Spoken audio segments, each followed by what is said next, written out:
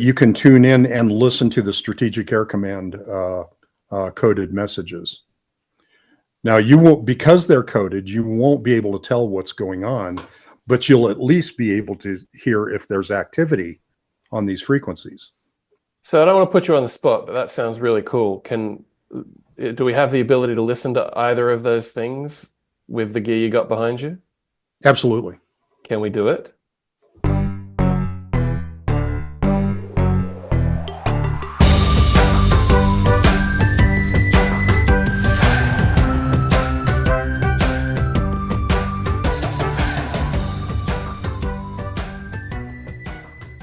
G'day, y'all. This is episode number 5 of the Matt Sweeny Show.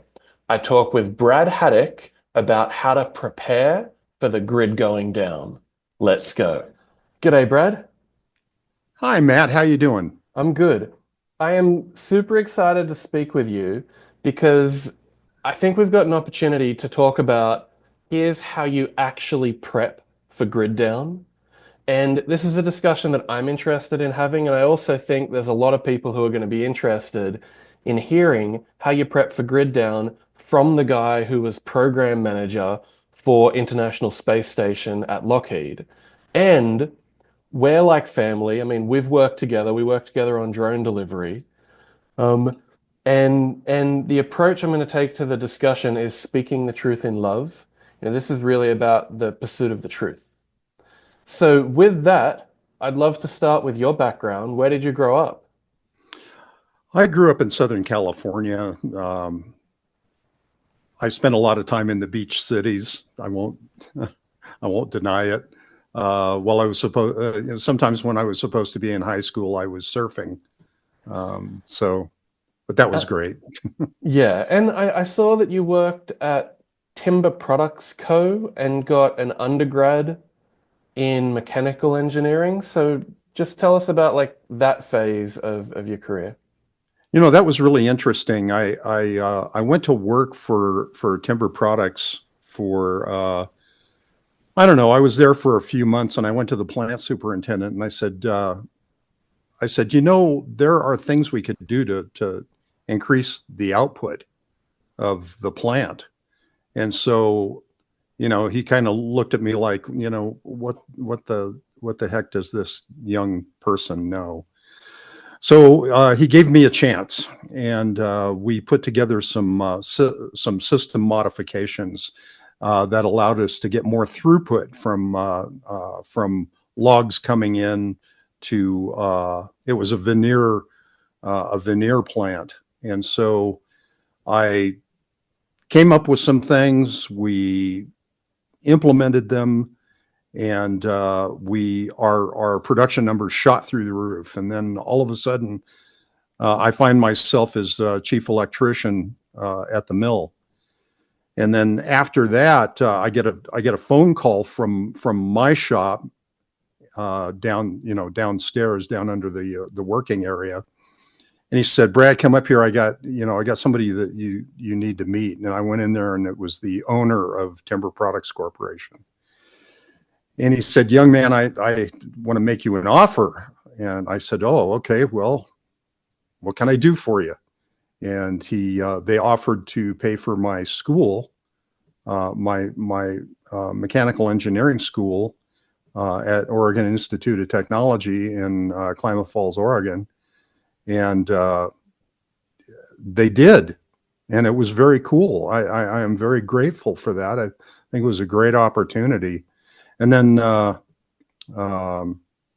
after that, the timber industry went on its ear, and they laid a bunch of people off, and they called me up to the main office and said, "Look, we'll find a place for you to hide here, but we think you've already paid for yourself many times over, and we're gonna, if you want to go ahead and go. Find a job that's worth your talents." So I had go ahead. So tell me if I'm wrong here, but then it was TRW, which is now Northrop Grumman, Right. And so you're a design engineer and an advanced programs manager, and I saw that you received 2 patents on satellites and telescopes. One is on a real-time interferometric comparator. So like, what does that mean in plain English? Basically, what it is a way to measure uh, the the trueness of a reflector. You know, when you look in a mirror, sometimes if it's a really low quality mirror, you see ripples in the image looking back at you. Well, that happens with mirrors, and it also happens with reflectors like satellite dishes. Well, essentially, the real time interferometric comparator was a system that allowed us to correct on orbit uh, the uh, the problems with a subreflector or a reflector, and it did it in real time. And there was a closed loop computer algorithm that that we came up with, and we're using basically collimated light, coherent light off of a laser to project an interference pattern on the surface of the subreflector. And in doing so, we know mathematically what that pattern should look like, and where that pattern deviates from the ideal pattern, we can go in and do things like heat up certain parts of the backing structure to the reflector, or we can have little servo motors that pull on the substructure to get to make the reflector as perfect as we can make it. And so just out of curiosity, what purpose does that ultimately serve? Like, is that a satellite that shows clearer images of space, or is that like enhanced communications capabilities? Like, what does that give you?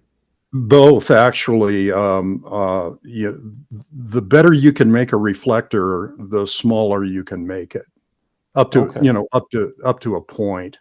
And the reflector, and again, I need to stress the idea that this is both for RF and optical. So Okay. it can be an optical telescope, or it can be a reflector that is putting RF energy or radio energy into a feed assembly, a feed antenna assembly, and the gain, uh, to use the proper term, the gain of that reflector is a function of how perfect it is. So the deviation of the RMS deviation beyond the perfect reflector is, the worse it gets, the poorer your gain gets. So we're trying to Okay. make smaller reflectors that do a bigger job. Very cool. And then the second patent is on production of precision patterns on curved surfaces. So Yes. what's that all about? Well, there's a again there's an analog in both RF and visual light, or light.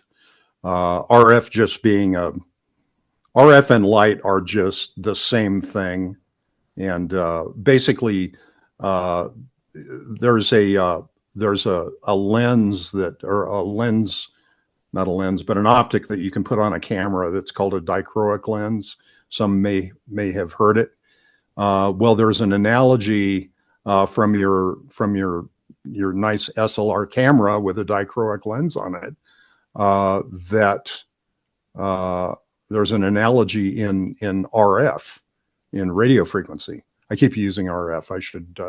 I should say radio frequency, and the the dichroism and allows you to selectively filter what the reflector is passing to the antenna works, and other frequencies that it's directing toward another part of the filter works, or the radio works in there. So basically, some of the engine, or some of the energy goes through the reflector, and other parts other frequency of energy bounces off of it and goes to a different part on the But like, satellite. So, what does that what does that patent help with? Like, what's the outcome like? yeah, it's a good question. Basically, what it does is it increases the non-interference bandwidth of a signal, What or does that mean? The of the non-interference select. bandwidth. Yeah. So if you try to put all these signals through one solid reflector with none of this dichroic filtering, basically you have a real estate problem where the various feed assemblies, antenna feed assemblies on the satellite are vying for the same real estate. But if you allow part of it to pass through and come out the backside of the reflector, it can be gathered at another point on the satellites. So you get rid of that So you get a better that real signal. estate problem You get a better signal. and a lot more signals. Okay, Again, it increases the possible bandwidth got it.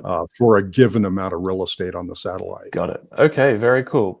So then you got a master's in software engineering. You Yep, worked on laser physics at California State University, and that's right. then later studied management at Carnegie Mellon, Right.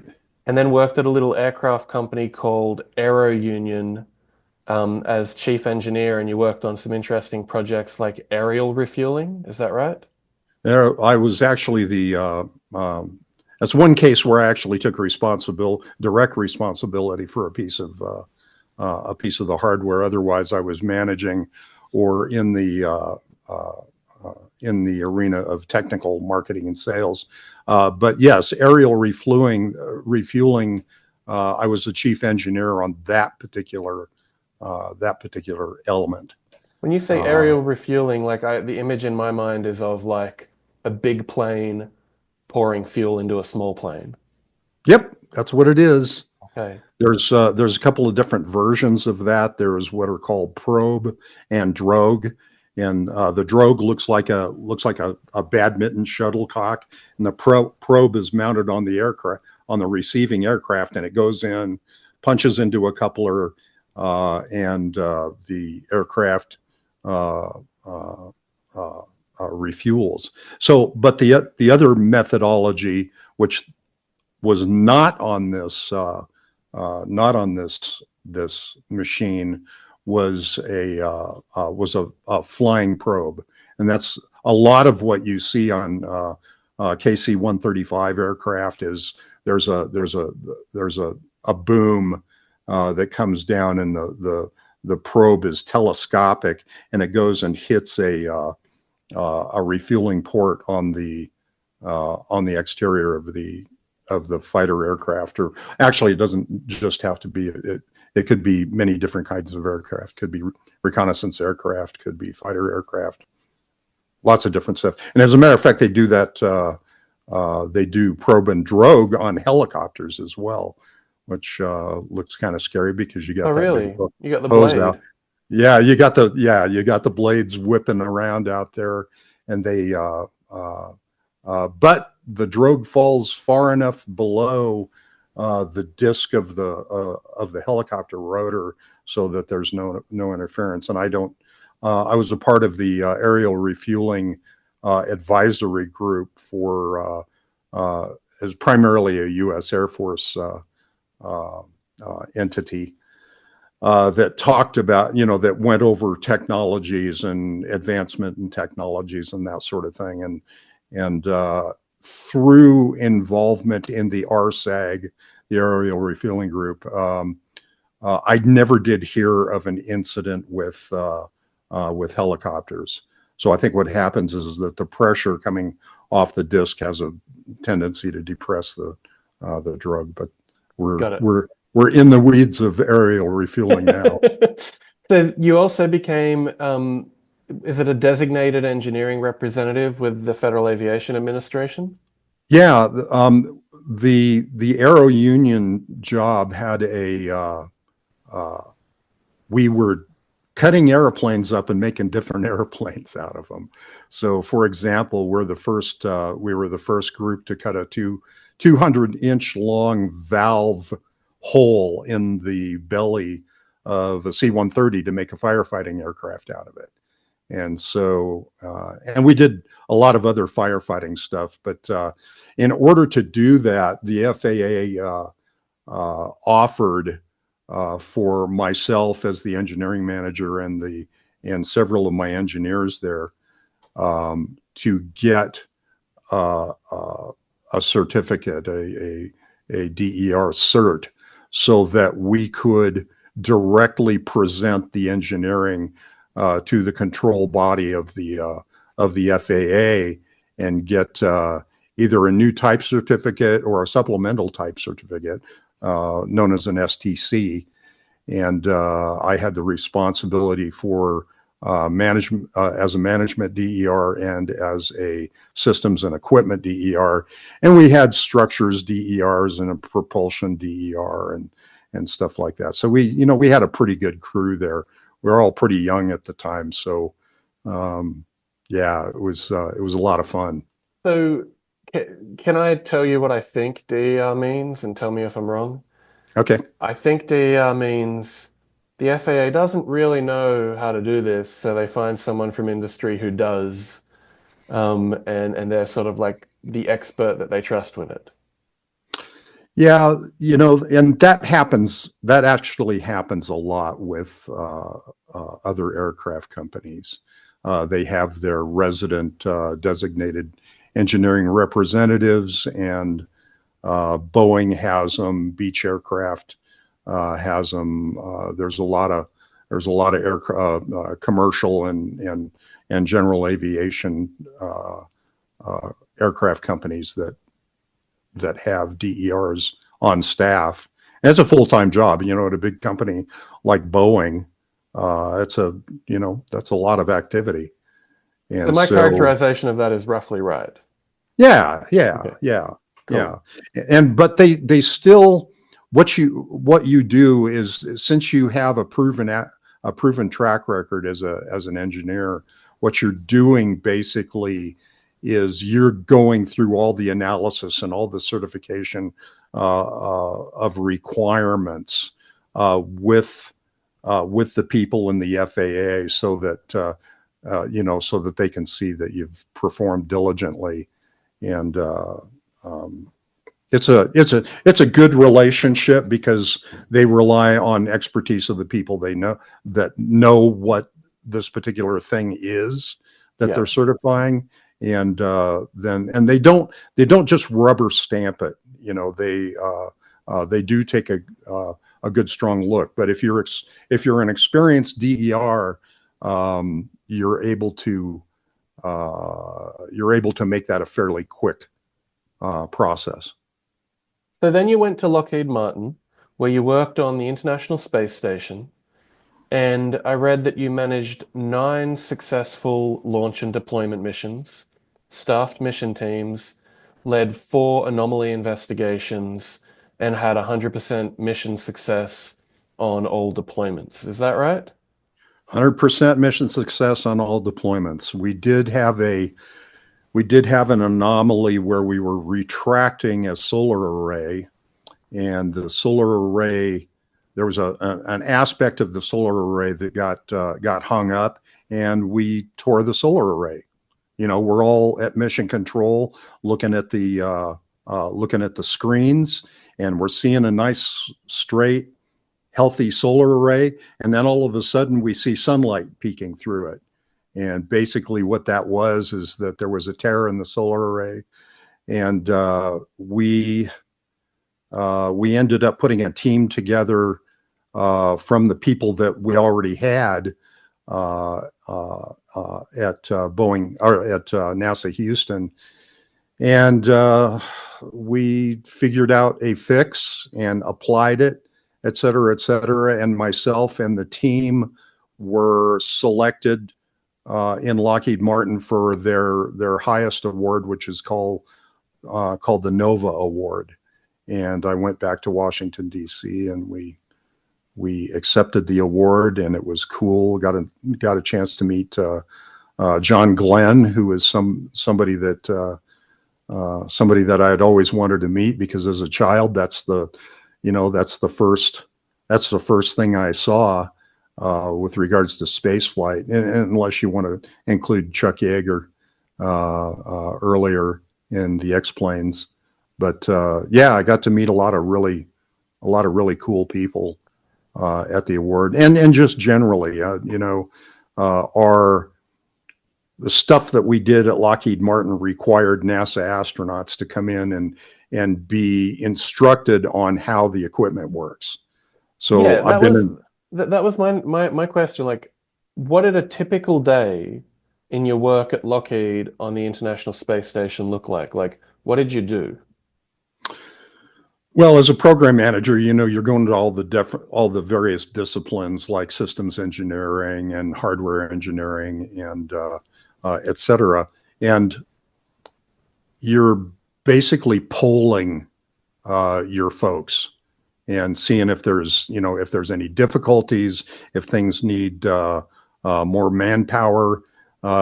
In today's vigilance of budgets and schedules, I spent a whole lot of time looking at budgets and schedules and making sure that we were getting the job done on time and under budget. And I can say that of all the programs that I've worked throughout my career, this one, the space station program at Lockheed Martin, was one of the most budget and schedule efficient programs I've ever worked. So, we identified risk, we mitigated risk, we integrated all that with the budget and controls people, and we did. I was the guy that was responsible for assuring that that we accepted audit processes onto the program, and so I had to get everybody set up for that and make sure that that everybody was aware of what the auditors were really looking for, and our audits were pretty clean. So I'm proud to say that. So this might be a silly question, but just so that I can understand it, the international, like, I'm trying to put myself in your shoes while you're there. The International Space Station's already in space. Are you like working on adding components to it, maintenance? Like, what is the, how does it then, like, how does the work you're doing directly relate to like what's actually in space?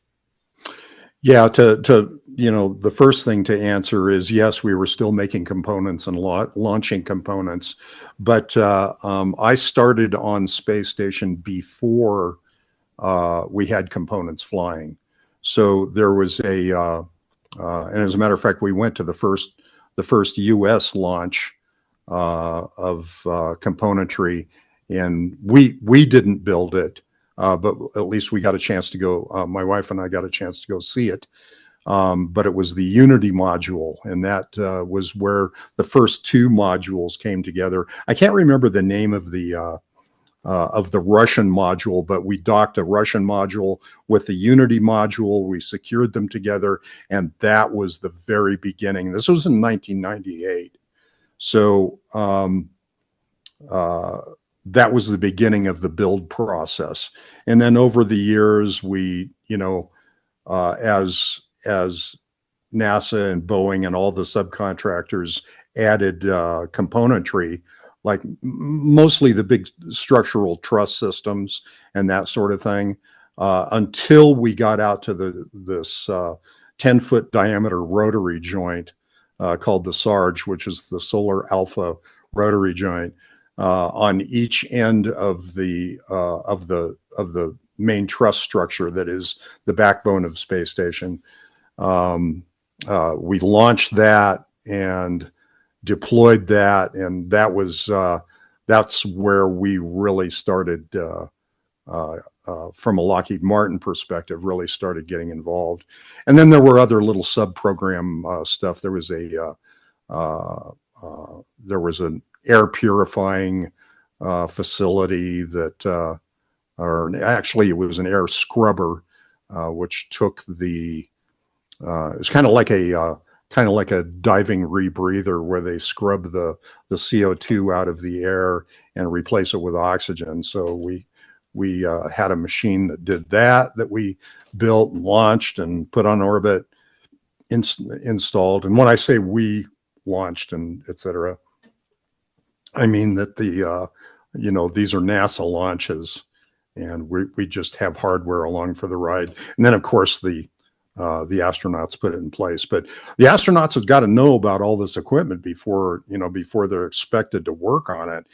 So like I was alluding to earlier, we had a number of astronauts come and go and take a look at the equipment, and would explain how it worked and showed them what they could expect when they'd go out and do an EVA, which is extravehicular activity.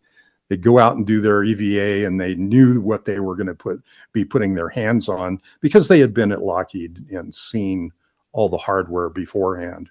And then, of course, outside of that big solar alpha rotary joint, which tracks the sun and allows the solar arrays to be pointed at the sun all the time. Then we launched each of the first section, both the port and the starboard sections of solar array, and then we launched the next sections of solar arrays. So there's 4 gigantic solar arrays. They're very large, and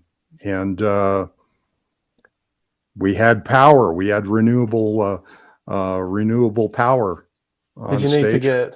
Did you need to get a security clearance for all of this? NASA does not. I mean, they don't do military DoD type of stuff. I have security clearances from other programs, but not for NASA programs. Got I mean, obviously you have to be read in on a lot of stuff, but there's not a lot of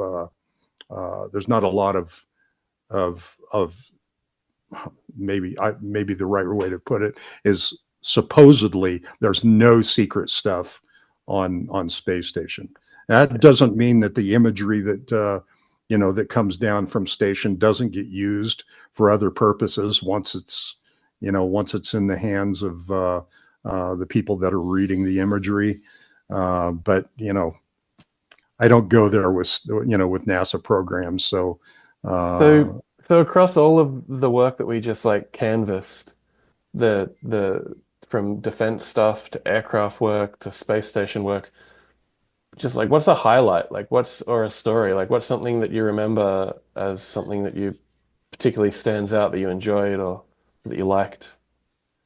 Yeah, troubleshooting is something that I've always really liked. We had these big rotary joints, both for the thermal radiator system and for the solar alpha rotary joint. I didn't talk much about the thermal radiator positioning stuff, but there's a item on there called the rotary joint motor controller, and if any of my friends are watching this, I'm sorry I had to talk about RJMC, but it was a highlight for me, in that I just love digging into the electronics of this stuff. So following a failed rotary joint motor controller, it had been up there for quite a few years, and all of a sudden that particular rotary joint became non-op, and then I can't remember which rotary joint it was. I don't think it was the other thing that needs to be said about this is that there's lots of redundancy. Okay, so there was a rotary joint sitting next to the rotary joint on the Sarge unit. I mean a rotary joint motor controller that was sitting next to its cousin. And they just basically, what they did is they rerouted the signals, and we were able to keep rotating the rotary joint as needed. And there's that duplication up there in case something like this happens. But following the failure analysis and all that through, and tracking that diligently was a highlight. The other highlight was how do you test this stuff before you put it on orbit? And that was my first big job on station. I was the chief test engineer. I was the guy that basically figured out how to test it.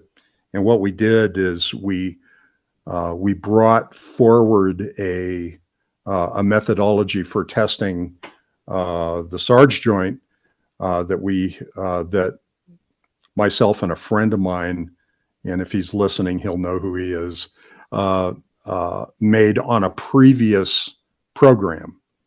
And this was a restricted access program, but we were able to take that test methodology and use it to test this gigantic rotary joint. So we reapplied that, and the test system was really cool. I really liked that. And then, of course, it's always a highlight when you go to a launch. Yeah. And we got to see a couple of shuttle launches and spend time down at the Cape and see the shuttle lift off and carry our equipment aloft. And but also I was on quite a few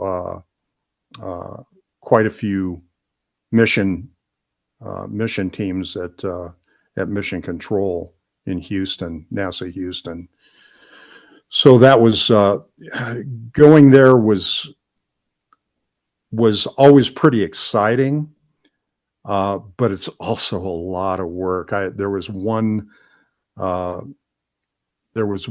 one period of time when I was on mission down there, when I was in the mission engineering room, or the MR as we call it. I was in there for 36 hours straight, and God bless our VP of our line of business. He stayed there with me for a really good portion of that, and he's a pretty cool guy, and it was great that he stayed there. And and basically what it is there's a lot of waiting that goes on, because other things have to get done before procedures are enacted to go do a spacewalk, or to power something up and test it, or whatever. So there's a lot of waiting, and then you're actually doing the procedures, and you're sitting at the console listening to and commenting on the procedure that's being done. And it's pretty intense. Being in mission control is pretty intense. And lastly, on Lockheed, you mentioned to me that you wrote the book on risk assessment at Lockheed Martin. So what was that? So I had a program manager on it was a military satellite, come to me and say, we don't have risk evaluation, assessment, mitigation, et cetera, on the program. And there's this mandate coming down from corporate in Bethesda that all programs shall do risk, and actually risk and opportunity is it in its final form. But basically, what I did is I went out and studied the available material, and put together a process. And this process had lots of definitions in it, like what does high risk mean? What does a medium risk mean in a particular area, like cost, technical, or schedule? And basically it puts everything in terms of cost, technical, and schedule risk. And you combine all that stuff together, and it shows you how exposed you are or potentially are, and you put in steps to mitigate those risks. But there's also the idea of opportunities. Hey, we think we can do something quite a bit better over in this area of the program. Maybe we're going to save some money. Maybe we can do something faster. Maybe there's a better technical way of doing it. And in those particular situations, we'd spend a little money to save a lot, is basically what it came down to. So all those procedures, all those processes and everything was part of a Lockheed Martin push to put a lot of this engineering management, systems engineering knowledge into process notebooks, so that people in the future could get together and look at it and say, oh, that's how we do this. Okay, so Let me say that back to you. So you created a risk assessment methodology for how to do systems engineering on satellites at Lockheed Martin in order to like basically improve program management, and that then got picked up and adopted across the organization. yeah, pretty much, yeah, with a slight exception of it being a systems engineering discipline, although it is, and I assume the obviousness of that is why you picked up the systems engineering aspect of it. To me, and you see this in my, through my entire career, everything to me is systems engineering. Every things like what does the contract say? What are you doing as you negotiate, an extension to your contract? It's all driven to me by systems engineering. And do you visualize this? I'm just trying to get inside your head. Do you visualize this almost like a giant like web where the contract's an element of it, and that's then connected to the engineering, and that's then connected absolutely. to okay. Absolutely. Yeah, there's a lot of interlocking parts. And your job is to understand how that entire web stitches together.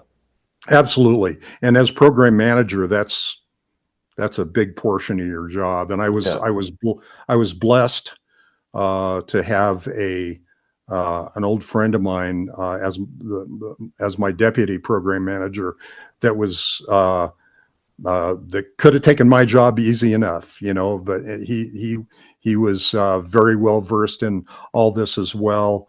My chief systems engineer was brilliant and very detailed. She was amazing, and my chief hardware systems engineer, and all these people are highly, I won't say decorated, but I guess I will.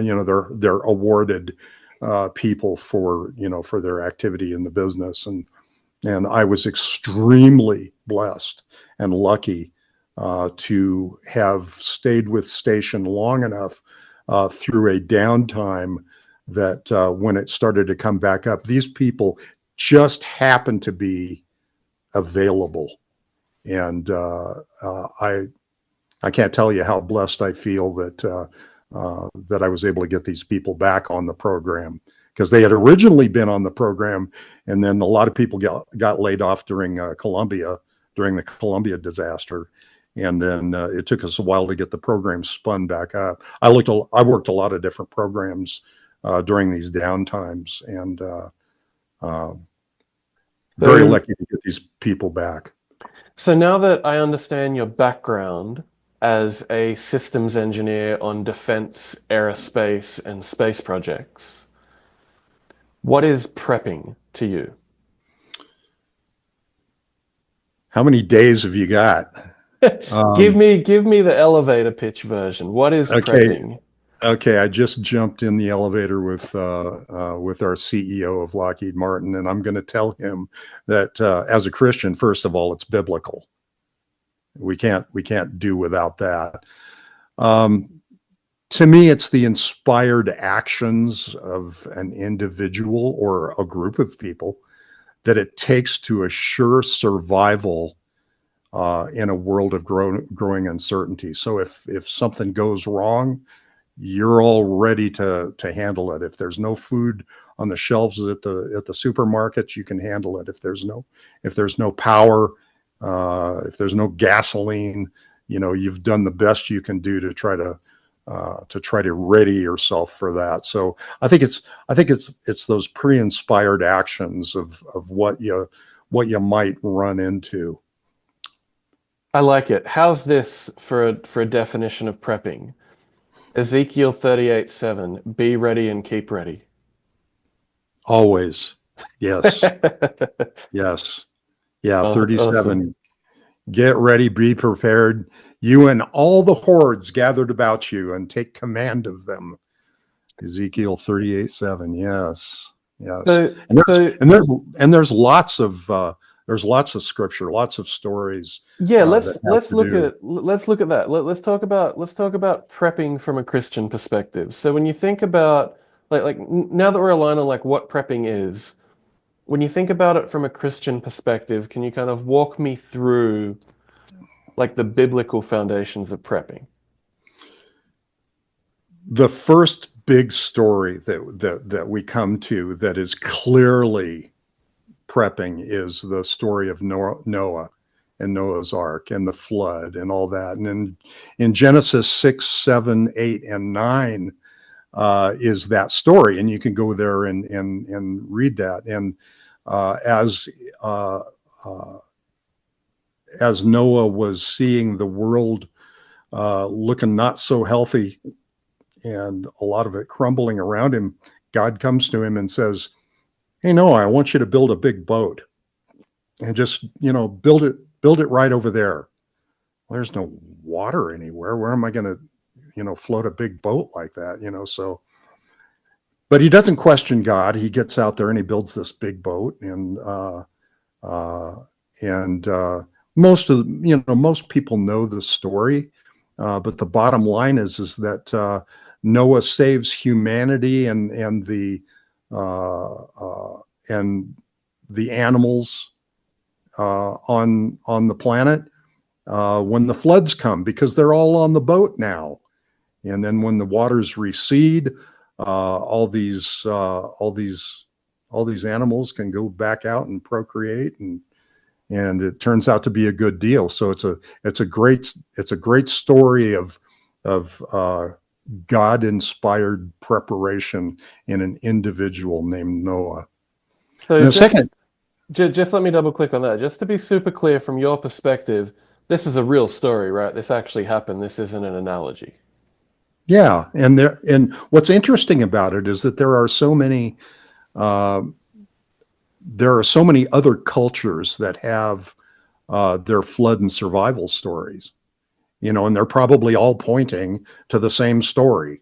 So, yeah. But this isn't the only story. There are other stories that are equally mind blowing in actually in the book of Genesis. There's another one. It's the story of Joseph. And when I say Joseph, I don't mean to jump in, but like okay, as you said that, I was thinking like I was doing some research into like the oldest texts ever written, and one not the oldest, but one old text is the Epic of Gilgamesh, and I haven't read it, but yes, it's the story of a flood. yes, So to your point that stories from all different cultures are pointing towards the true story told about Noah. It's absolutely true. yeah. And then as if you want to move on Yeah. in the Bible, there's the in Genesis 37 through 44 and on, because there's it goes beyond 44, but the real meat of it is Genesis 37 through 44 is the story of Joseph. And I'm not talking about the Joseph of Mary and Joseph of the New Testament, but the son of Jacob, who is the son of Isaac and the son of Abraham. So it goes back to that early lineage, excuse me, that early biblical lineage back to Abraham. And basically what it is that, excuse me, basically what the story is that Joseph Joseph was an interesting kid, and I'll use that, I guess, tongue in cheek. His brothers didn't like him, because he was, I guess, he kind of came off as a know-it-all, and so they sold him. They sold him to some traders, and they took him to Egypt, and he was basically a slave there. And then after a while, he as he was enslaved and in captivity, he started interpreting the dreams of some of the guards that were around, to kind of the same thing as in the book of Daniel. But the bottom line is that Joseph finds himself next to a fellow I think his name was Potiphar, and Potiphar was like second to Pharaoh in Egypt. And he told Pharaoh was having some troubling dreams and stuff like that. So Potiphar said, "Hey, this kid in the prison over here, named Joseph, is able to might be able to help you." So he calls on Joseph, and I guess they clean him up and stuff and take him in the presence of Pharaoh. And Pharaoh's interaction with Joseph turns out that Pharaoh really likes Joseph and likes what he does, and et cetera, et cetera. And Pharaoh puts him in charge of all the wheat granaries and stuff like that. Well, Joseph has a God-inspired vision that there's going to be a famine years ahead. I think it's 7 years, and 7 years hence he's going to, and I think it's going to last for 7 years. So what Joseph does is he, since now he's in control of all this, he's basically Pharaoh's still Pharaoh, but he's essentially second in command of all of Egypt now, and he orders all the producers of grain to save up as much grain as they possibly can. So they have all of these granaries full of grain, and then all of a sudden, here comes the famine, and Joseph has saved all this grain, God-inspired direction to save all this grain, and he's ready. He's ready for the famine. He's ready. He's the good prepper, and people go and buy grain from out of the granaries, and it puts funds back in Pharaoh's pocket, and keeps everybody alive. And this is where it goes on and on and on. The Joseph's brothers that sold him end up going to buy grain because they were affected by the famine as well. And there's a really interesting backstory there where Joseph is presented to these brothers, or the brothers are presented to Joseph, and they want to buy grain. And he says, "Sure, I'll sell you some grain." And he's fully knowing that those are his brothers. And so there's this interesting play that transpires through the famine story. So anyway, that's the Joseph story. But there are more stories. Can you believe that? There are more stories. What else? There are warnings of foolishness in Proverbs. There's a Proverbs 6 verses 6 through 8. It says, "Go to the ant, you sluggard." Now, sluggard in in biblical terms is somebody that kind of sits around on his butt and doesn't do anything, doesn't try to, prepare for anything. Go to the ant, you sluggard, consider its ways and be wise. It has no commander, no overseer or ruler, yet it stores its provisions in summer and gathers its food at harvest. Wow. So we've all seen we've all seen ants and what they do. And this is just an analogy in Proverbs. This is either Solomon or David writing this. But yeah, that was very cool.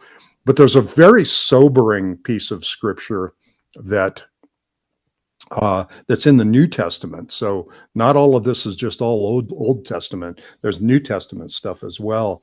And it has to do with providing for your family. And in 1 Timothy 5:8, it says, anyone who does not provide for their relatives, and especially for their own household, has denied the faith and is worse than an unbeliever.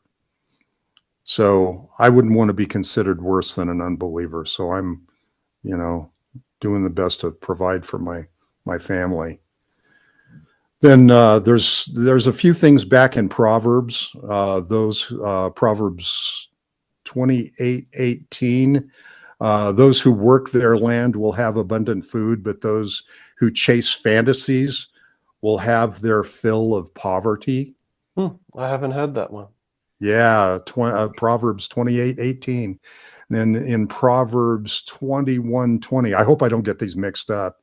The wise store up choice food and olive oil, but fools gulp theirs down. So, be conservative, store up what you need, and don't appear foolish when we get an SHTF. Don't know if we can say those words on this. You can say whatever you want. And then whatever. Okay. So when the shit hits the fan, you don't starve. And then Proverbs 22:3. This is a good one. This one is clear and present in my mind. And that is, the prudent see danger and take refuge, but the simple keep going and pay the penalty. So let's be prudent. Let's prep and be prosperous. A couple more for you. I thought the story of Moses, by faith, be prepared to leave Egypt. Eat it with your belt fastened, your sandals on your feet, and your staff in your hand, and you shall eat it in haste. It's the Lord's Passover. Be ready. That's a beautiful piece. Yes. And I had a question for you, because in the New Testament, Jesus says, and let the one who has no sword sell his cloak and buy one. I mean, Yes. I read that and thought about it, and it seemed like it's a nod towards, be prepared, and also be prepared to defend yourself if you need to. Is that how you read that? Absolutely. And there's another, let me see if I can, it's Psalm 144, verse 1. And it says something to the effect that, please, Lord, prepare my hands for battle and my fingers for combat, or something to that effect. So it's kind of a very similar. It's very similar. Yeah. And if we're ready to move on to another one. Sure. This one's really important. It's in Hang on, second.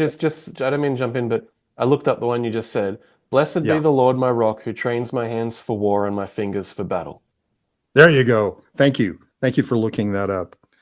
As a matter of fact, I have a little. You know what a Ranger tab is, right? No. That Army Rangers wear on their sleeve, on their shoulder, and it says Ranger on it. And I have a little tab that has that verse on it. Doesn't spell it out. It just says Psalm 144, verse 1. Yeah, it's on the back of a hat that I have, and it's kind of cool because sometimes people ask the questions, where do what does that mean? What does that say? And I should give a better answer than I did today. You gave the good answer. So, Second Thessalonians verses of chapter 3, verse 10. You're going to like this one. This is really cool. For even when we were with you, we gave you this rule: the one who is unwilling to work shall not eat. I read that one recently when I was preparing for a podcast on capitalism Mm-hmm. because, there's a lot of people who kind of like try to make an argument that capitalism is not moral or that capitalism is not consistent with the Bible, and that goes to the core of it. Yes, yes, It's absolutely biblical and consistent yes. and moral. Capitalism is the political system that restrains the government, and what comes out of that is a free market economy where people can work to earn what they keep, and if they don't work, they're not going to have anything to keep. So Nope. that's absolutely biblical. Yep, yep. And then there's one that we take as a point of humor in our Saturday night Bible studies, and it's Matthew 25 verses 1 through 13, and it has to do. That's a lot of verses, so I'll paraphrase. I'll paraphrase most of them, but it's about 10 virgins, and they took out their lamps, their oil lamps, to meet the bridegroom. Okay, and this is an analogy about Jesus actually, but five of them didn't have any lamp oil, and five of them did, and the foolish ones took their lamps but did not have any oil with them. So if you're gonna get noticed and let into the party, so to speak, you've got to have a lamp that you can burn. And so the bridegroom was a long time in coming, and they all fell asleep. And at midnight, the cry rang out, "The bridegroom's here! The bridegroom's here! Let's all come out to meet him." And then all the virgins woke up, and they trimmed their lamps. But the foolish ones said to the wise ones, "Give us some of your oil." "No, no, no," they said. uh, "There may not be enough for both of us. So instead, go off to the people that sell oil." And while they were on their way to do that, they closed the doors to the party, and the virgins that were ready were able to go in with their trimmed lamps and etc. And became a good story for them.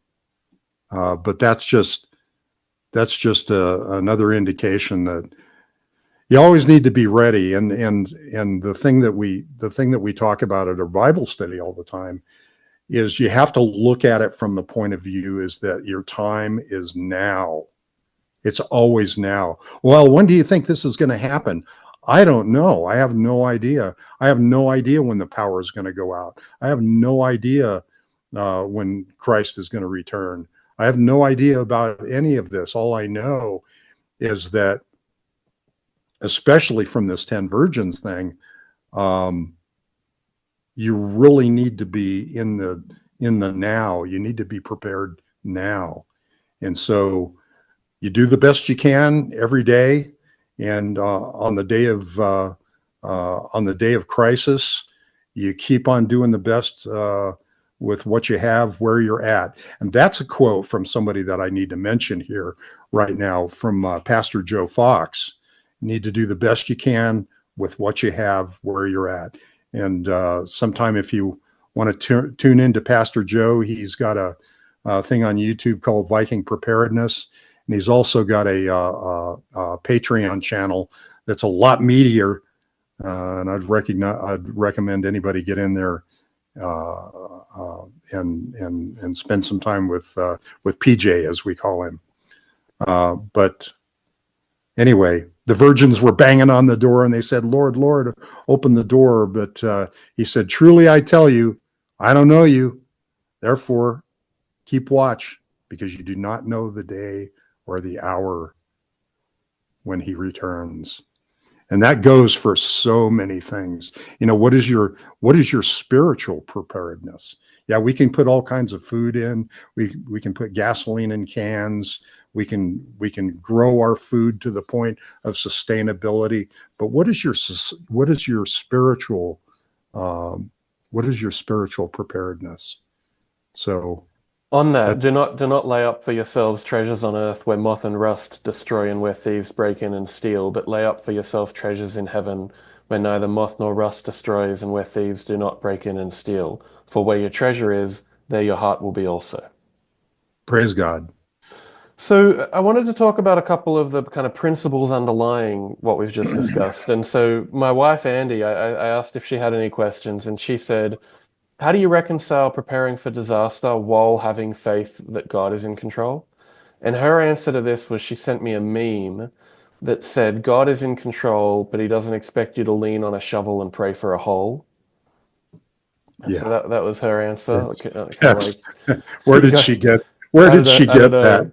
But like, she's like, it was a photo of a man leaning on a shovel. Like, you got to do the work.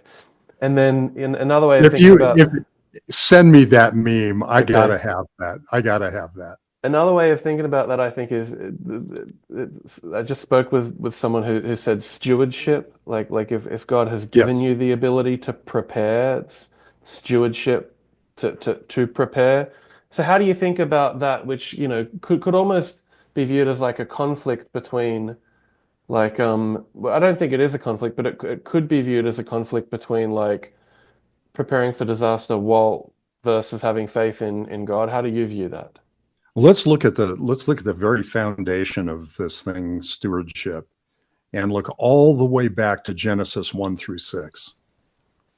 They were supposed to Adam and Eve were supposed to be good stewards of the garden, and where original sin takes place uh, is where that stewardship was forfeited. So when you said stewardship, that's the first thing that popped in my mind. So let me understand your question, because I got sidetracked by that shiny object. But if someone were to say, why would you need to prepare if you have faith that God will provide? Well, I think there's so much scripture on it that that it makes it kind of obvious to me. I mean, let's put it this way: if you can just imagine yourself in certain situations. Let's say you're going, we're all going along fat, dumb, and happy, and then all of a sudden the power goes out, and you have no generator, you have no solar, and even if you had a generator, do you have enough gas for it? Just put yourself in those situations, and Well, what I hear my you saying is if God gave you the ability to prepare, you should prepare. You should, yeah, Yeah. absolutely. And but there's preparing is not just stuff, right? Preparing is a set of actions that you prepare um, uh, for the physical aspects of it. So in other words, one preparation that I like to harp on with people. I'm 71 years old. I'm going to be 72 years old next week, and I'm always hammering the idea of physical fitness. Physical fitness is such a huge aspect of preparation. Um, then beyond, because you're not gonna be able to go out and chop a cord of wood for the next season, if you're on oxygen. Right. And so I think there's that preparation. There's also the idea of not just buying stuff, but training with it, and being able to, being able to be proficient. So, and let's go back to the power outage idea. Um, how would you feel about just going out to your power pole and saying, okay, we're training power out, and flip that circuit breaker and go through your weekend or however long it is. If you got a generator, you bring it online. If you've got solar, it switches over. If you don't have either, uh, here we go. We got oil lamps again. But the idea here is that you actually train for these things as well. I just want to touch on a couple other like underlying principles. I think because part of this is like you could raise objections to like preparedness. Like one objection is like, isn't it selfish to be prepared? And I think the answer to that is that preparedness is selfless, not selfish. It's about providing for your family and maybe Absolutely. other Yeah. individuals in the community. And First it's about, Timothy. yeah, exactly. And it's about not needing to be dependent upon a government. Um, Yeah, government's not going to come and save you when and when stuff starts to happen. The government's going to be looking at saving itself, and uh, there's a there's a book out there that folks should consider reading. It's called Raven Rock, and Raven Rock is a book about how the government saves itself, and to hell with the people. well, can I give you a Uh, very specific example of that? And I sure. haven't heard anyone else say this. And I saw it during the pandemic. During the pandemic, in the early stage, when it seemed like folks in the government thought that COVID might be really bad, there was a shortage of N95 masks. And what I saw happening was folks in the government buying and hoarding N95 masks for people in the government. And at that point in time, elected officials started wearing two-face masks. And the reason they did that is they had an N95 mask on the bottom and then just like a normal surgical mask on the top. And the purpose of the surgical mask was so that you couldn't tell they're actually wearing an N95 mask. And so then Fauci comes out and they're like, why are they wearing two masks? And he's like, two masks are twice as good as one. No, he was covering for them hoarding the N95 masks. Sure. Did you Sure. see that, or is that just something I noticed? I didn't see that, but given that it is true, it does not surprise me. Well, a couple other principles. Some people might say preparedness, like, I think it's about service, not so much survival. Like, the reason to survive is to do the work that God has prepared for you ahead of time and to serve God Absolutely. and individual Absolutely. people. Absolutely. And lastly, it's not about fear. It's about being prudent. You know, the prudent sees danger and hides himself, but the simple go on and suffer for it. So I just want to ask you, like, do you think of prepping because you're fearful? No, I think of prepping prepping because I'm practical. Right. It's just it's well, I guess the older you get, the more circumstances you live through that say well, basically says, like we were saying a few minutes ago, the government will not be there to save you. Yeah. You know, it's just it's just a it's a practical thing to be doing. And what would you do if all of a sudden you fell on hard times? There was no disaster. There wasn't anything. You just didn't have any money in the bank. But yet you've stored all this food. You stored some gasoline. You've stored this. You've stored that, and you can eat. Yeah. You have enough gasoline to put in your car so you can go out and look for another job, or whatever whatever the circumstances are. So uh, it's a point of practicality too, as far as I'm concerned. So we've talked about a Christian perspective on prepping. Um, it'd be interesting to talk about a founding perspective on prepping. And one thing that you mentioned to me once was you mentioned the Founder's Bible. So what is the Founder's Bible?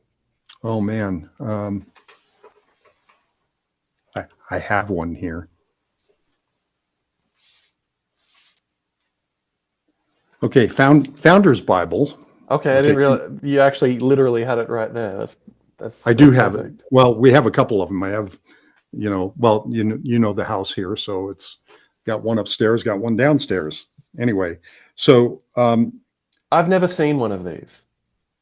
it's very cool. Basically, it has all the books of the Bible, all the books and verses, chapter and verses of all the Bibles of all the Bible, and but it has these little stories, these little vignettes inside of it, in between the various portions of the Bible that talk about various various people through the founding times, and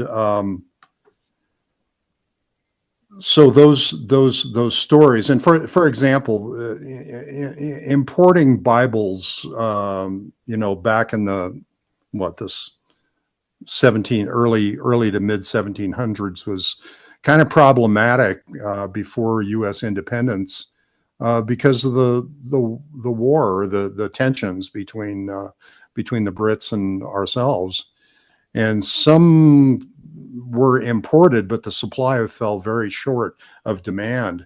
We got to remember that when people migrated from Europe to North America, they were doing that because they wanted freedom, and part of the freedom that they wanted was freedom to worship as they chose. So in Congress in 1782 was kind of stated a nice positive opinion about this. They didn't put it, we need to be careful here. They didn't put anything into law, they didn't, but they did all agree about publishing so that all could have access to God's word. And then fast forward to 1962, 1963, Congress removed prayer and Bible reading and stuff from schools. But that being said, the founding fathers were largely, but not all, pro-Bible. One of the non-pro Bible folks was Thomas Paine, being one of the noteworthy dissenters. But Congress was happy to endorse the Aitken Bible, to endorse that work.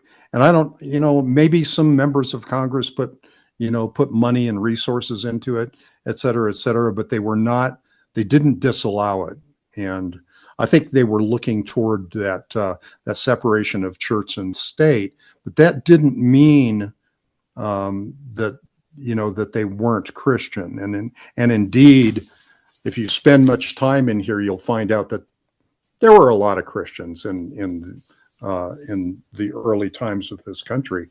And anybody that wants to find this, you can find them. It's called the Founder's Bible, and it's Origin of the Dream of Freedom, and the signature historian David Barton is one of the names that you'd want to search for. Brad Cummins and Lance Wobbles are the general editors. So let me just say that back to you because I'm interested in getting one of these myself. So this is the Bible combined with records from the founding of America related to how the Bible inspired the founders. Right. That's pretty cool. It is cool. And it's big. And there's lots of stuff in here. So when I was doing some research, I was interested kind of in how the founding fathers thought about prepping. And a few things jumped out to me. George Washington, the first president, said in the first annual address to Congress on January 8, 1790, to be prepared for war is one of the most effectual means of preserving peace. A free people ought not only to be armed, but disciplined.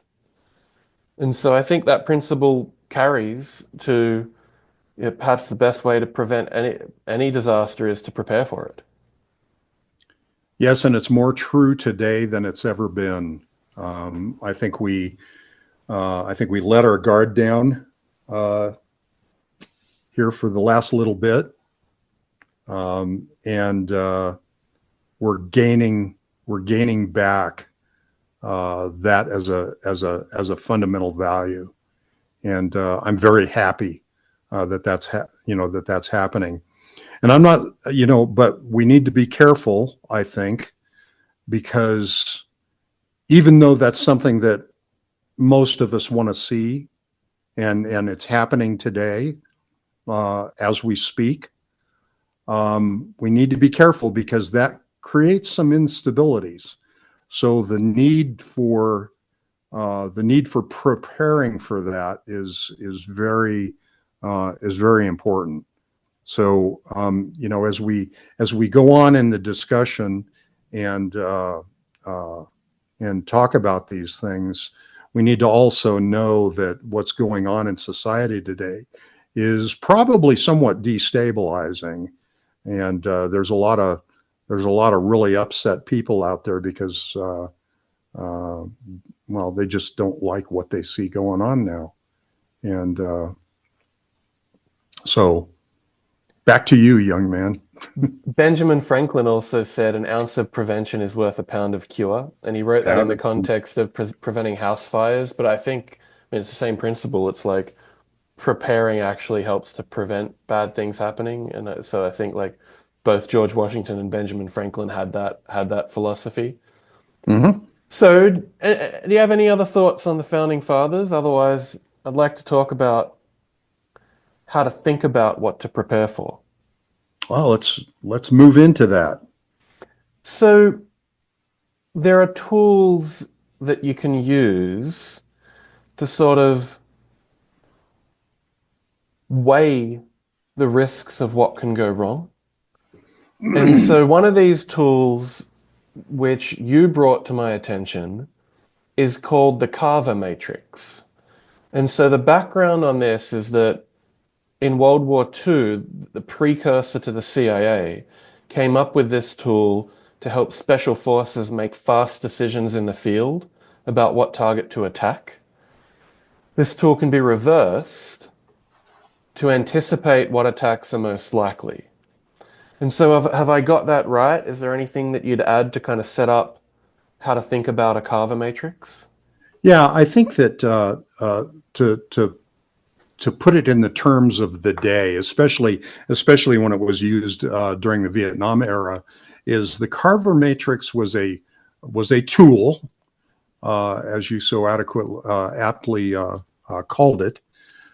It was a tool that helped commanders identify targets. And when you consider identifying targets, if you reverse the idea of Carver matrix, you ask yourself, how are you a target? How am I a target? How is Matt a target? How are any of our listeners a target? And using the Carver methodology in reverse can help assess your focal points and priorities in a preparation activity. It's one of the many ways that you can do it, but Carver's a good way to look at it. So let's look at Carver. So I just want to explain how Carver works. So Carver is an acronym. The C stands for criticality. So like how important is the system? A stands for accessibility.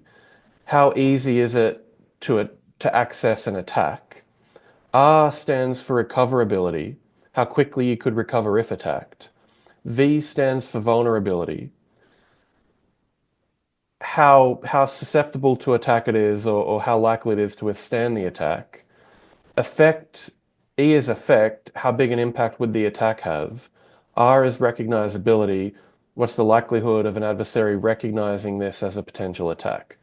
And so to use it, it's just a grid where you put in scores from 1 to 5, 1 being the least important or least likely, 5 being the most essential or most likely, and then you add them up. And so the most obvious target, if we talk about a reverse Carver matrix, like if we think about the world we live in, if you find something where everything is ranked a 4 or a 5, that's obviously vulnerable. Like that would obviously be highly vulnerable to attack.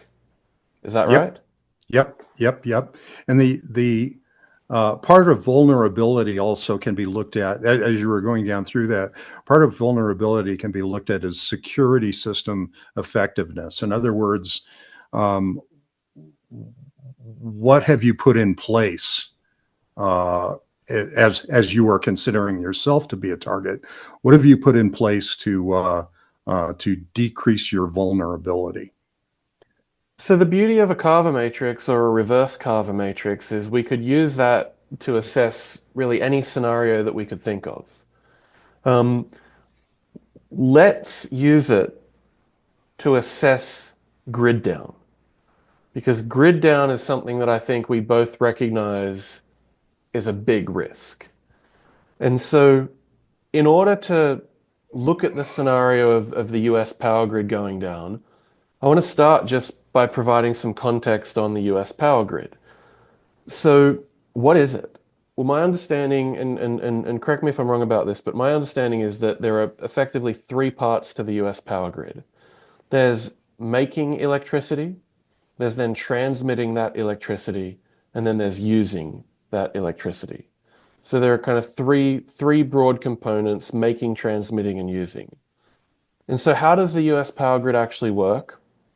Well, what I found interesting as I researched this was that electricity is the flow of electrons. Think of it as flowing like the wind blows.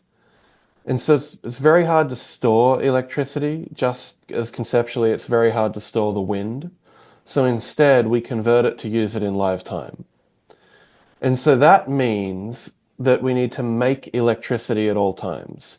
So the grid is, from a making of electricity perspective, it requires a base load that is almost always provided, which is most often nuclear and coal, and then an increased load for when we generate a lot of electricity, for we use a lot of electricity, like on hot days, which is often natural gas.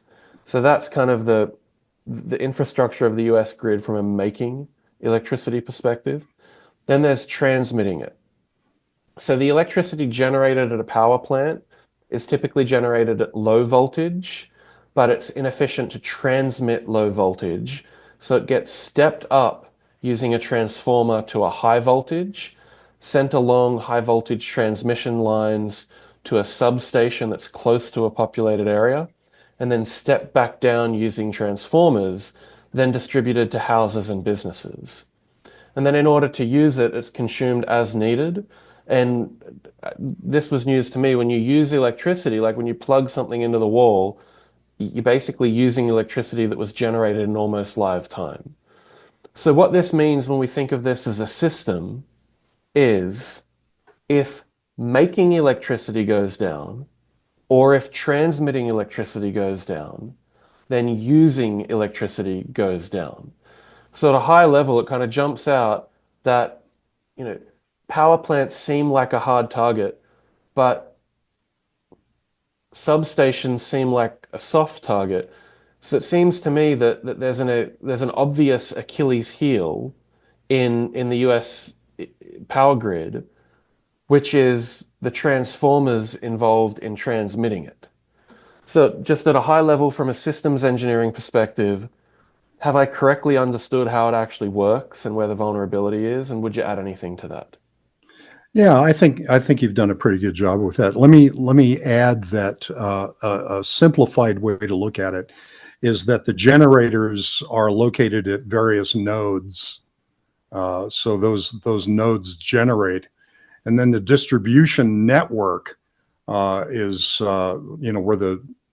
where the idea of grid comes from, and those various those the distribution network transfers it out to the using community. But the thing that's interesting here is the idea of synchronicity, and I don't mean the police song. Um, Synchronicity is the ability to carry multiple generators that are generating a sinusoidal alternating current. They're churning that out. But if you try to put two generators on the same line without having them synchronized, then you have a disaster on your hands. You'll have an explosion on your hands. So this Well, idea, will you blow the transformer, or where will the explosion be? wherever the weakest point is. Yeah, and so, but they have systems within the grid structure that that assures synchronicity before a a generator is brought online. So now, if you bring Let me that, say that back to you. If you pump yeah, too much power into the grid, you blow something up, well, unless it's no, synchronized. unless it's synchronized. Okay. If it's synchronized, then everybody's happy.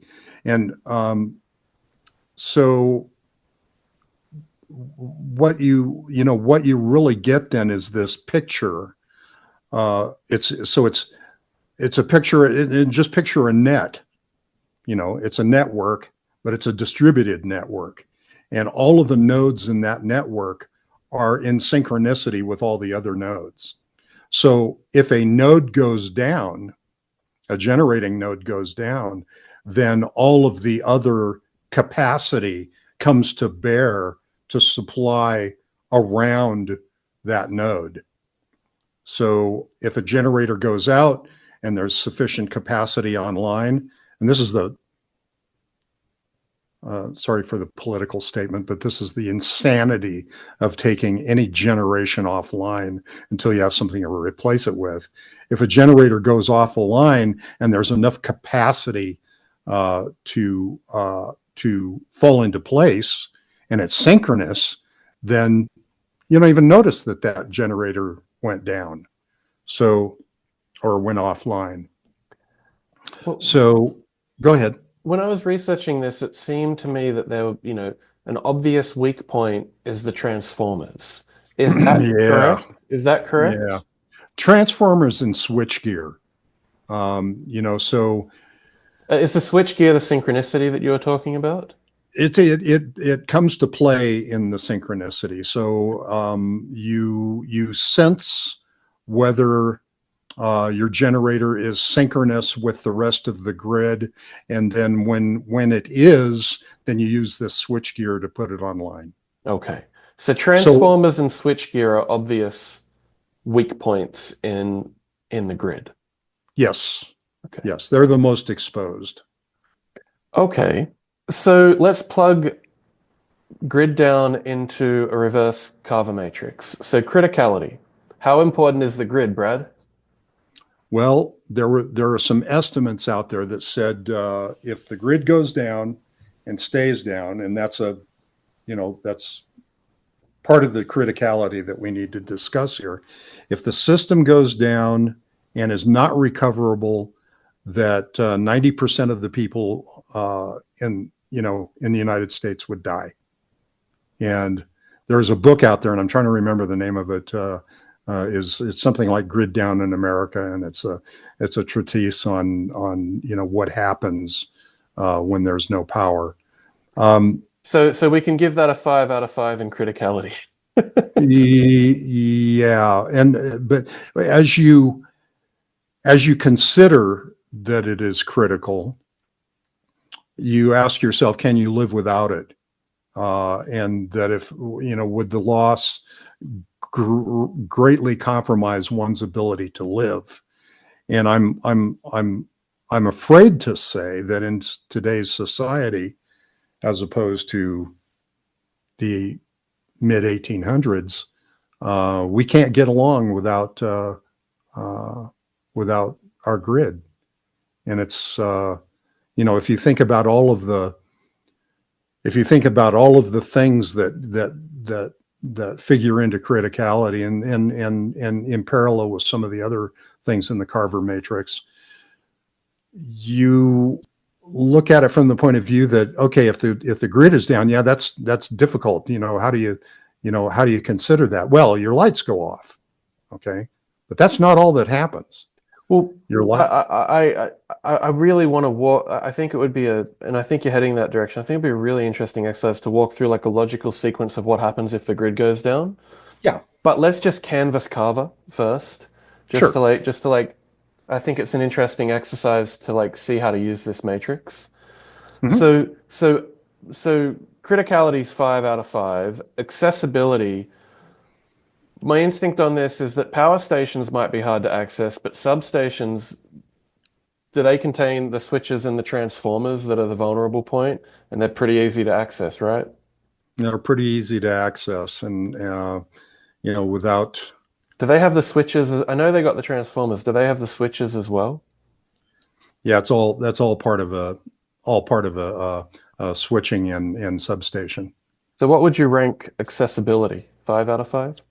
Well, we'd have to consider the uh, would have to consider what what constitutes a critical node in the system. So there are some, like, there's a substation not too far from here, and the criticality in a more nationwide sense of that substation is relatively low. Okay, but when you start as we discussed moments ago, if you start considering this as a large network, if you take key points in that network out, then you've hit critical uh, critical lack of service. So So I think, from a Carver perspective, how do you rank accessibility of critical nodes in the network? Is that a 5, like they're accessible, or is it lower than a 5? no, I think they're quite accessible, and uh, You'd think they yeah, would have hardened those by now, wouldn't you? you'd think so. And a lot of them have big walls and fences and stuff like that built around them. But I don't know, with some of the other things that we can talk about, a la drones and that sort of thing, it could be that they're a lot more accessible than they used to be. Okay, recoverability. So I did some research on this, would love to hear your thoughts. Um, there's two ways to think about this, obviously, making power or transmitting power. From a making power perspective, it seems like it takes more than 10 years to build a nuclear plant, more than 4 years to build a coal plant, more than 3 years for a natural gas plant. So obviously they would take a long time to recover, but the more accessible um, um, is the substations. And I read that transformer lead times have been increasing from around 50 weeks in 2021 to 120 weeks on average in 2024. So like the recoverability of getting new transformers is more than 2 years for anything at scale. And then I'm like, why? I mean, why does it take so long to build transformers? And it seemed like from what I could find, the manufacturers of the core components, like the specialized steel, operate at 100% capacity, and the manufacturers of the transformers operate at 100% capacity. So they're just not available if you need them. Yeah, we've lost that. Well, we've lost a couple of things. Number one is the more widespread capability of building transformers and switchgear, and the other part of it is the supply chain availability of the 1018 magnetic steel that it takes to build a transformer core. And then, of course, there are the other kind of steels and stuff that that house the magnetic core, and so there's a lot of supply chain stuff. We've given too much uh, capability to other countries, and in some cases, these countries are adversarial.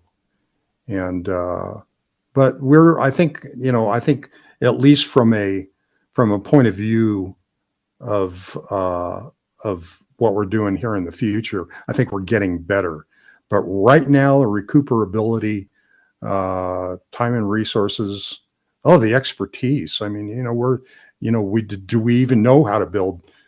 What does it take to build to amass a transformer building facility? Well, it's not just follow the drawings. It's the do you really know what you're doing? What is the okay? So there's a when you put two pieces of magnetic steel together, there's a substance that you put in between the plates of the transformer that keep those plates from vibrating at 60 hertz and making a whole lot of noise and dropping the efficiency of the transformer way down. So how do you mix that varnish? Does anybody still know how to do that? Well, yeah, there's still transformer manufacturers, but if you wanted to spin up another facility, how are there's things like, soft items like that are non-steel. What paint do you put on it? A Man, lot how of are the you gonna spin up that facility without power? Well, presumably we're talking about spinning up uh, recuperability now before we need it. Oh, I was talking about if it went down, how long would it Oh, take if to it build went, more? no. If it, if it went down and you're still trying to build transformers, you're screwed. Yeah, yeah, I'm getting that vibe. Yeah. Okay, so I think we can say 5 out of 5 for recoverability. So vulnerability. Um, so I mean, it seems like the substations are more vulnerable than the power plants. Is that a fair assessment? Yeah. I mean, when you look at where generators are, they're typically mounted inside vaults of concrete in the base of a dam or in the base of a nuclear reactor, where the turbines and generators are. There's a lot of mass that you got to blow through in order to get to those. But substations, they pretty much just put fences around them once upon a time, and not all substations have been covered that way. Right. Just all one has to do is Google substation, electrical substation, and you can basically see what a sorry state of affairs its vulnerability would be. And So in I can imagine that that knowing that, I mean, this is not new. This is not new to our security forces in the United States. I think everybody knows that this is problematic. Um, we just need to. I think they're looking at, okay, what can we do to up our game in security system effectiveness to reduce vulnerability. Yeah, and so in March 2014, the Wall Street Journal reported, quote, destroy 9 interconnected substations and a transformer manufacturer, and the entire United States grid would be down for at least 18 months, probably longer. So, like, you talk about a worst case scenario here, that's like 9 substations and a manufacturer. Um, that that seems vulnerable to me.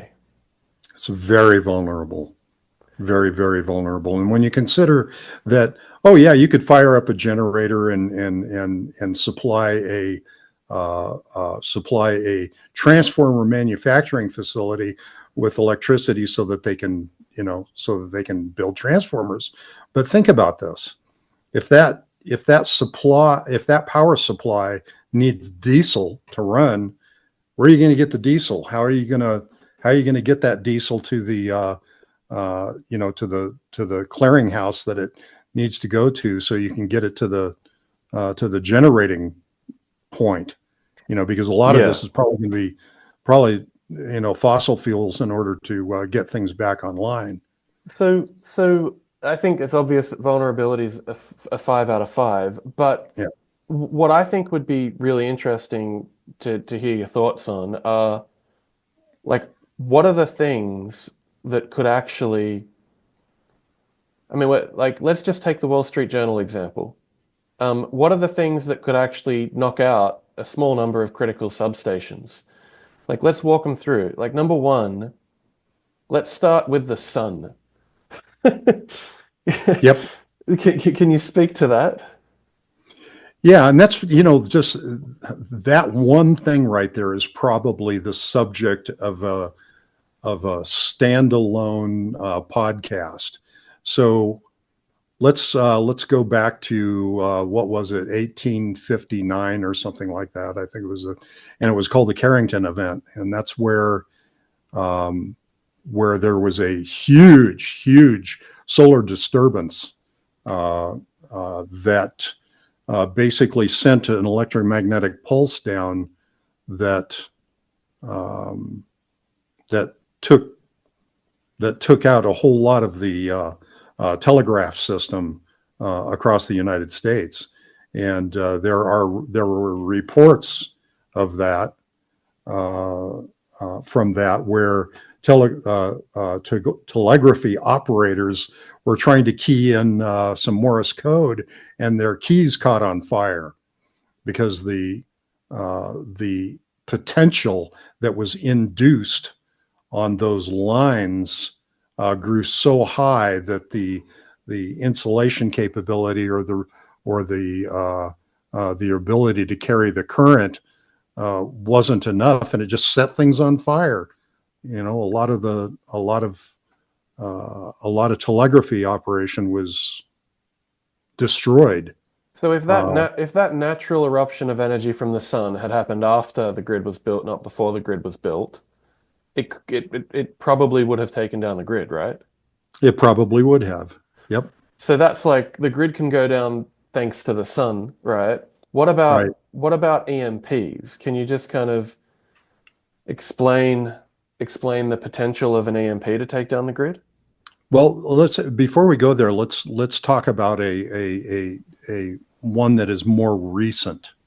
In 1989, there was another large, not as large as Carrington. I think it attacked just the northeast, I believe, and around Quebec, and it took out a whole big hunk of the northeast grid. And so that's more of a near term thing. So that whatever the source of the EMP is, that yes, it has the potential to take the grid down, and we have evidence of that in 1989 and not just 1859. Hmm. So okay, so you were asking about EMP. Well, we're talking about basically the same phenomenon in physics. There's an electromagnetic pulse that occurs as a result of solar activity, nuclear detonation, but you could also lose it to cyber attack as well, and coordinated physical attacks. But the EMP aspect is, can be human generated as well. How do you know So about EMP, by the way? um, probably just, I'm old, and I've I mean, been I've was been there work you did like on space station that related to this? well, that's a good question, and yes, there was space station related stuff when we built. And thank you for asking this. This would have gone right by me. So everybody's heard of the electronic component called a capacitor. Well, the capacitors of old were not capable and did not have the insulative qualities not to avoid being blown up if an EMP happened, or if they over voltaged the materials inside the capacitor. Well, once upon a time, when we were considering how to protect ourselves from EMP, some bright person, probably Bell Labs, if we were to run this to ground, invented a thing called a tantalum capacitor that has the capability of of not blowing up so easily. I say blow up, but basically on a very, very tiny scale. In some cases, microscopic blow up. But the bottom line is that we started making nuclear or EMP hardened electronics, and that goes. So let's consider that the International Space Station and all satellites that are out there are right in the line of fire for anything that's directed, from the sun over toward space station, and that the induced voltages that can happen on station could be fairly substantial. So what we've done in the design of those components is we've made them as nuclear hardened as we can, so that they can survive such an event. And so as an example, some of the capacitors in the device that I was capacitors and computer components and that sort of thing in the rotary joint motor controller that I spoke of, I don't know, close to a couple hours ago now, that a lot of those components, as much as we could supply, are nuclear hardened components. Okay, but the grid is not nuclear hardened. No, and as a matter of fact, the grid, if you think about it, think about voltages being induced in an antenna. You stick an antenna up there, you connect it to a radio, and the EM, the electromagnetic forces generated by a radio station land on your antenna. Your antenna takes it into the radio, it deciphers it, and you get a radio program. Well, the EMP acts pretty much the same way, in that it's a huge electromagnetic wave that comes down through a series of antennas. Well, guess what? Those wires that you have taking electrical energy to your house are essentially gigantic antennas, and they run for miles and miles and miles and miles. So they are pretty damn good antennas for stuff like this. So if you induce an electromagnetic pulse around a whole big network of these antennas, then, hopefully, God willing, those most of that electromagnetic pulse that induces mayhem on the circuits, hopefully most of that is guarded by fuses that are in the lines. So in other words, if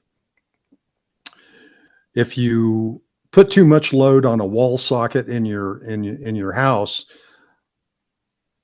it's probably going to pop a fuse or a circuit breaker. I say fuse, I'm dating myself, but it's going to pop a circuit breaker. And what does a circuit breaker do? Okay, well, if the current gets too high in an electrical circuit, if you've got a circuit breaker in there, it'll open the circuit so that damage can't continue on down the line. So why were we talking about that? Sorry. We talked about the vulnerability of the grid to natural eruptions of energy from the sun, right, and to EMP, and so your understanding is the grid is not protected against an EMP, right? It's got some protections in it, but the vulnerability of a part of the grid to an EMP, you can put all the security systems in that you want, and chances are it's not going to help on that vulnerability. Right. And you mentioned cyber attack as well. And in May 2020, the Wall Street Journal reported on the US seizing a Chinese-built transformer. There was speculation that there might have been a backdoor that enables a cyber attack. So like one is the sun popping out some energy. Two is a nuclear bomb going off in the atmosphere creating an EMP. Three is potentially China flipping a switch. Four is physical attack. So like the substations are potentially vulnerable to a gun. Yeah, there was the Metcalf attack in April Hmm. 2013. Hmm. Um, Right. that did not take out the power, but the shooters were never caught. And then there was the Moore County attack in 2022, which did take out the power, and the shooters were never caught. And so, um, I guess like that's all of that's to say, I think we'd rank vulnerability of the grid as a 5 out of 5 in a Carver matrix, right? Yeah, yeah, I'm afraid so. I'm afraid so because there's now let's go back to one aspect of that. We were talking about Chinese transformers and that sort of thing. A transformer is a pretty dumb piece of equipment. You know, the electricity goes in, goes through some windings, is coupled via the ferromagnetic core to another set of windings, and you get an output that's either of higher voltage or lower voltage um, on the opposite side of the transformer. So they're pretty simple. So what what could potentially be done with regards to a foreign operator trying to uh, uh, trying to get into your system. With a transformer, they don't actually get into it, but what they could do is that they could manufacture inferior quality parts, like maybe the steel isn't really 1018 steel. Maybe that substance that they put in between the steel plates is of low integrity and allows the transformer to buzz and vibrate. We've all heard buzzing, vibrating transformers before in in electrical equipment. So from that perspective, I don't know what the Chinese could really do with regards to building transformer, as long as the specifications were met and Well, the inspection phases were met. So anyway, I'm sorry, that's just an aside. But cyber attack wise, that's a whole different game other than EMP. And I think there's enough potential vulnerabilities out there for for cyber, for EMPs of various origins, for physical attacks, et cetera, et cetera, and a generalized inability to counteract or protect it that makes the vulnerability a 5. right. And Yeah, so E effect is next, but let me just jump E to get to R recognizability. All of this, like this information is public. This is a known vulnerability. So right. I think recognizability is a 5.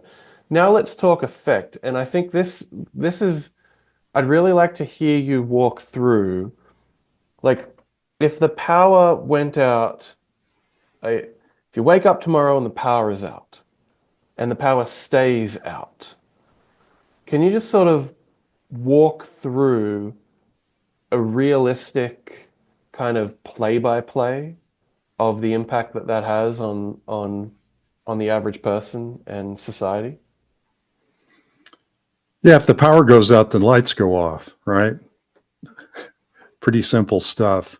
But what you don't realize, or what a lot of people don't take into consideration, is what happens when the power is no longer available in other areas, like pumping fuel into a gas truck so it can take it to the gas station so that you can put gas in your car so you can drive to the store and buy food before it goes bad because there's no power, for the ice boxes and freezers and stuff like that. So yeah, there's this idea that there are these concentric circles around you, with you're in the center circle, and the next circle out of those concentric circles is your town or your county. The next circle out is your state, et cetera, et cetera. And this goes on ad nauseum, until the circle is as big as you can make it for a given area. And there's effects at every level of those concentric circles. Obviously, like I said in the beginning, is inner circle, the lights go off. Oh, damn, better make sure all my batteries are charged, et cetera, et cetera. So along with your refrigeration, your garage door openers, there's one. Who out there knows how to deal with their garage door opener when the power goes off? Anyway, that's a good point. Just a stimulating question for you, for everybody in the listening audience. Well pumps. If you're in a rural area and your well pump goes out, or you're in an urban area where they have to pump septic waste into a settling pond someplace, and those septic pumps don't work. Holy cow! Now all of a sudden you don't have any water coming out of the faucet, either in a rural or in an urban sense. You don't have any. You can't flush your toilet because it's not being pumped away. So all the sewer lines fill up, and it makes you have a look at these concentric circles and ask yourself, what are the effects out there that can happen? Of course, we're talking about effects, but one of the people that's probably a preeminent person that people should listen to and consider subscribing to is a fellow by the name of Mike Shelby, and he has a website called Forward Observer, and he has I think he has a YouTube channel called Forward Observer, and I invite people to go out and listen to Mike Shelby, because Mike Shelby does this exercise that you can subscribe to, and you can take training in doing this. And what he provides is this idea of doing an area study for where you are. So what you're doing is you're looking at all these concentric circles. Where's the substation? Where's the pumping station? And he takes it out into, law enforcement, and, what's your area look like politically, and what are the, where are you going to get water and all that sort of stuff. So Mike Shelby's a fantastic reference to determine what your concentric circles look like.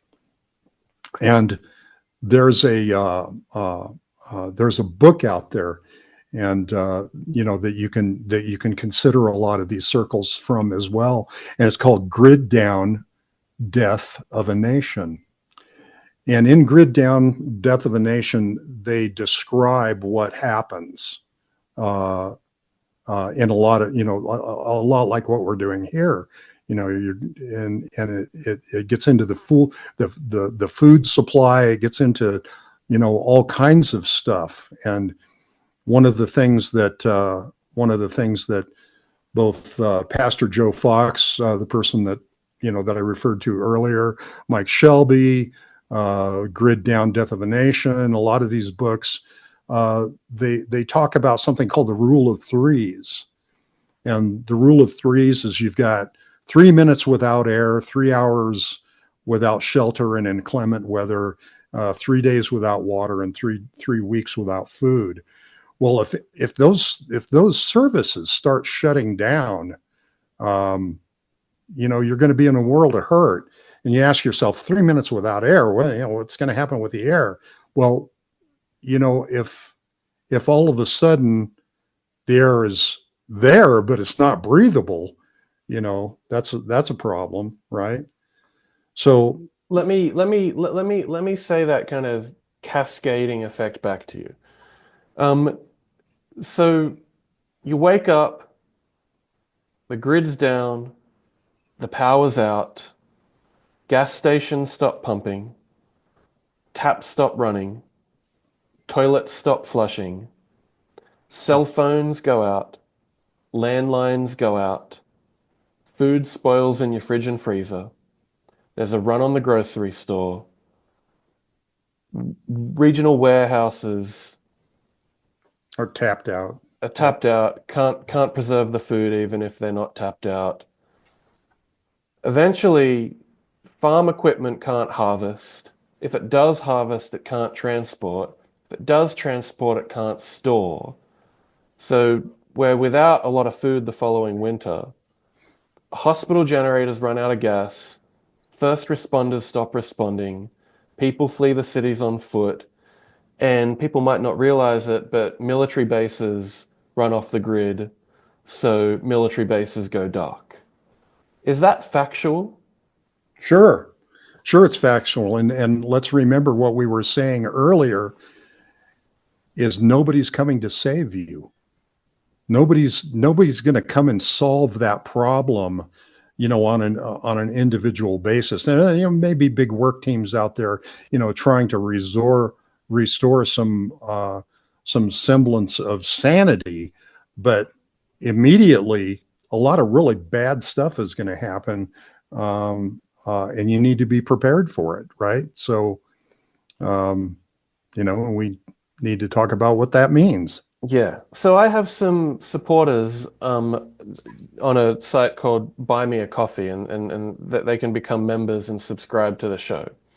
Um, a couple of them had some questions. So one of the questions I said, I'm going to do a podcast on if the grid goes down, and he said, not if, when.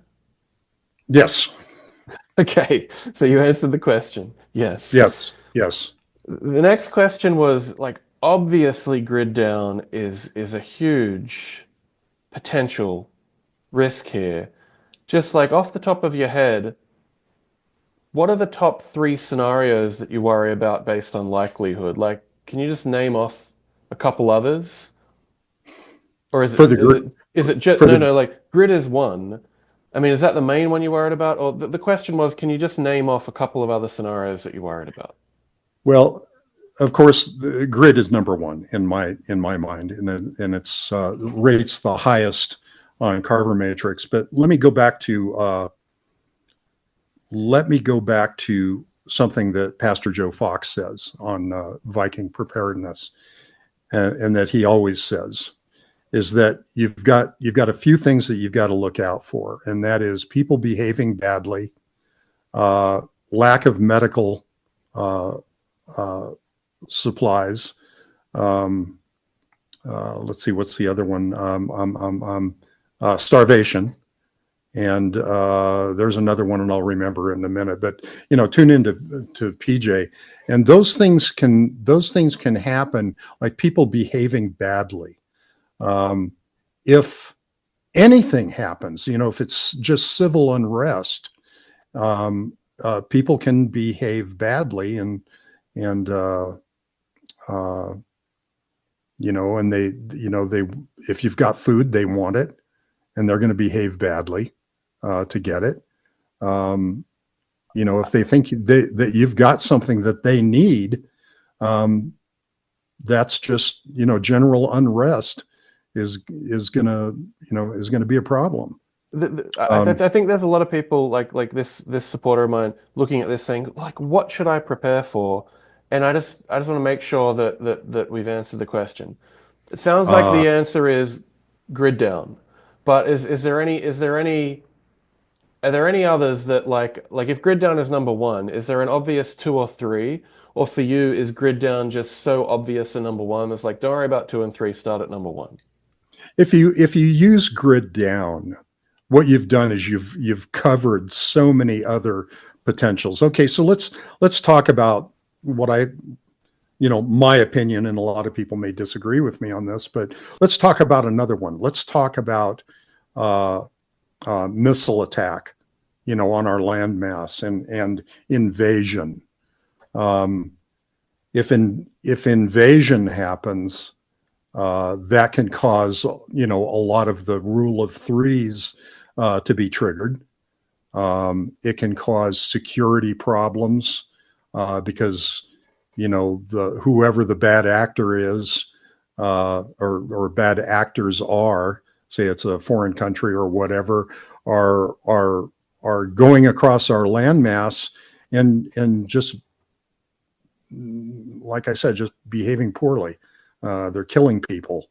Um, you've got something like that. You've got so we I think I said missile attack. I've said physical land attack, a la invasion. Um, there's all kinds of things that you can surmise are going to happen. But if But you but go back, what I'm hearing you say is if you prepare for grid down, it is effectively like preparing for a lot of these other scenarios because it yeah, is it's it pretty is all so encompassing. consequential. Yeah. Yeah, it's Okay. it's it's so much all encompassing. So we've used a reverse Carver matrix to identify that we should prepare, starting with grid down. And then you've talked about the rule of threes, which is a useful tool to broadly prioritize our survival needs. So let, let, let's explain the rule of threes. And I've heard different versions of this. So the version that I've heard is I sort of added like I think there's like a first layer which is like 3 seconds without security, right? Yes, yes, yes. 3 minutes without air or in icy water, 3 hours without shelter, whether you're too cold or too hot, 3 days without water, 3 weeks without food. Then I also think we need to, within this framework, talk about medicine, sanitation, and communication. Right. So is that a fair summary of the rule of threes? Yeah, I think so. I think so. And I would encourage listeners to go back and go through that list slowly, write them down, and then ask yourself, do a mental exercise and ask yourself, what does each one of these things mean to me? What's that going to cause if it happens to me? What if all of a sudden I'm beyond 3 minutes and I have no air, or I'm caught in a freezing rainstorm and I have no shelter for 3 hours? Most people are, you get beyond 3 minutes, you're going to check out if you don't have air, you're going to check out if you're exposed to bad weather for that time. So I would encourage people that are listening to us to go out and make that list and consider how you would be affected by each one of those items, and then ask yourself. Hopefully, you'll go and you'll get on with Mike Shelby. Ask yourself how those elements in your area study can go toward causing any of this rule of threes to happen to you, and then as a matter of prepping and survival priorities, you go and you start knocking those things off, and um, you know, So I think this is the part of the discussion that people are going to be most interested in because this makes it real. We've identified grid down, we've provided a framework for how to prioritize your survival needs.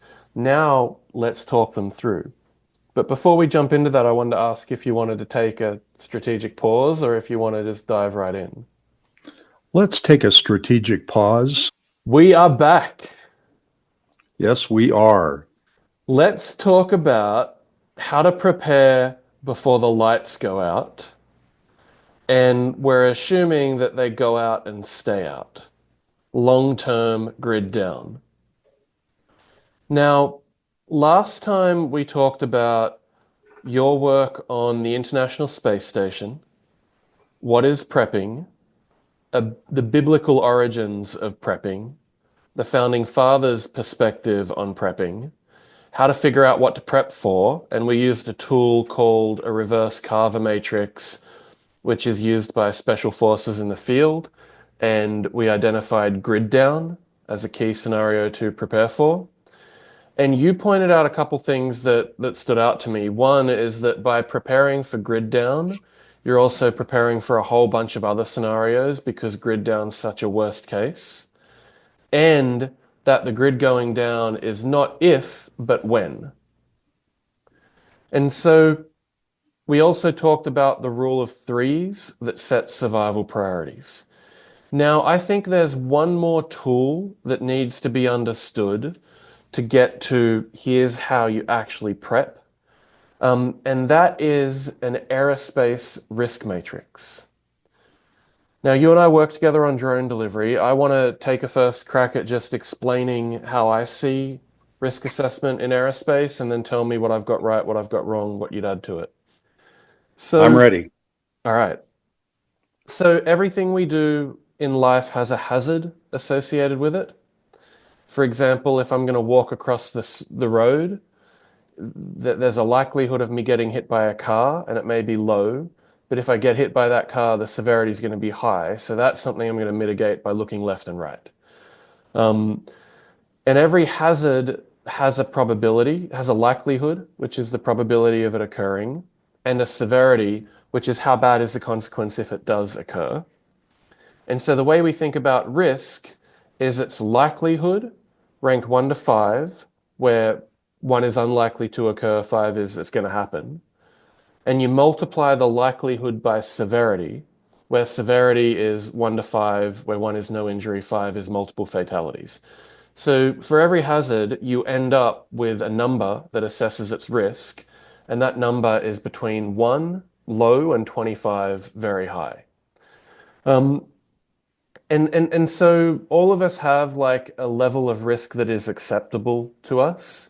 And what this tool enables us to do is then identify the risks that are too high, think through a mitigation, implement that mitigation, and then rerun the risk assessment. So what that does is it reduces the risk of the riskiest hazards, ideally to within our acceptable level. So now that's how I understand it. You're the expert on this. How do you respond to that? Well, I think it's a good first cut at discussing risk, and understand that in the aerospace business, most of it is, well, all risk assessments are tied to the financial systems of program management, and um, and also the mission success side, so that you can mitigate any technical risk. But that being said, um, the there are literally three different risk assessments that run in parallel on a program, on a aerospace defense program, and they are cost, schedule, and technical. So when you're in there looking for where your risk is on the program, you're looking for those three elements. Where we are, in a prepping sense, is looking at those things that apply to what it's going to take to assess risk for your particular situation. And then last time we talked about concentric circles, and whether you can evaluate your risk within those concentric circles. You have local risk, right around you and your household, and then you have more more opportunities for risk outside that circle, in a larger circle, and then it just keeps on advancing out until you have a regional and a national point of view. So you can look at risk possibilities within those levels, and that helps you kind of can what it is that you're going to do to mitigate those risks. So the mitigation is also looked at both in a costs, schedule, and technical sense. So I'm going to mitigate my risk here of all of the food in my freezer thawing out and not becoming usable anymore by having some sort of alternative power generation, either solar or just straight batteries, without any charging means, a gasoline or propane powered or diesel powered generator. So those would be the sorts of things that you'd be thinking of in terms of mitigations. And we can talk about those things a little bit more as we go. Yeah, let's do that now. So how to prepare before the lights go out. The first part of the rule of threes is we say that you can survive for 3 seconds without security.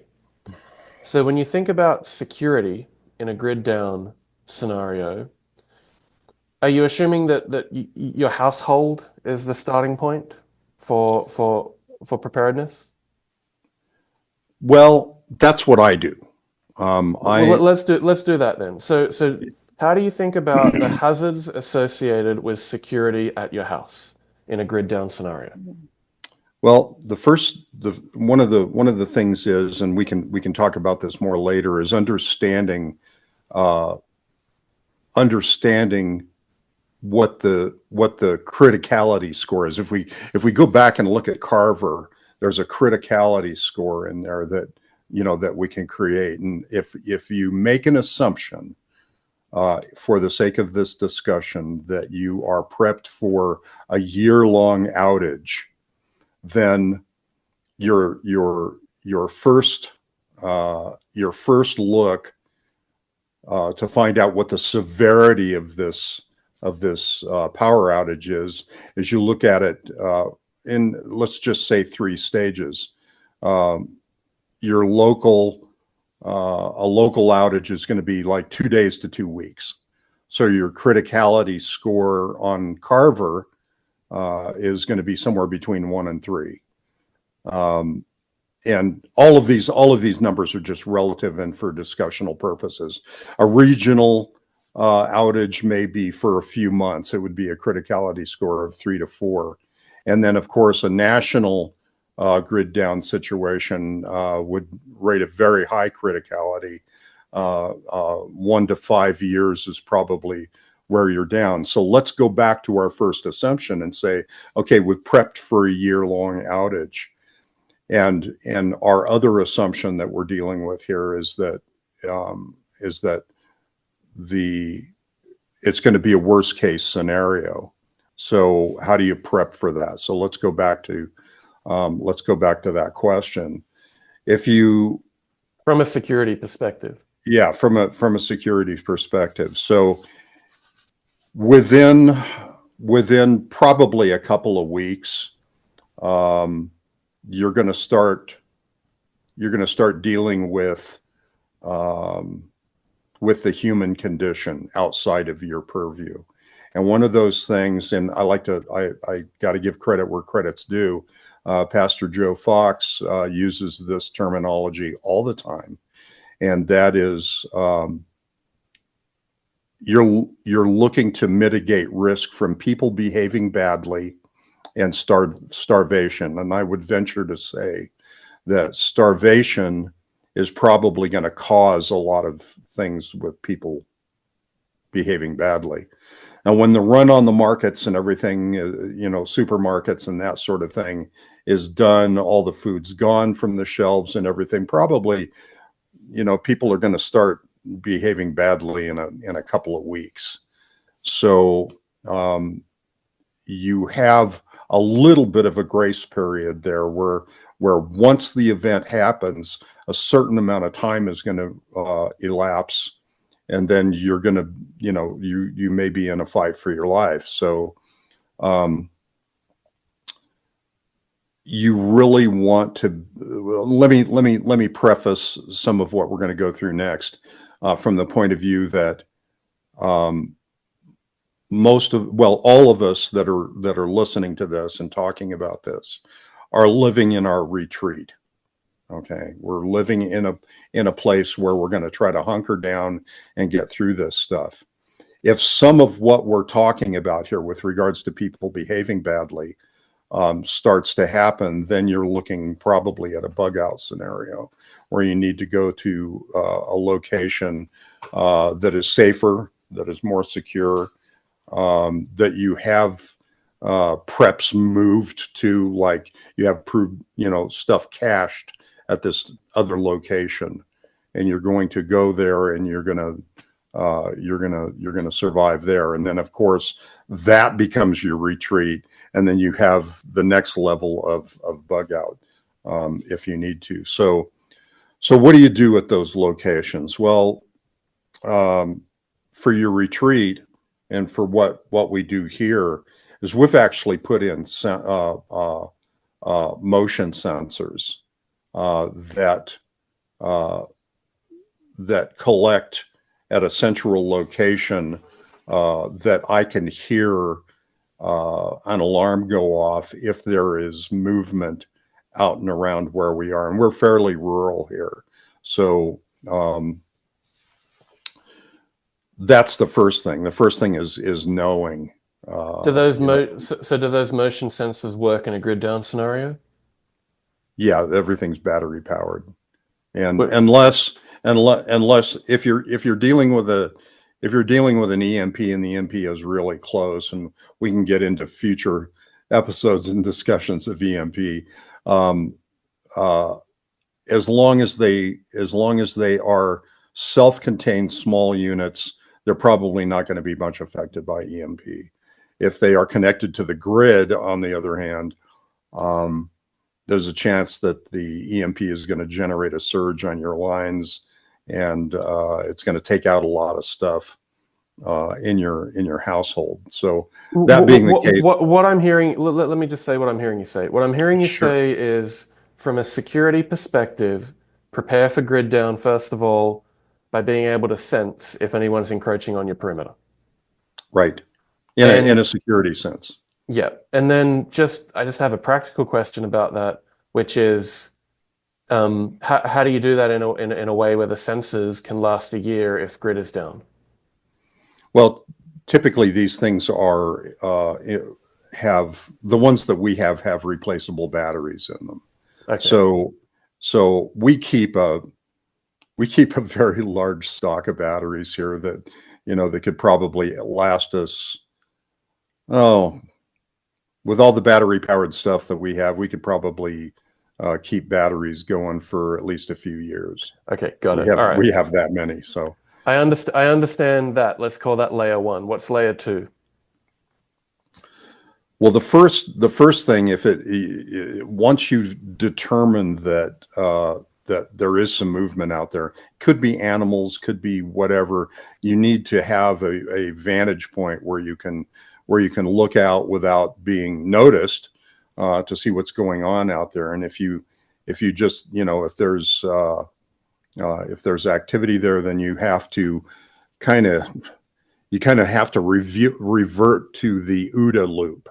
And I don't know if I don't think we've talked about OODA loop here yet. Well, let's I don't know what it is. Okay, let's talk about it really quick then. The first thing that you're going to do is you're going to, in an OODA loop, is you're going to observe what's going on. So I'm going to pull a curtain aside and I'm going to look out and see what's going on out there. The next thing that you're going to do is you're going to orient. That means you're going to see you're going to kind of do a quick gray matter analysis of what you think this means to your situation. And what I mean by that is that you're gonna look at, is it just a dog running across your property, or is it a woman with a baby in her arms out there, or what and lots of stuff is going to go through your mind very, very quickly. at some point you have to decide what you're going to do about it. So observe, orient, decide, and that decision may be, to open your door and say, "Can I help you?" Or, if it's a really bad situation, you may want to retreat to a safer location, et cetera, et cetera. So there's lots of things in the decision-making process. And then the A in OODA, OODA, is to act. And that is where you actually, you actually go to a safer location or whatever. And let me say, I've considered this a lot, and a lot of other experts out there have put down some very, very good information on this subject. But the decide and act part of this needs to be greatly reasoned out in your mind. You have to pre-think a lot of what's going to happen, because it's not necessarily, if there's a group of people, out that have broken my alarm perimeter, I'm probably not going to start flinging lead downrange. I may decide, because of the number of people involved and the apparentness with which they're armed or not armed or whatever, I may consider, and probably will consider, the most appropriate form of action is to very simply run away. Don't get in a firefight. Firefights can be very messy, and until you've been through one, you don't really know how you're going to react. There's a wonderful book out there by Lieutenant Colonel David Grossman, and Grossman has two books out there, On Killing and another book called On Combat. And I would recommend anybody that owns a firearm and expects to engage in security situations, that you read that book in earnest and evaluate on your own person what you think you're capable of and what you're not capable of. Because a lot of people will look over the sights of a rifle. This happened, we really started noticing this in earlier world wars. You look over the sights of that rifle, you see the eyes of the person that's willing to do you harm, and you can't pull the trigger. And it's a well-known phenomenon. And David Grossman goes through this in fantastic detail. And I would recommend anybody that's going to arm themselves for this inevitability that they read that book. And as always, practice with your hardware and understand your limits and the limits of your hardware.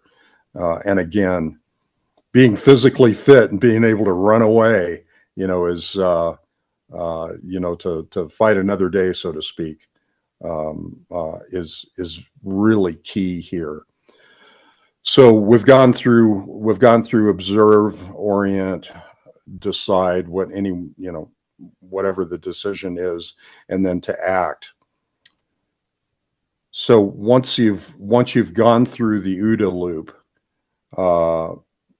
you may have formulated a plan in your mind, but unfortunately, no plan survives first contact with the enemy. I think that's one of Mike Shelby's favorite,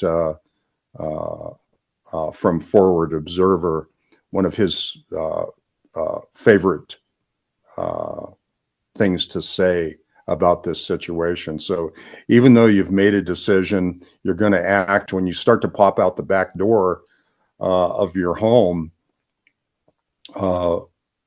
albeit with a well-rehearsed set of activity with yourselves and family, you decide you're gonna go ahead and run away. and you pop out the back door only to find out that there's another group in the back. So all of this is stuff that you need to mentally prepare for and go through the OODA loop, so your security uh, is more assured than if you haven't practiced this. So obviously, if your decision is to fight, there's lots of stuff that is way beyond the scope of what we're talking here about here, is to is to get yourself familiar with your hardware and how to use it, et cetera, and look at all the possible scenarios. And there are lots of trainers out there that teach this stuff to folks like you and I. Just on that though, and I know there's that there's a lot of other information, but how do you think about the hardware? You know, is there a certain caliber, or like, just how do you think about effective home defense if you need it? Well, there are many that would say that you know, for close in spaces, you know, like on your front porch, you know, that a shotgun is a 12 gauge shotgun is the thing to have. At longer distances, center fire caliber is probably better. And I won't go into the, you know, we'll get a bazillion yeah but comments on here. I'd rather not try to navigate through by talking about calibers and setups and that sort of thing. And I think there's plenty of stuff out there to absorb on calibers and that sort of thing, calibers and usage, et cetera, et cetera. Okay, what else on security? Just, you know, some other thoughts that come to mind are, you know, how important do you think community is? You know, being around other like-minded people, and, you know, in no particular order, how important? Like you talked about running or fighting. What about hardening your location? Yeah, I was just gonna. That was my next. Okay. That was my next. So in any situation like that, area denial is a very very important element. And there is a book out there, and I really recommend people get this book as well. There's so much good writing out there on these subjects. There's a fellow by the name of Von Dock who wrote a book called Total Resistance. I don't have my copy right here with me. I'd show it to you on the screen. That was I was first introduced to that book by Pastor Joe Fox, and there's a lot about tactics and denial, area denial, and stuff like that. There are a lot of field manuals. Excuse me. There are a lot of U.S. Army field manuals and privately produced manuals on area denial. So what is area denial? Okay, well, for vehicles, it could be, you know, it could be just a very, very strong steel gate across the access to your property. The fence on the outside of that gate could be a rural barbed wire fence, you know, that anybody's capable vehicle could drive through, you know. But if you just, and I should mention that as a former Green Beret, Joe Fox has gone through a lot of these scenarios and trained a lot of gone to consult on people's properties about how they can set up to make defensive zones or defensible zones, area denial, et cetera, et cetera. So he has a really good program of analyzing your situation. We have a fellow that's part of our group that is a very close, long time friend of mine, that was a lieutenant colonel in the Marine Corps, that also has a lot of these skills, and he doesn't farm them out the way that PJ does. But I would highly recommend anybody that's concerned about area denial. The next thing that we talk about again is community. Before we leave area denial, let me say one other thing that PJ has a really good time with explaining to people, is that you're not going to defend your homestead, your retreat, whatever you want to call it, from your mailbox. In other words, if your mailbox is on a rural road, 50 yards from the front door of your house, you're not going to go out there with a firearm and try to defend your thing from from bad people. And it's a no-winning situation. If you get a few pickup trucks full of combatants, you're going to lose that fight. So that kind of leads into the next part of the discussion, that if you have community formed up around you, like you have next door neighbors, however close or however far. A next door neighbor out in Wyoming might be 3 miles away. A next door neighbor where we are could be hundreds of yards away. Next door neighbor in an urban community, like in an apartment building, is maybe a couple of doors away. So one way or another, you have to get community together, because more sets of eyes is better. More people able to take action is better. And then if you have those people, it's really important to train together. It's important to hire someone. We have a fellow here that we train with, that's really, really good.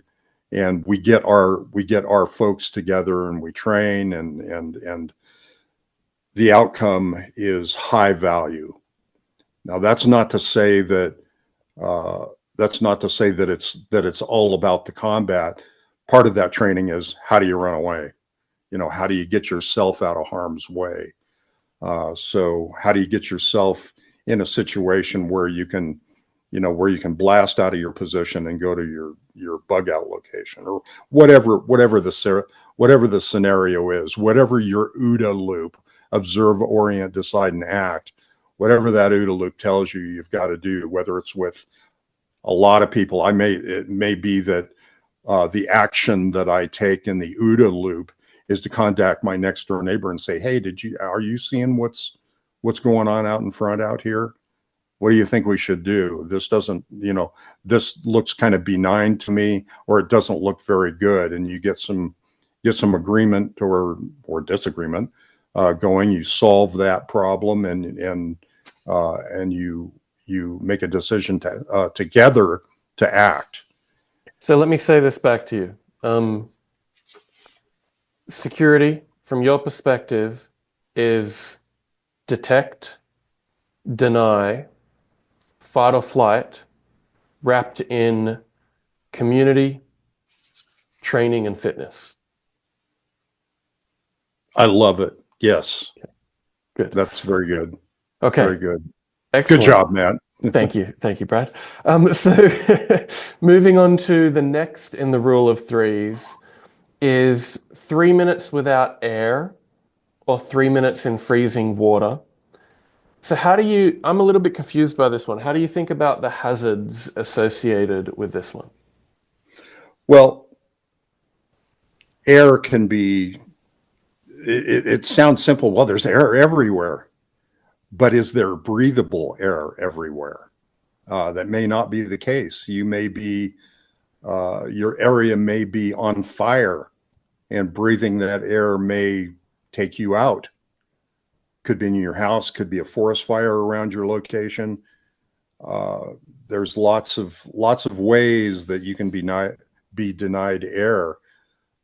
nuclear detonations create I should say there are some bombs that are made to literally suck the oxygen out of the air that you're breathing. And there's some stuff out on the internet. You can go out and check that out as well. But there are a number of ways that you can be denied air, and you of course need to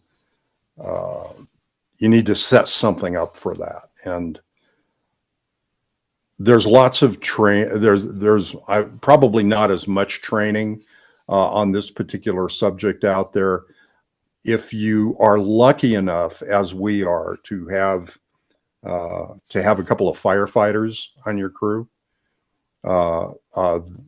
and it's even better if they double duty as EMTs. These folks have been in fire situations and deadly situations for their entire career, and they're going to make suggestions to you about how to survive a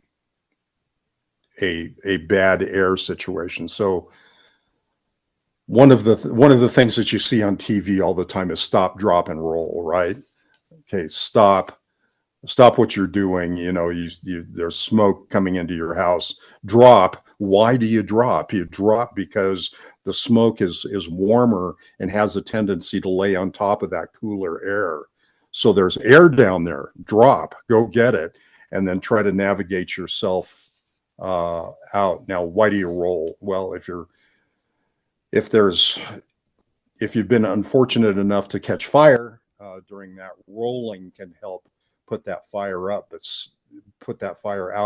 but stay dropped, navigate to an area of clean air.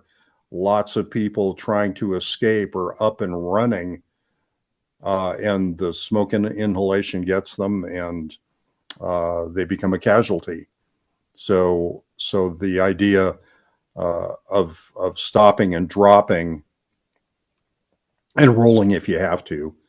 The other thing that one of our firefighter types have suggested is that if you can get a piece of cloth and you can make it wet, and when you drop, hold that cloth to your face as you're trying to crawl out of the situation, that's something that can aid.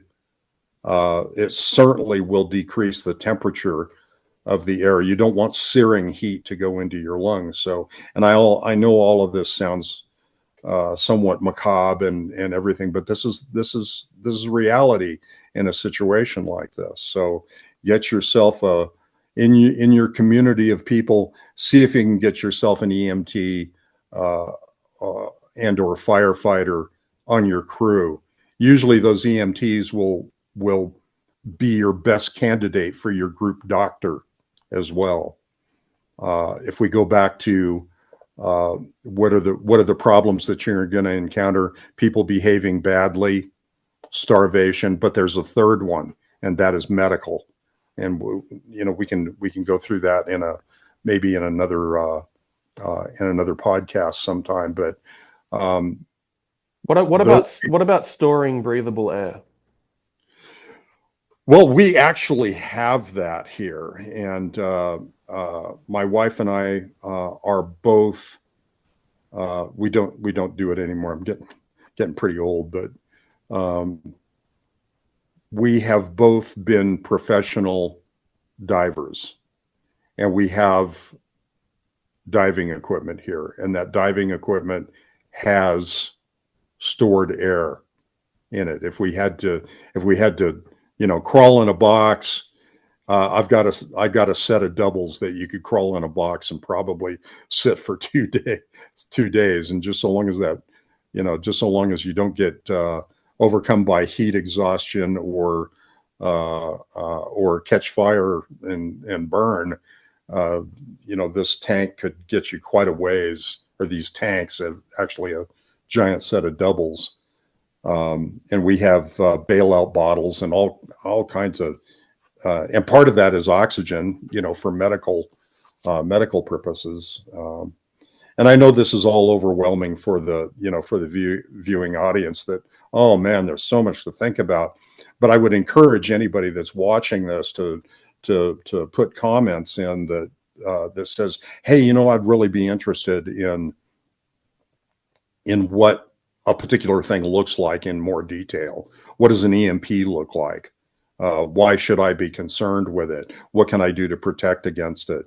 Same thing with, this whole concept of fire and smoke inhalation, et cetera, et cetera. Firearm acquisitions and use and training.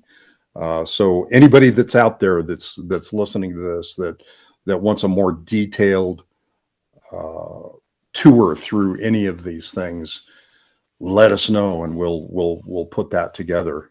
So the next in the rule of threes is 3 hours without shelter in a cold or hot environment. And cold is more dangerous. About 9 times more people die from cold than heat.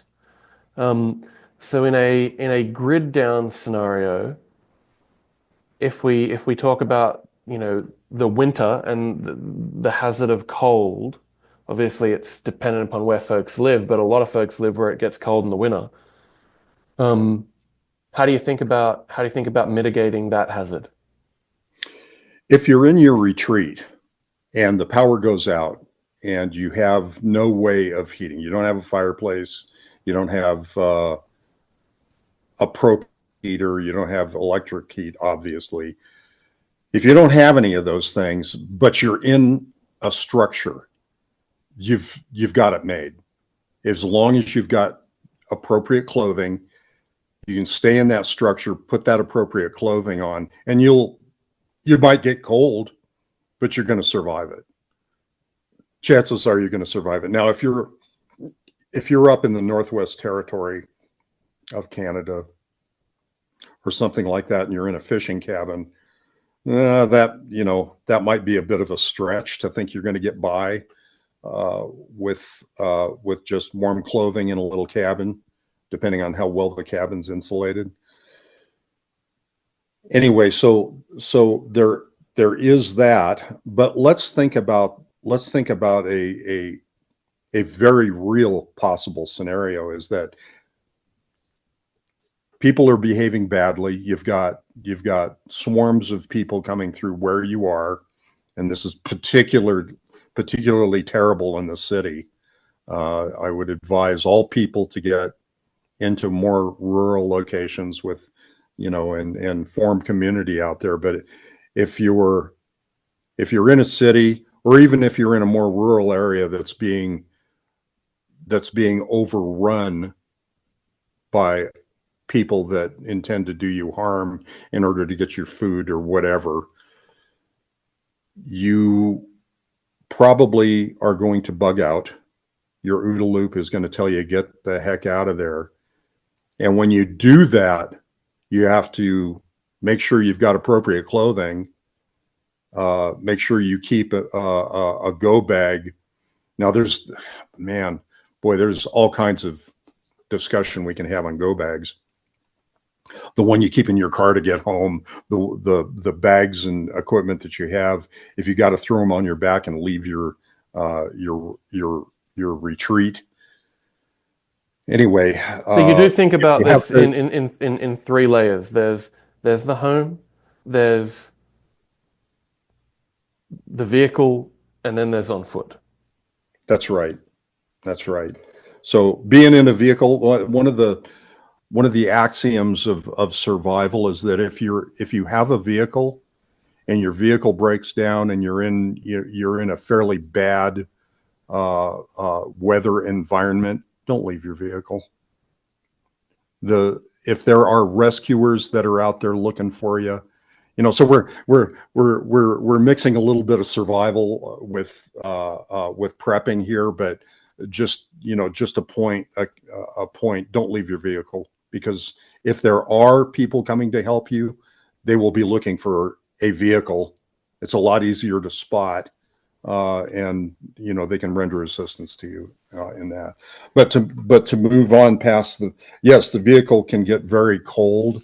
Don't run the engine for long periods of time because you can die from carbon monoxide poisoning. That's the exhaust coming up through floorboards or being confined around the vehicle because of snowbanks or whatever it is. So you can run your car, but don't be inside when you're doing it. Shut the car off. Try to get it as warm as possible. Shut the car off. Make sure you've cleared snow away from the exhaust and all that. So anyway, we're going down that rabbit hole too. Yes. Just taking it back up one level, thinking about surviving the cold in your home when the power is out. I just want to ask a question, which is, are there any viable alternatives? So let's start like for power generation. So if we start with generating heat using a generator, I would think that for diesel or gas, storage of enough is difficult. Yep. And for propane, maybe you get a month out of the tank. Get the biggest tank you can get. If you're in a rural situation like we are, is it worth having it? Is really, I think, is it worth having propane? Absolutely. Okay. Absolutely. So it's not, the propane's not going to last you for a year, but it's worth having it. Yeah, a lot of these small, a lot of small homes in rural areas have, 150 gallon tanks, 175 gallon tanks, whatever they are. They're relatively small tanks. We have 1,000-gallon tank. So, we can run a generator for quite a while. We can run heat for quite a while with 1,000 gallons of propane. We typically, when how long would 1,000 gallons of propane last? I was just going to get to that answer. Okay. So we typically throughout the year will run through about 500 gallons. And that's heating. Yeah, that's heating. A year. Yeah. So I didn't realize propane could last that long. Well, we're really conservative too. Okay. And we do have radiant floor heat, and that's without using a generator. Generator is going to, your efficiency may vary depending on how much you run a generator. Now let's talk about generators real quick, because it sounds like we're going in the direction of power since we're talking about power outage. There are two basic electrical generator types. The first type is just the old school generator that you went down to your home and farm store many years ago, and you bought it and you fire it up and it comes up to full RPM and it's ready to produce maximum power all the time. That's okay, but the problem with that is that they come up to full speed as soon as you fire them up, and that burns a lot more fuel. So there's a new type of generator out there that you all should consider, and it's an inverter generator. And what is an inverter generator? What it does is it generates DC in the generator portion, and it converts it to AC, alternating current, which is what your house uses. And it does it on demand. So as soon as the generator senses the demand for electricity, for increased power, it'll start ramping up the output of the generator's prime mover, its motor, its engine, that could be running on gasoline, propane, or diesel. And it's a lot more efficient over the long term. You can let them, and they basically, if there's no load on the generator, like if maybe you've got one little light burning in your house, which we should talk about. If you don't need the light, don't turn it on, because that's a sign that somebody's home, et cetera, et cetera. But if there's only one little light on, the generator's barely going to be out of idle. It's just going to be sitting there idling because it's not a lot of power. If all of a sudden your well pump comes on or your freezer comes on or a lot of that stuff comes on at the same time, that generator is going to go up to maximum power capability, and it will and the inverter will supply the power from the generator in a usable form for your house. So two different kinds of generators when people are out there, and we could probably do a podcast just on generators and Is the generator powered by propane or diesel or gas? any of the three. Yeah, Now, but what do typically, you think? well, there are dual fuel generators inverter generators out there that will burn propane or gasoline. Isn't the propane going to last a lot longer and be easier to store? It's a lot easier to store. Make sure that if you are storing cans of gas for this sort of thing, that you're storing them far away from the house. We actually have a little fuel depot that's 50, 75 yards from our dwelling, and all the stuff back there to put preservative, all the in the gasoline, put preservative in the diesel because we do use diesel here too. But we are primarily gasoline and propane for our engine regeneration or our engine generation, power generation capability. So, so if you are using fuel, keep it stored. Gasoline as a fuel, keep it stored way, as far as is practical away from the house. Make sure that you put preservative in it, because may be a situation out there that you're just not using a lot of gas. What we try to do here is on a monthly basis, we'll cycle a couple of cans of gas into my wife's car. My truck is diesel, her car is gasoline. We'll cycle it in there so that we're constantly turning the gas over and putting new gas in, but we still put preservative in it. And there's a product out there called Stabil that and make sure that when you're doing stuff like this, whether it's diesel preservation, now diesel has like a shelf life of like 10 years, but we put preservative and antifungal stuff in our diesel anyway. And did I say antifreeze in the diesel? It's not radiator type of antifreeze. It's a special antifreeze that keeps, or anti-gelling compound that you put in diesel so that it will remain easy for your engine to consume. But make sure that in your gas stop, in your fuel stop location, that if you're doing preservative type stuff, that you keep a little note card by all your fuels and all your preservatives. Keep a little note card there of how much you put in for a 5-gallon can, and write the date. Put a piece of tape on the can, write the date on it when it was filled and preserved, etc. So that's how we handle our fuel here. There's probably every one of these things that we're talking about is probably something that people would like to have more detailed information on, and we can certainly go there if we need to produce another set of podcasts on any of these subjects. I do like this like 80-20 approach where you're given like the most important 80% of it and 20% of the time though, and see what people want to double click on. What about it's the tip of the iceberg, right? So right. What about solar? So we've discussed generators. What about solar? Solar is very interesting because we have solar here, and we have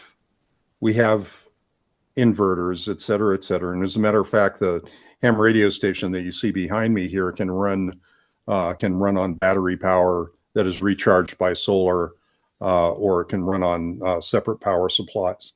It's typically, when you put a ham radio station together, most of the stuff is 12 volt primary, and you get whatever you need to get in order to power up your station.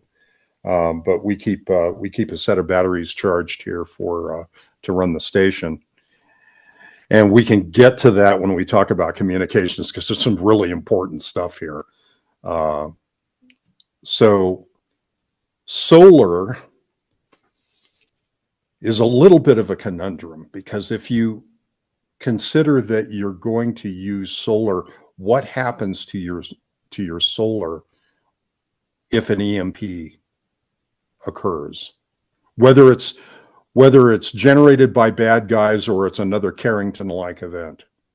And I know that a lot of people are going to be asking about EMP.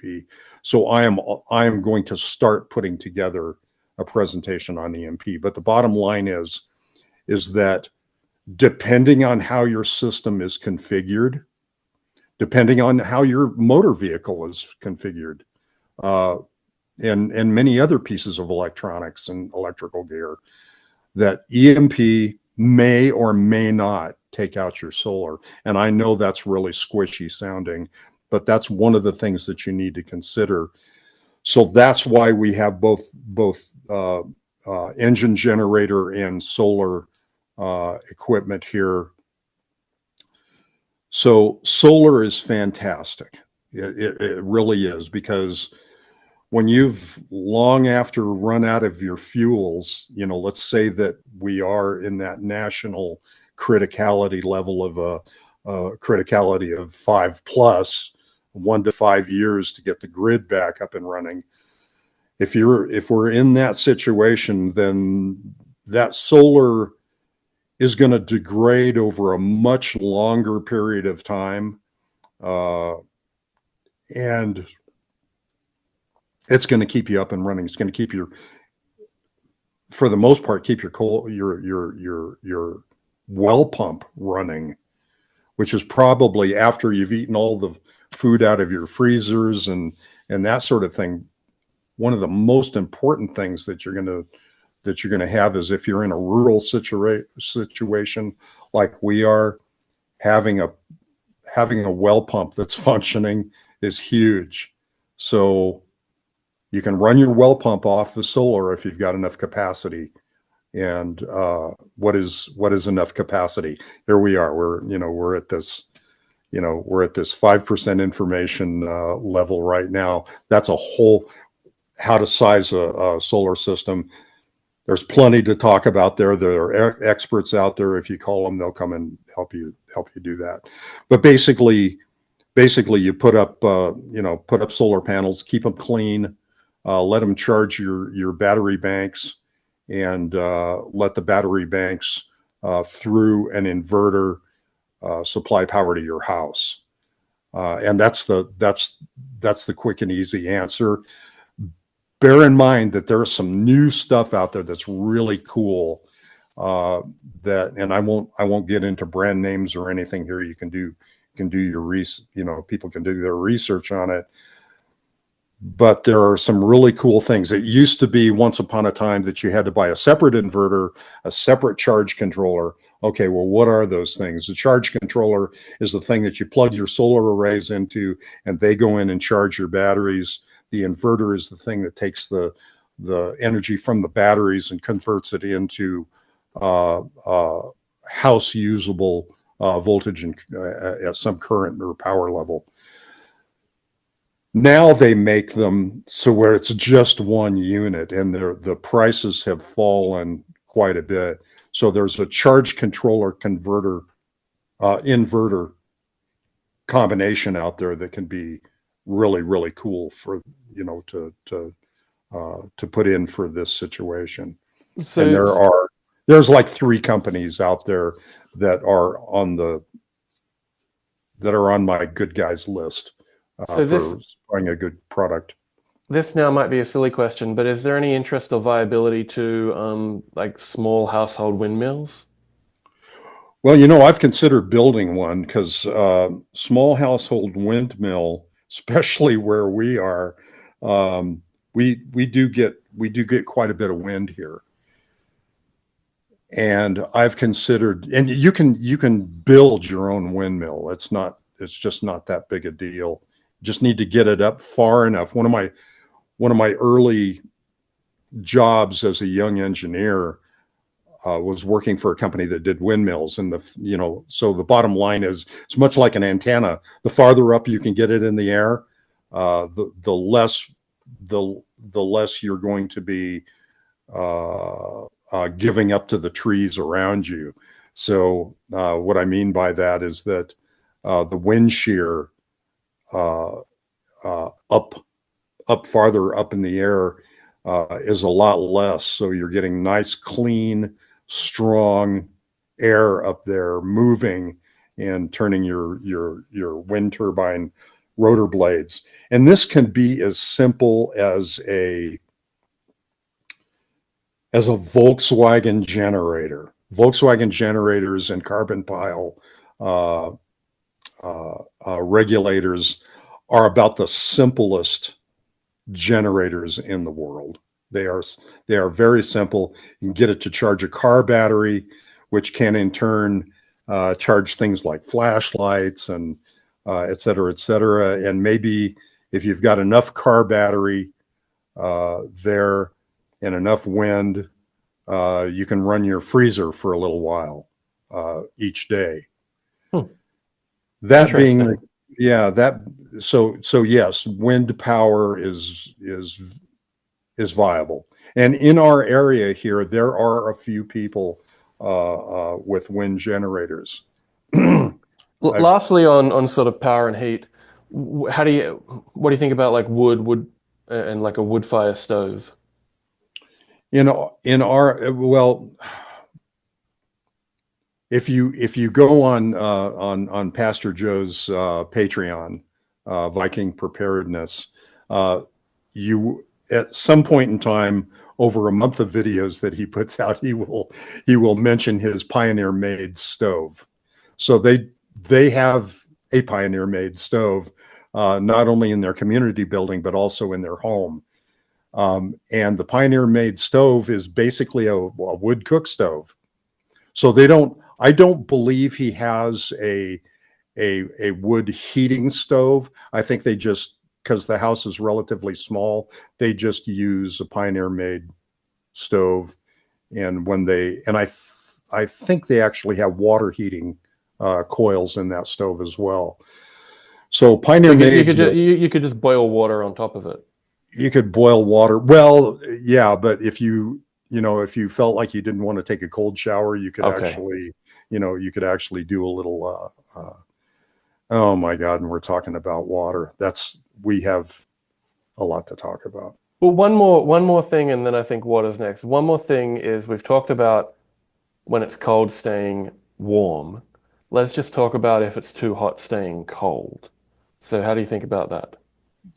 Well, we've evolved as humans to be, and just let me say, oh my, he was talking about biblical stuff. Does he? How does he? How does he believe in evolution? I see no contradiction. Okay, so let me just get that out up front. I don't see any contradiction between those two subjects, and we'll just leave it at that. Yeah, If that anybody, would be a much longer discussion if anyone that's wants a to hear it. I would be that's interested in hearing yeah, it. yeah, yeah, yeah, and it's a beautiful, it's a absolutely gorgeous discussion. Okay. But let's for high heat situations, again, get your survival book out and look in it and practice what's in it. But basically, as human beings, we've evolved to endure some pretty high heat, some pretty good heat situations. So, if you're you have to learn, and this goes for cold as well, but you have to learn to be comfortable being uncomfortable. Now, if it's on the cold side, you need to protect yourself because you can freeze to death, et cetera, et cetera. On the hot side, you're going to sweat. Your body's made to regulate its heat that way.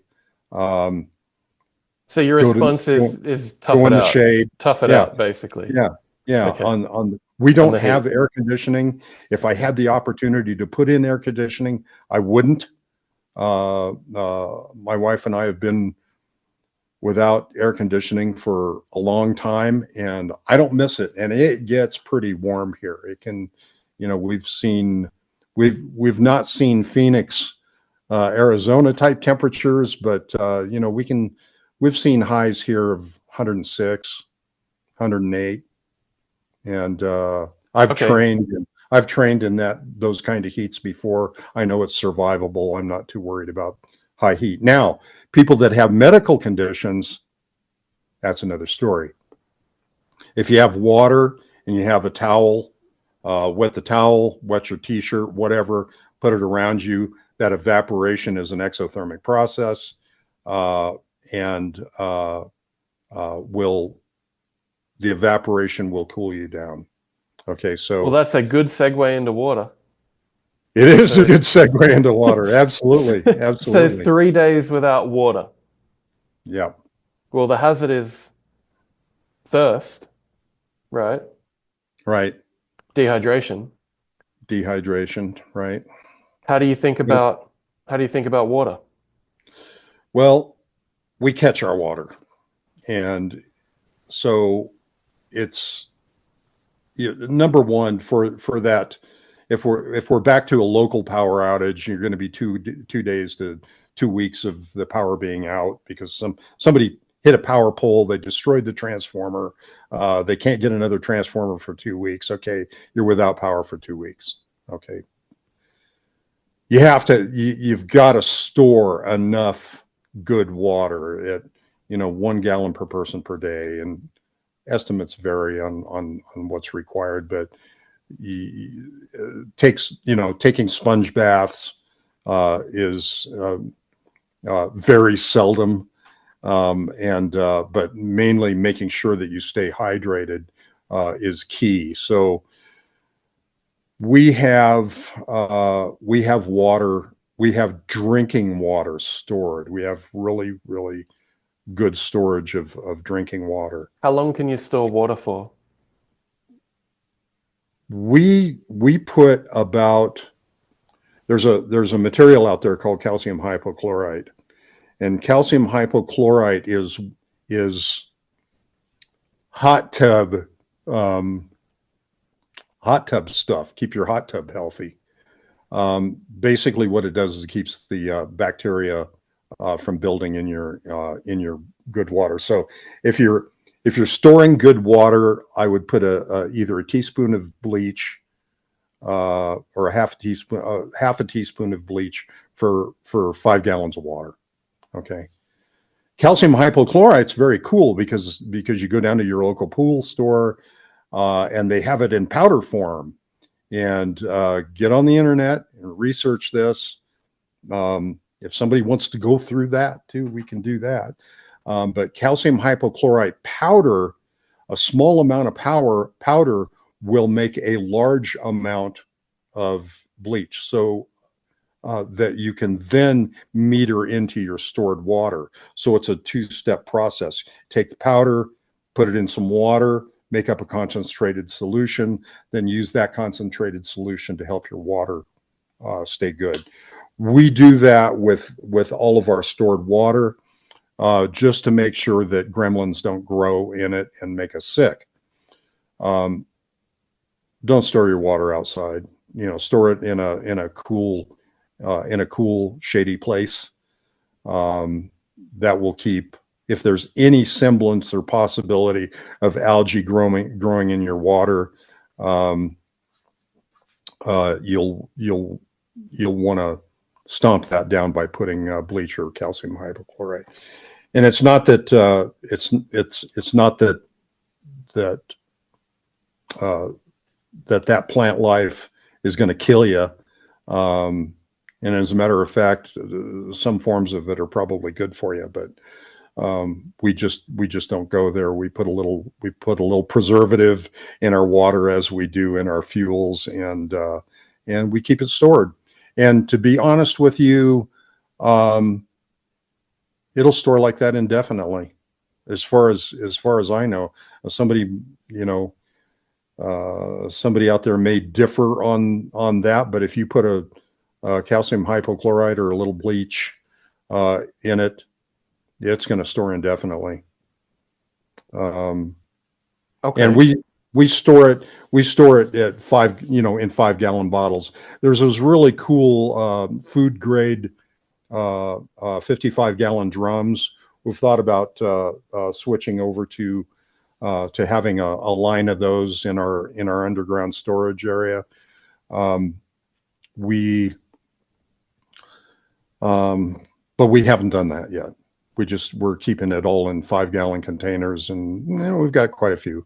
So we've talked about water storage, water collection. Earlier, though, you also mentioned a well.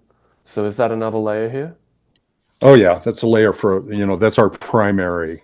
So much in the way that you. Can I ask a silly question? Sure, I love them. If you just dig a hole in the ground, do you eventually get water? If you go deep enough. So a well is like, and I know this, so you just dig the hole and then there's water there. Yeah. And then do you drink it or do you treat it before you drink it?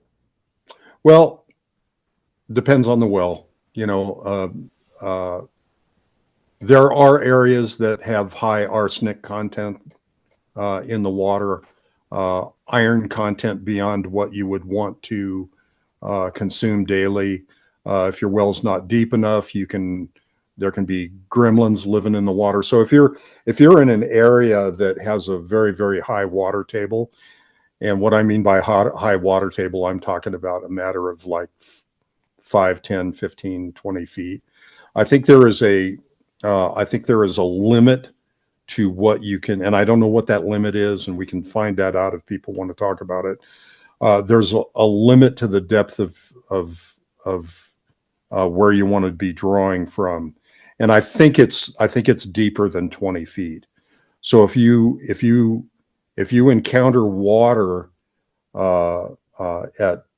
at 20 feet, that water's gone through a lot of torture to be filtered, and beyond 20 feet is pretty good. So let me give you an example. Let me just give you a few well examples up in the area that we live in, and this is a high desert area, and believe it or not, there is water in the ground in the desert, and even in the high desert. Our well is at 265 feet. Our static water level is about 50 feet. So we have your well is 250 feet deep.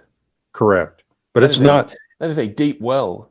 Oh no, there's deeper wells here. Wow. Okay. Yeah, we've seen and we've seen people that are concerned about the long-term viability of their wells, and they hit water at 100 feet, and they'll go down to 1,000 feet just to make sure that, just to make sure that. So hang on. Another silly question: how do you dig a well? This is specialized equipment. Oh yeah. And there's well drillers have a truck that has a drill bit on the end of a pipe, and that pipe gets spun around and sunk down into the earth. And when you run out of the length of pipe, they put another piece of pipe on it, and they push that down, and they keep on adding pipe until they're as deep as they think they need to go. Sometimes, and we're talking about like $40 a foot. So this is an expensive proposition. Sometimes a driller will drill down to 1,000 feet and not hit water. So that can be awfully discouraging. So if people out there are thinking about buying rural properties where they will need to have a well, Make sure that you do your homework. Talk to the well drillers in the area, and make sure you have a piece of property where a well can be viable. Not only in terms of its depth, but also in terms of its, the condition of the water. What's the water quality? Can be super hard water, lots of calcium, uh, uh, which is going to, collect on your pipes and your cookware and all that sort of thing. There's ways to deal with that. There's filtration and softener systems to deal with that. But anyway, So do you drink direct from the well, or do you do something first with the water? yeah, we do for all general purposes, we have a water softener and what's called an iron breaker, because we have a little bit too much iron in our well water. But the well water is drinkable. As a matter of fact, it's really good. But you wouldn't want to go on a steady diet of this well water. And let me also say that our iron breaker was just serviced here in the last couple of years, and its previous service, I think, was like 10, 12 years earlier. So if you keep the back flushing of your system, and any water, any water softener expert is going to tell you all the do's and don'ts with your system. But as long as everything is back flushed, it's healthy, et cetera, et cetera, these systems can last for a long time. So, but talk to your well driller first. Find out if there's good water. Have a couple of different water quality and filtration experts come out and have a look at your water, because what will happen is the well driller will drill your well. He'll put a pump in there. They'll cycle a bunch of water through it, and then they'll take samples of water. They'll give the water sample to a water lab, and they will determine, how many dissolved solids you have, what your iron content have. If there's bad things like arsenic in the water, you'll be able to smell it if there's sulfur in the water. And these are all things that can be dealt with at one level or another by water quality companies that can come in and install systems to do that. But the answer to your question is, we can drink water directly out of our well, but we don't, because doing that over a longer period of time is probably not advisable. I have a good friend that's a pathologist, and he said drinking highly ironed water is not a good idea. It's not going to kill you immediately, but it's not a good idea. So. And anyway. you need to power an electric pump to make the well usable? Absolutely. Yeah. Okay. So to sum that up, you catch it, you store it, and you pump it out of the ground. That's what we do. We have now. Let me tell you, we have two different storage systems here. We have our potable water that you can drink and consume and use for cooking, et cetera, et cetera. And then we have the water that comes directly out of our filtration system. So the water we drink goes through reverse osmosis. The water that feeds that reverse osmosis comes out of our filtration system. The water from our filtration system comes directly out of the ground. That's our domestic system. We have another system that we have for. I don't water my garden out of my well. The well water is too precious, and so what we do is we catch our water, and we have several thousand gallons of storage capacity here. And right now, the size of our garden is telling me I need to buy another tank. So. But this year, so far, we are maxed out on our storage capability. And I could probably fill another tank another 1,500 gallon tank if I needed to. Just So, quickly, just quickly from if a, sorry. I would fill another tank if I had one. So, Okay. So how do you think about water from a bug out perspective? this gets into into the idea of a caching system. Caching being you hide stuff in your bug out location. So you've determined that you can't stay at your retreat anymore. You throw your backpacks on, or you throw your survival packs in your truck, whatever. You take, put as much water as is practical, especially to support the amount of time it's going to take to get from your retreat to your bug out location. And then at your bug out location, you have food, water, and medical, all the things that are spurred by rule of threes. You have all that stuff waiting for you at your bug out location. Is a bug out Then, location, sorry, yeah, go ahead. no, you go ahead. When you think about a bug out location, is this a national forest or is this land you own? Could be. I love this. Hopefully, if PJ watches this, he'll appreciate it. Again, to give credit where credit's due, but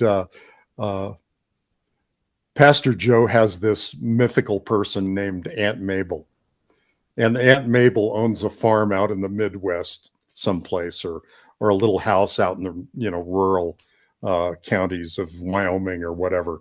And so it could be Aunt Mabel's house.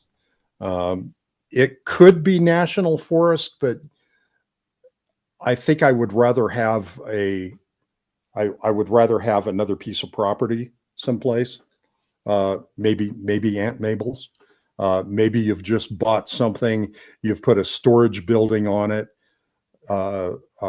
You've buried preps around the property. What are preps around the property? Security stuff. Lots of food, lots of water. Maybe you drill a well on that property. And then, of course, if you're at Aunt Mabel's, you put a storage building on there. She's already got water. She's already got a lot of stuff that you need. So depending on who any individual that's listening's Aunt Mabel capabilities. So you got to kind of measure what she has, and of course you want to get an agreement. You don't want to show up and say, "Hi, Aunt Mabel, the Bay Area is on fire, and we really need a place to go." You need to have pre-planned all that stuff and gotten an agreement and spent time with Aunt Mabel, so that you know how to exist together in this situation. Because let's look at it this way: families don't stay together much anymore. Aunt Mabel may be very unfamiliar to you. All you know is that she is your Aunt Mabel. So get to know get to know these people. Go out and mow their lawn for them. Help them pick the fruit off of their fruit trees. If Aunt Mabel needs her garden tilled, go do that. Whatever it is, maybe you need to help her fix her water system. Who knows? The bottom line is and again, this is biblical. You're only going to get out of the situation what you put into it. So make sure that you're kind to your Aunt Mabel or Uncle Carl or whoever it is. Okay. So you got to make sure that you have provisions at the location, however you put it together, at this location. If it's a national forest type of situation, yeah, it might be really cool to be out there. But if you're burying stuff out in national forest somewhere, that's going to be another logistical thing that you're going to need to figure out. And obviously, if you bury something, you want to make darn sure that you adequately measure, or triangulate, into to a couple of trees or whatever, what your burial location is, so that you can go back and actually find it. It's not as easy as it sounds. I mean, you can bury something, leave it for a few years, come back and try to find it later. And if you haven't mapped out where that is, you might have a bit of a problem finding it. So The last in rule of threes is food, right? With the hazard being hunger and starvation. So how mhm. do you think about food? Yeah, this is another one of those really long conversations that we can get into, and I'd be happy to get into it at some point. Um, you want to store what you would normally eat to the extent possible. You want stuff that's going to have a long enough shelf life. And oh man, there are so many companies out there trying to sell you their 25-year shelf life food, and that's a great idea to do. But there's a lot of, just be warned. There's a lot of them out there. What we do is we package some of what we do. We do. I'll throw a name out there because I've been using their food for backpacking for many years. My first exposure to Mountain House foods was like 50 years ago. I'm 72, so yeah, I was 20. I was doing a lot of backpacking in my 20s, and the go-to food out there, if you're going to take freeze-dried food out with you, is Mountain House. Well, I'm still using Mountain House. I still pack it in, and so that's one of the. But you want to test this stuff. You want to make sure that if you're going to go out and buy a bunch of Wise Foods, Patriot Supply, Mountain House, whatever it is, I'm not advocating for one or the other. You want to test it. You want to make sure that it's palatable. Same goes with MREs. What's an MRE? It's a meal ready to eat that is contracted by the Department of Defense, and they use meals ready to eat to feed soldiers that are out in the blood and guts. And so MREs can be found. You can find pallets of them that'll get you quite a long ways. And MREs, you want to look at the expiration date on them because there's a lot of unscrupulous people out there that will sell you MREs that are long timed out or will time out in the near future. Now, whether they really time out or not is another question. If you're hungry, you're hungry. One of the things that you're going to find out if you do a lot of grid down research. I think I cited a book, Grid Down: Death of a Nation. We talked about earlier. People resorted to some pretty awful stuff. You've heard the term "eat dirt."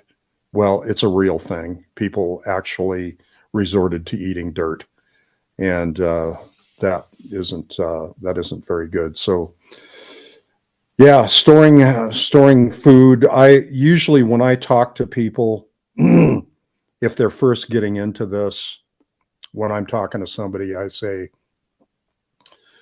start out with a few weeks. Get yourself a few weeks of food stocked in. That gets you through your local power outage time. The next is, go for a few months, start stocking up more, and just keep on buying it. And then, if it's a national emergency, then, you need to be stocked up for a year plus. So that being said, one of the really important things you want to do is you want to cycle through, like if you're buying canned foods, if you're buying stuff that you're storing on a shelf that's not the 25-year shelf life stuff, you want to be cycling through them. Like when we see canned foods on sale, we buy canned foods. My wife doesn't like it because She's an incredible cook, and we can our own stuff here as well. So she doesn't like me to go, oh, look, this beef stew in a can here is on sale. Let's buy a pallet. And she puts up with me when I do that. So yeah, so we buy that. We can our own.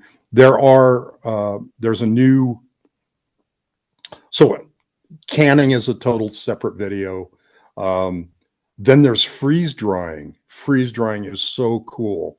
So basically, you can buy your own freeze dryer, and you can freeze dry eggs. You can. This is really silly. It sounds kind of crazy, but you can freeze dry ice cream. You can freeze dry anything.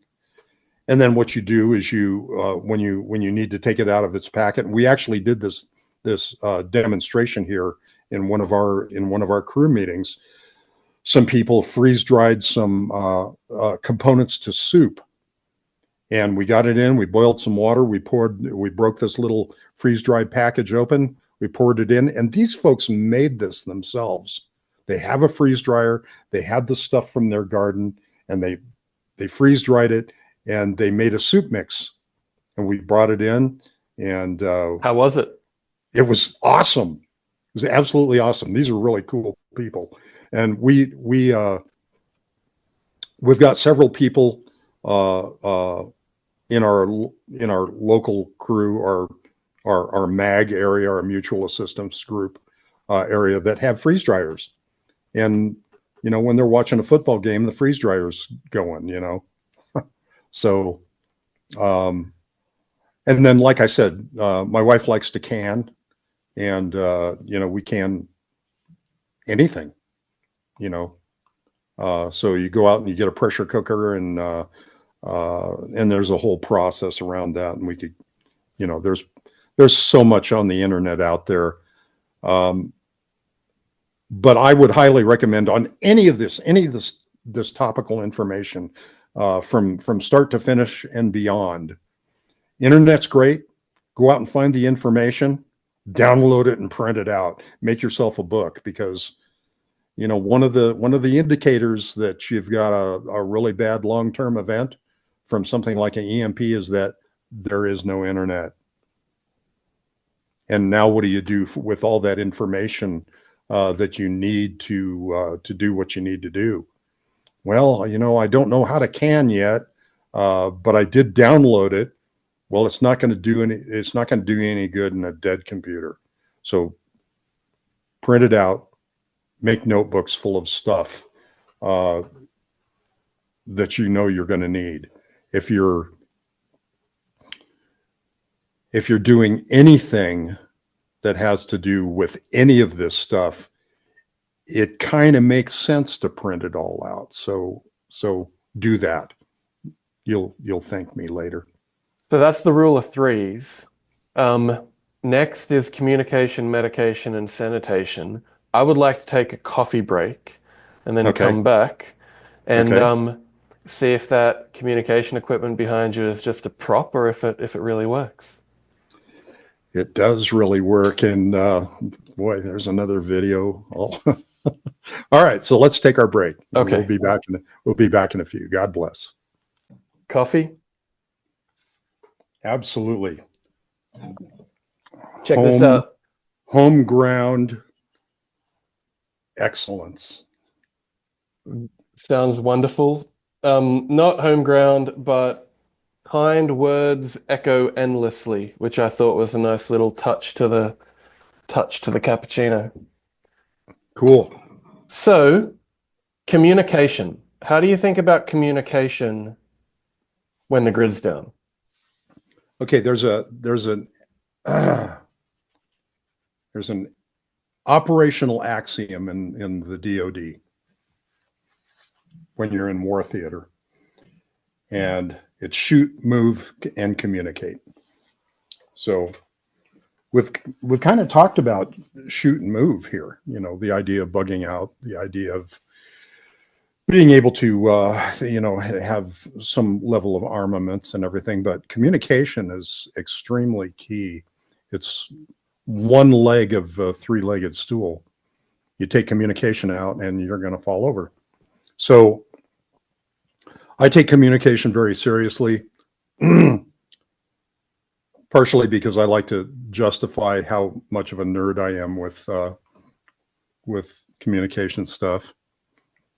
And just about everybody I know that that's into it is really into it. We have a mutual friend that's into it. I haven't talked to him lately, but I need to catch up with him and see how he's doing. But anyway, yeah, communication can happen.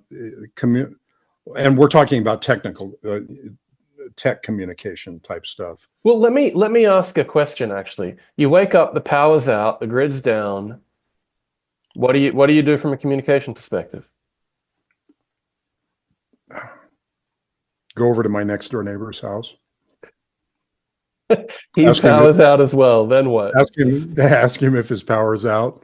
Well, what do you think? You know, have you tried the internet? Have you tried your phone? You know, what have you tried to measure what's going on? And so typically that's you want to establish those things. But that first communication, because we're close enough to walk to one another's house, even though it's fairly rural out here,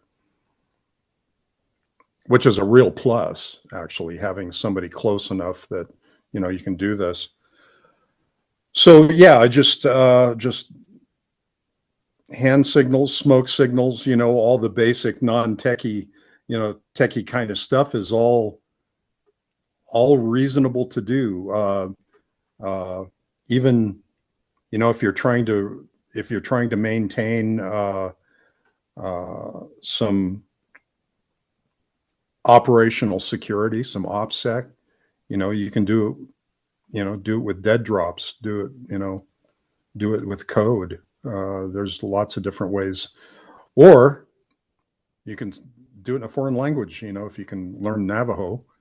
And so yeah, the first level of communication is like if you're out and about, maybe you're on doing a patrol, your first thing is if you can be within eyesight of one another. You can, you know, there are lots of military and non-military handbooks out there about hand signals, and the use of hand signals on patrol is extremely good, because I mean, the very second that you hear the crack of a radio out there, you know, you've given your position away. So you need to make it hand signals, that sort of thing, to the extent possible, before you commit to making a bunch of noise. Now, of course, noise can be mitigated by having headphones and little boom mic and that sort of thing. But let's divert for a moment and ask ourselves how communication can aid us deeply into this incident of power outage.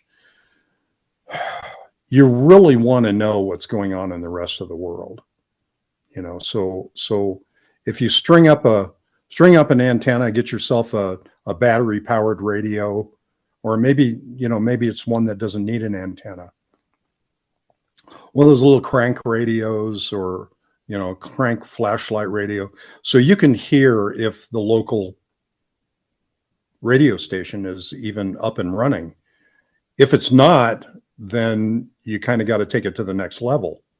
If it's a shortwave radio, you can start listening to certain frequencies that will tell you whether or not our Department of Defense is up and running. There are other radio frequencies that you can listen to that are indicators of whether there's a system collapse going on. And this is a whole area of of discussion that I would like to expand on at some point in time. But the bottom line is that a ham radio license, although not required for an SHTF scenario, is really good because you get a chance to practice legally. And so if there's a rule that the FCC has is that if there's imminent danger and you need to use the radio frequencies in order to preserve life and property, that you can use ham radio as an example, or any other radio frequency that falls under this category, that you can use it without a license. There's not going to be an FCC if the grid's down. They probably like to think of themselves as still viable. Yeah, and with all with the shutdown of numerous federal agencies, maybe they'll shut down before that. I don't know. I hope not. To be honest with you, I hope not.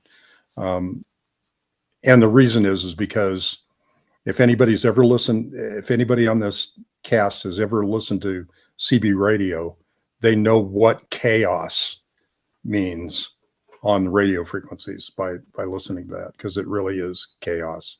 Okay, so I want to double click on something you said. The question I'm trying to ask is, you wake up, the power's out. How bad is it? Is this a national grid down? Right. What would you check to try to get that answer? Okay, so those frequencies that I was mentioning before, there is a time clock that is broadcast on 2.5 megahertz, 5 megahertz. Everybody's writing things down here. 2.5 megahertz, 5 megahertz, 15 megahertz, or 10 megahertz, 15 megahertz, and 20 megahertz. And what that does is it's the international time sync clock that is synced up with GPS. So if all those frequencies cease to transmit that clock sound, then you know that there's something really, really bad going on. There's another set of frequencies that I won't go into specifically here, that as far as what the frequency actually is. We can do that in another cast if you want. That you can tune in and listen to the Strategic Air Command coded messages. Now, you won't, because they're coded, you won't be able to tell what's going on, but you'll at least be able to hear if there's activity on these frequencies. So I don't want to put you on the spot, but that sounds really cool. Do we have the ability to listen to either of those things with the gear you got behind you? Absolutely. Can we do it? Well, hopefully there's somebody actually talking. We can go through and listen for a time code. Yeah. As well, so that people know what that time code sounds like. Let's do it. I'd love to do that. So let's see what we got here. Here looking at the meters and I'm trying to stay off the microphone. What are we listening to now, by the way? Okay. Can you hear it okay? Yeah, I can hear it fine. Okay, so what that is that immediately came on is the Maritime Mobile Service Net. And these guys run a net 7 days a week for, I think it's either 10 or 12 hours a day. And I get on this net just to check what the radio propagation conditions look like, test my equipment out, let them know how I'm hearing them, et cetera, et cetera. And there are net control people that are conducting this net on 1 hour intervals. So if I were to become a net control person and I may do this, if I wanted to become a net control person for the Maritime Mobile Service Net, I just, send in my application, and then a few times a week for an hour slot at a time, I would get on and communicate with people and find out if there are any maritime or mobile emergencies out there. Because 9 times out of 10, I love statistics that come right off the top of the head, right? 9 times out of 10, if you hear about a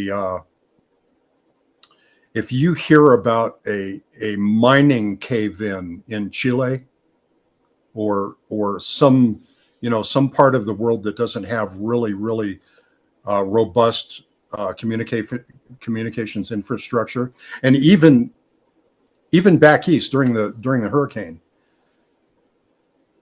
the first good viable news to come out typically happens on ham radio. And it's interesting because you can hear stuff on radio equipment that you can't hear anywhere else. And sometimes you're the first person. There's another thing. I run a scanner as well. The scanner runs 24/7, and I listen to local services, so that public safety services like sheriff and fire, I listen to that. You have no idea how many times my wife and I have been going down the road, and we're getting ready to come back up the mountain, and we will find out that there's an accident on the mountain just because we've got the stupid scanner with us. And it's a good thing to have with you. Let me see what I can tune in here.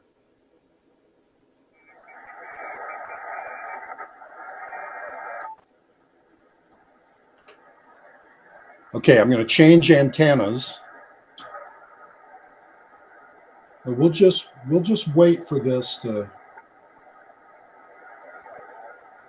They don't broadcast or communicate all the time, but as we're talking about this stuff, we may get one come on here. So we'll listen to that for a few while we're talking, and if we hear something, then case in point. Go ahead. Okay, so and of course, if the grid's down, you power this with solar? Did you mention earlier? Battery. Yeah. Battery, and the battery can be powered by solar, propane, or gas or diesel. That's correct. Okay. Or so charge it off the grid up to the point that the grid goes down. Yeah. Okay. So this is how you judge the severity of the grid down based on tuning into these signals. Yes. I understand that. So that's monitoring. What about communicating? Okay, so there are 3 levels of license in ham radio: the technician, the general, and the extra. And then there are some legacy licenses that are novice, general, and advanced. I think that's the way the legacy licenses go. For local communication among our group here, we've got people that have technician licenses, and we do tag ups. Here's another rule of threes. We do tag ups, or are available for tag ups, every 3 hours for 3 minutes. So it's kind of like it's a meeting point, and we can sometimes I'll key in on one of our established frequencies, and one of the guys will be on, say, "Hi, how are you? Great. It's good to hear your voice. What are you doing? What are you up to today?" And then get off, and maybe I'll be back on, and I won't be telling them this, but maybe I'll get back on 3 hours from now, and somebody else will be there. Sometimes a couple of the folks will be on, and I'm not on, and I don't even know about it. But the idea is to develop the discipline to be there on the threes for 3 minutes. And what that does is that if something terrible happens, we know where to meet as far as radio frequencies are concerned. What's the range of your ability to communicate? It's really topography dependent. Because it's These, line of sight. yeah, it's line of sight. So much like in the drone arena, you run out of line of sight and you're taking you're taking a risk by doing that, right? So typically our handhelds, I've communicated as much as, without a repeater, as much as 60 miles. 60. Yeah, on a handheld. Okay. And I should have brought a handheld down here with me, but 60 is huge. Now, do you have the ability to bounce communications off the atmosphere, or is it purely line of sight? okay. So for the example that I just gave is 60 miles is what's called the 2-meter band. Okay, that's 2 meters is the length of the carrier sine wave. Okay, in physical space. You don't bounce off the atmosphere until you start getting into the HF or high frequency region. 2 meters is considered a VHF, and then there are bands above that, and then the HF bands below that. So you start being able to bounce off of favorable atmospheric conditions starting at about 6 megahertz, which is, or I'm sorry, 6 meters, which is about 50 megahertz. So you start being able to bounce transmissions off then, and it goes from 50 megahertz way down to, just kilohertz. And AM broadcast stations, like your favorite AM radio station, sometimes at night with really favorable conditions can go tens of thousands of miles. Now, you can't see my map from here, but I have a contact map over on another wall over here that basically has little dots on it of places where I have talked around the world, been able to link up with around the world. So what's the importance of all this? If you have the capability of listening to and or transmitting, if you've got a license is only required for transmit, not to receive. You can buy one of these radios and we may have something coming up. You can listen to these. There we go.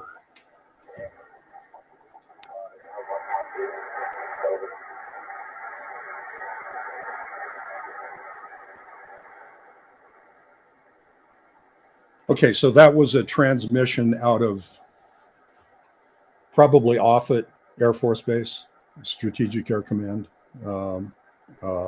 location. Well, I'm glad to know they're still there. They are still there. We're okay right now. All right. So do we want to turn that off just for the audio Absolutely. quality? But that's very cool that we got to hear that. Did you want me to go find a clock station? Yeah.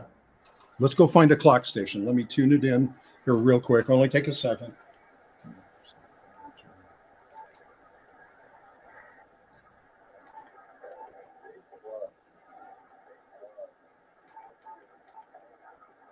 There's another Strategic Air Command. Was that encrypted, or could I just not hear what they were saying? You just couldn't hear what they were saying. It was in code. They have. It was in code. Okay. Yeah. Yeah. There's your clock. Can you hear it? Yeah. Okay, this thing runs 24/7, 365 and a quarter. I mean, it's always there. And I can tune 10 megahertz. I can tune 15 megahertz. I can tune back and forth these across these frequencies. So that's giving you the time by the second always. Yeah, Zulu time. Yes. Wow. So if you tune into that and you don't hear a ticking, you know there's a problem. Yeah. But any one transmitter could go down for maintenance reasons, for various reasons. So if you go to 10 megahertz,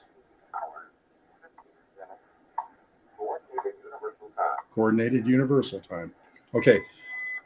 So if you were to tune to 10 megahertz and you find nothing there, don't be alarmed. Go to another frequency. And that frequency will may or may not have intelligence on it.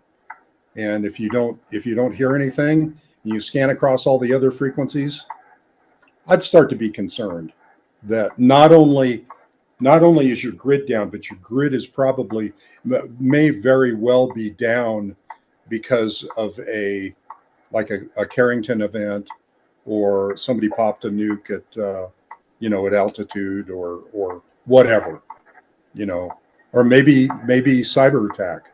You just don't know what the cause is, but you don't care. You don't care what the cause is. What you want to be, and this whole idea of prepping,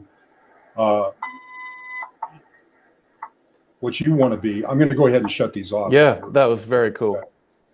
So, what you want to be is to be able to listen to these things. Now, I'm not. Every time you key the microphone, every time you send a bunch of code, anytime that you transmit on these radios, you can be located by. So you can be located when you listen, or you can be located when you transmit. When you transmit, and you can listen without a license, but you're supposed to have a license to transmit. Correct.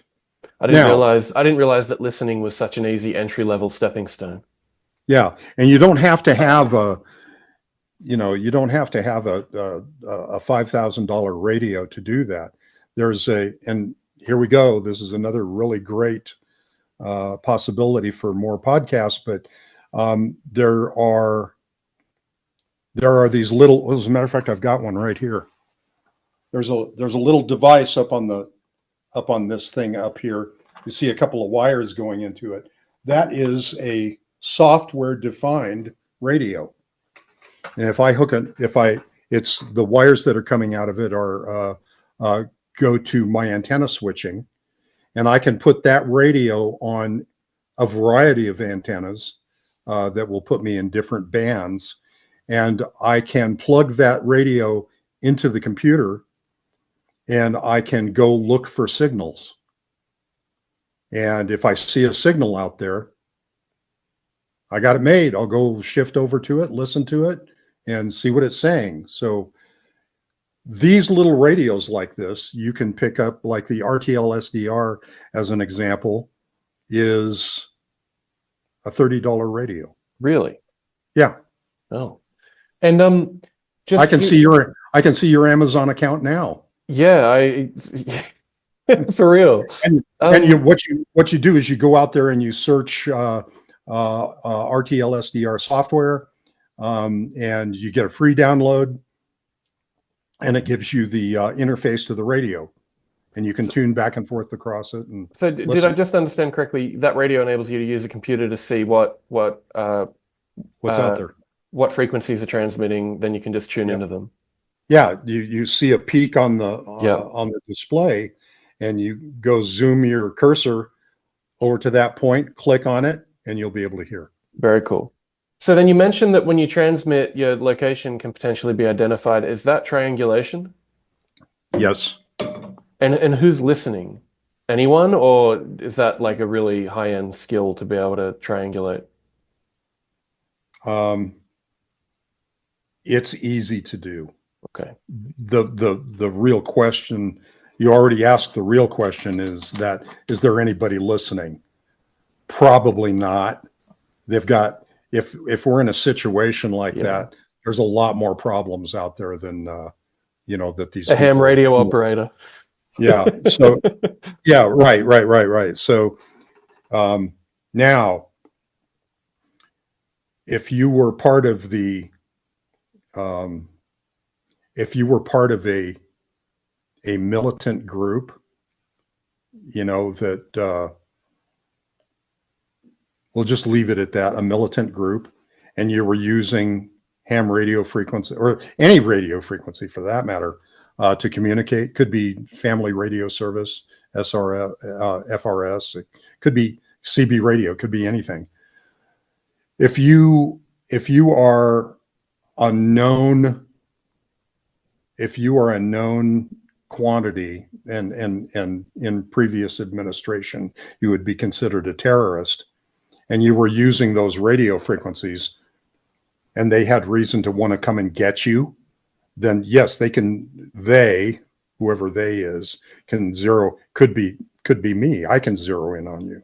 I've got a tower full of directional antennas that I can point to where I think a source is, and get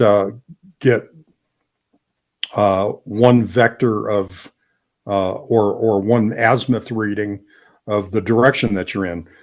Then I get on the other radio, the 2-meter radio, and I say, "Hey, Chuck, go check out this frequency and tell me what the azimuth to that is." And I plot those two azimuths on my map, and I look at where the azimuths cross, and that's one data point. You'd really like to have 3 or more data points. So I call up Fred, and Fred, go listen to this. Tell me what the azimuth is to that signal. And over a fairly short period of time, and I'm talking just minutes, you can assess a pretty high probability area on a map where a person is transmitting from. Is that if they're transmitting for the duration of that 3 minutes as opposed to a single burst? Well, that is a problem. And that's why if you're doing this sort of thing. So it's harder to track a burst. It's easier to track continued communication. Much harder to track a burst. Okay. And that's pretty much standard operation in radio communications. Yep. If you want to not be seen, keep your transmission very short, and then move off of that X to your next location. So, yes. Cool. Well, this is really cool stuff. Anything else you want to talk about on communication? Otherwise, I'm going to ask you about medication. You can ask about medication. I am not medicated right now. And so my wife's question, this is my wife's question. So Andy asked, like, how do you prepare, for just the things that happen, like antibiotics, like infections? How do you prepare in advance for that? Like, basically her question is, where do I get medicine if I want to be prepared? Well, number one, you want to get it way in advance, right? Yeah. And you want to have as much as you can afford. Let's look at it from the point of view that there are certain medications that have a very finite shelf life. Let's say, for example, you're a type 1 diabetic. You have a real problem. I've researched this a lot. One of our guys is a type 1, and like I said, I have a very close friend that's a pathologist, and he does drug studies for drug companies, and he's pretty much confirmed for me that if you can't get your insulin, you're going to have a difficult time. And so that's one of those things that has a very short shelf life. There are other things that have, really enormous shelf lives, and we can, I'm probably not I know what I'm looking for, but I'm probably not the person to do a special cast on that. But I do know people that can. But practically for just like the average person, is medicine available to buy, or is it like if you fill a prescription, maybe ask for a backup prescription and just tuck that away? Or like what's the prepping strategy just for common medications that do have a shelf life? Right. So you're looking at the let's just keep it really simple. You're looking at a couple of classes of drugs, most likely. The cillins and the mycins, like neomycin, penicillin, erythromycin, ampicillin, et cetera, et cetera. Two specifically different classes of drugs. And the reason I mention this is because I am allergic to the cillin drugs. Okay. And if I take it, I don't have a good time. So I focus on the neomycin or mycin class of drugs. My wife is just the opposite. She's allergic to the mycin drugs. And so when we stock in some drugs, we stock those. So what I'm saying here is that if you think about getting one, you should think about getting the other, unless you know that everybody you're going to come in contact has the same response to it as you do, and it's a positive response. Okay. Now, that being said, we're talking about antibiotics, which attack bacterial infections. Okay. Things like the common cold or the flu or something like that, they are not bacterial infections. They will not respond directly to an antibiotic. Okay, so you've got to get that out of the way as well. Secondary infections from things like flu and stuff like that, which I have a real rough time with personally. Those secondary infections are usually bacterial infections that have infested your lungs because your lungs are full of crap from the flu, et cetera. And, so what do you do about all this? And then of course there are things like fungal infections and stuff like that that you need to contend with. There are The big two that just sorry, I don't mean to interrupt your flow, but the big two that come to my mind are like I'm swinging an axe to cut firewood and I cut myself. Scenario one, and then scenario two is exactly what you just said, which is a viral infection that leads to a bacterial infection. So they're the two that kind of jump out in my mind as like, how do you prep for them? Yeah. Well, certainly if it's a axe or chainsaw accident, well, you want to administer first aid. You want to stop the bleeding because okay, so I'm gonna take a little side rib for just a second. Stop the bleeding. Stop the bleeding is an air event in a sense. It's part of the rule of threes. If you have a bad bleeding accident, you're not getting that oxygen to your tissues. Okay. So we go back to the rule of threes. You're not going to have a bad bleeding event for much longer than 3 minutes. Right. So that being said, so if you have an axe or chainsaw accident, some kind of a mayhem occurrence, it could be a gunshot wound. It could be anything that causes you to have an open bleeding wound. Again, it's really good to have an EMT in your group, in your community group. But you're going to need to administer first aid. And part of that first aid, you're going to need to have something topical to put on it. The first thing is, I'm not an EMT, but I've been through this year over year. You got to clean it. You got to get it as clean as you can. I've got cases of sterile saline and uh, in H2O2, hydrogen peroxide. Okay. I remember the chemical symbol, but I didn't remember the name.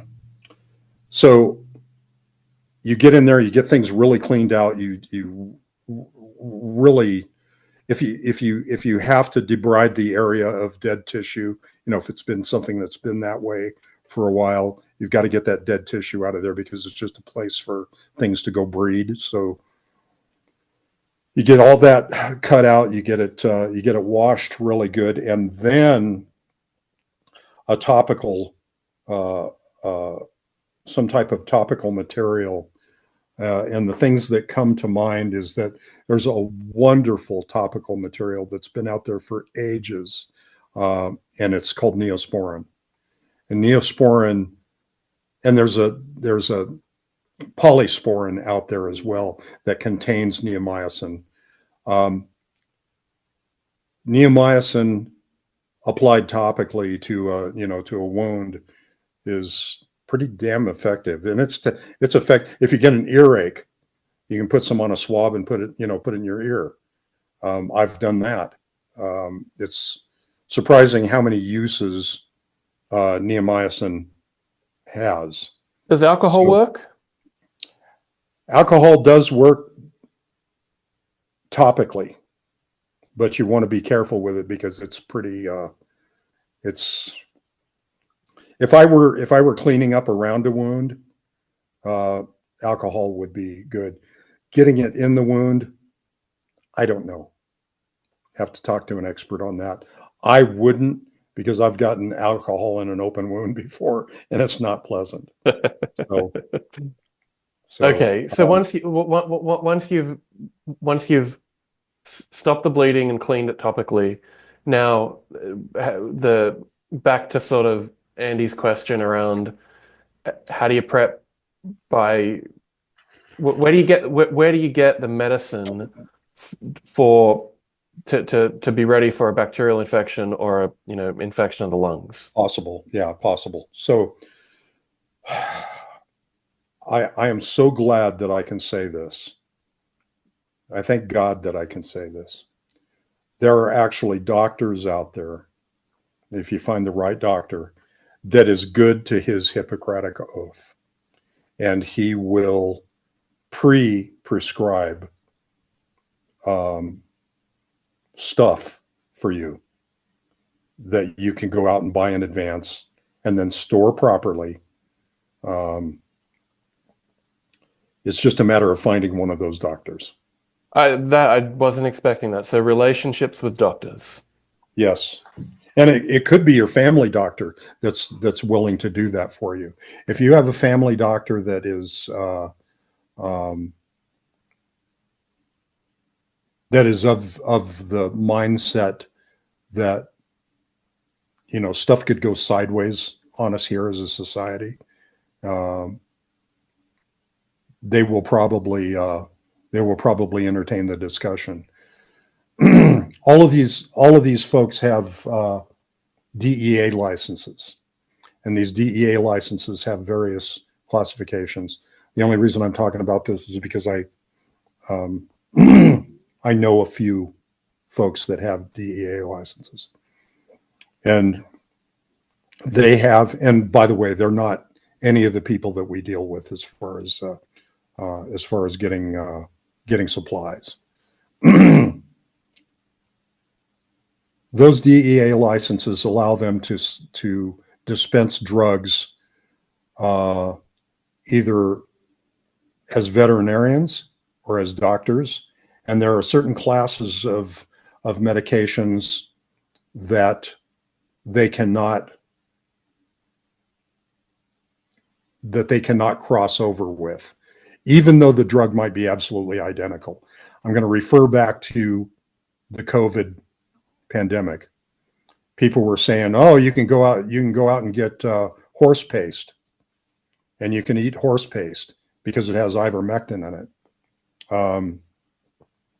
And if you look at the labels on human ivermectin versus horsey ivermectin, I don't care how funny or how snide people want to go, want to be in our political sphere, but ivermectin's ivermectin. These people that are making fun of other people for taking horse paste are they're just bad people, and they're saying, well, you got to look at the science. Got to look at the science. Well, it's science for their convenience, right? Or their pocket. Yeah. So, but I take your point. Your point is that there are certain classes of medicine that are identical that might be more widely available because they treat animals, but that are identical to what you would take as a person. Yeah, there's actually if you have a fish tank, you'll be familiar with some medications to put in your fish tank water. So there's a little virus called Ichthyopathyrius that is that's a fish virus, and when your fish get Ichthyopathyrius, there's a medication that you can drop in the fish tank water, but it's actually a medication that people have used. I'm not recommending it, but it's a medication that people have used that that they say is effective for certain human maladies.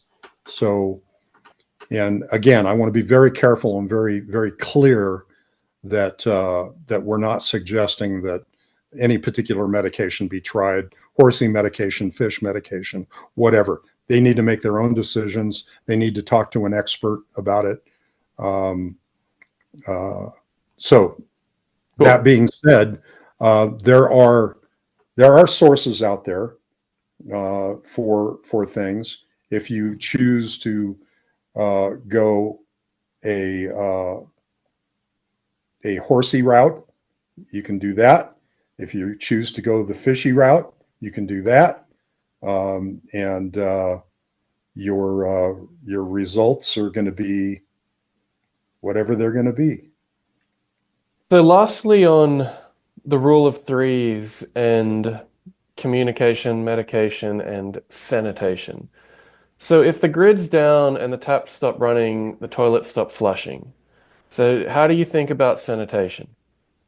I like to keep a composting. We actually keep a composting toilet available here. Oh, okay. Just okay, what is that? What is a composting? It's basically just a bucket with sawdust in it, and you put. I prefer to put a bag in the bucket before I put the. I'm thinking my composting toilet is. You want me to go get it?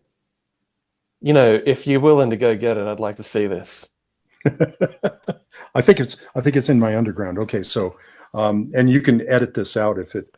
Yeah, let's go. Let's do it. If it takes more than a minute, just don't drop it.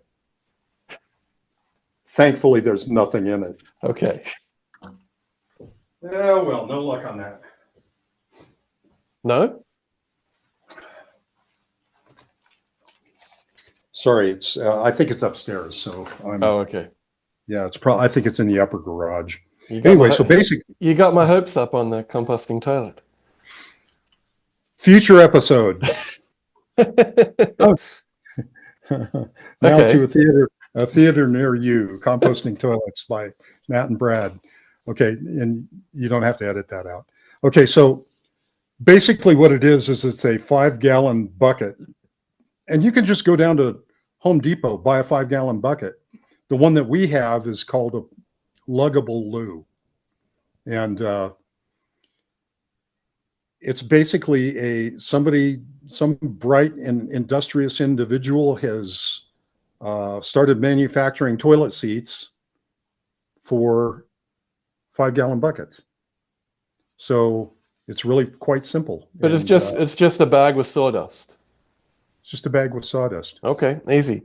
All right. So what you do, to be clear, what you do is you do your business on top of the pile of sawdust.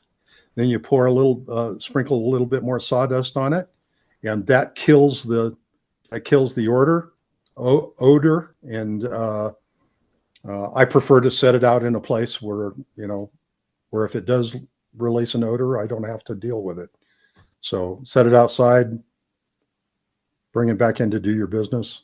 Then bury And it? then, yeah, eventually it does become compost. So Use it for compost or bury it? I believe you can use it as compost. That's why it's called interesting. that's why it's called a composting toilet.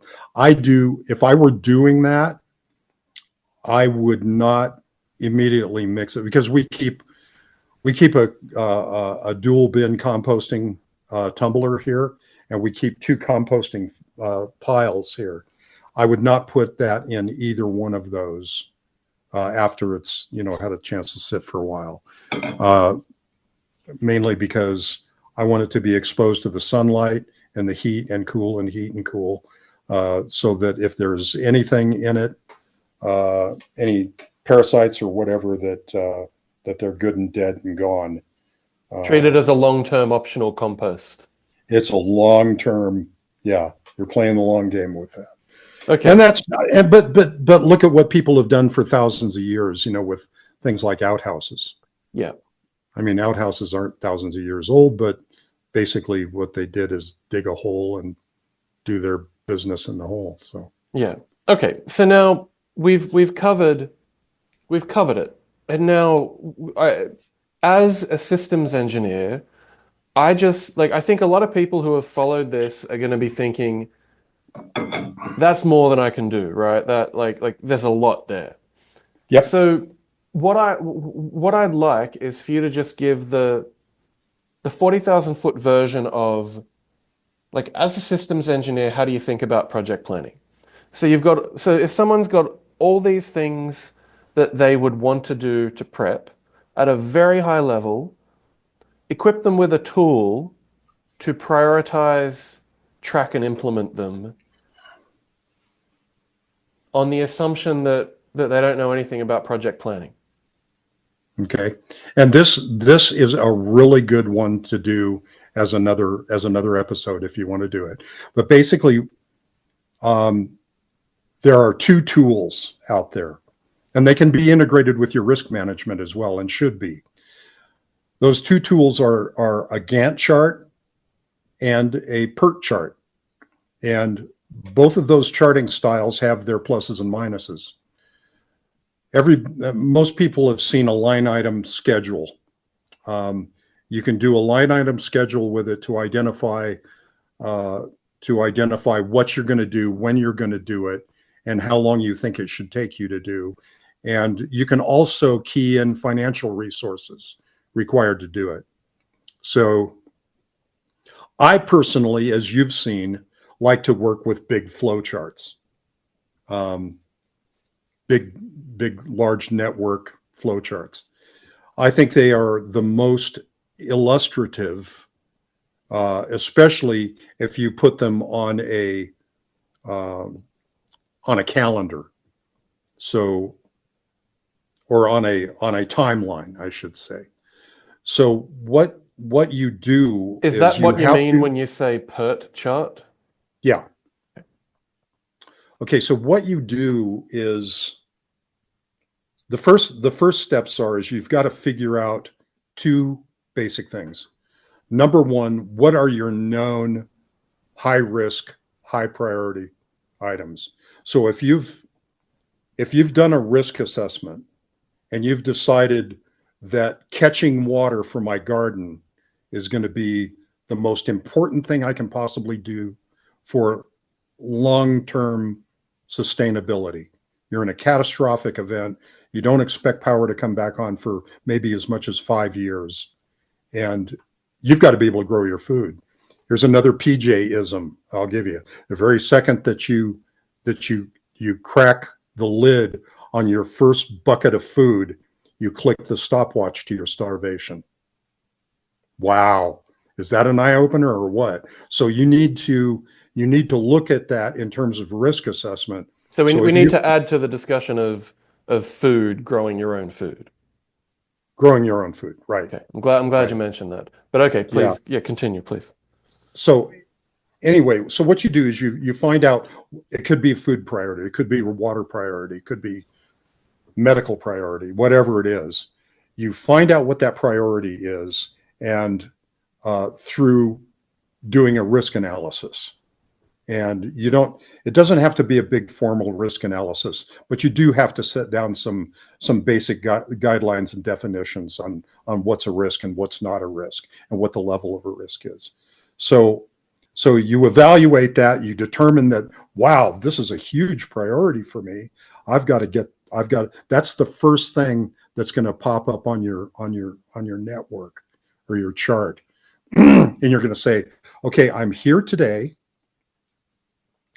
and I want to be here tomorrow. In other words, I have no water catchment today. I want to have garden water catchment by this point in the future. What are all of the elements that have to go in? There's going to be a financial element. Okay, I'm going to withdraw a certain amount of money, or I've got to somehow put together a certain amount of money to buy my catch tank. And so that's the first item. Then the next item is going to be go buy the catch tank. The third item is going to be get the catch tank to the property and install it. The next, and so on, and until you've got caught water at the end of the game, right? So if that's your objective. So let me say this back to you. You rank your priorities, you draw out a PERT chart to implement the priorities. How do you then take into account cost? Because you may not be able to afford to do all of them. Do you then, what point in this process do you factor in cost? I think you need to do the research up front to find out what, obviously if you've got $100 in the bank and you're going to go out and buy a tank for $100, then you're not going to be able to complete the rest of the task, even though it looks like, oh, I got $100, I can buy a $100 tank. Just because that's your situation doesn't mean you're going to be able to complete the project. So there's lots of other little nattering things, that can get in the way of doing that. So let me say back to you. You rank your priorities, you assess the feasibility of implementing solutions to those priorities based on cost. Then you map out the stages in a PERT chart or a Gantt chart to go from where you're currently at to the mitigation implemented, and then you do it. Yep. Okay. It's as simple as that. To me and you, it's simple, but I think there's a lot of people who haven't used a Gantt chart or a PERT chart for whom that's going to be eye-opening.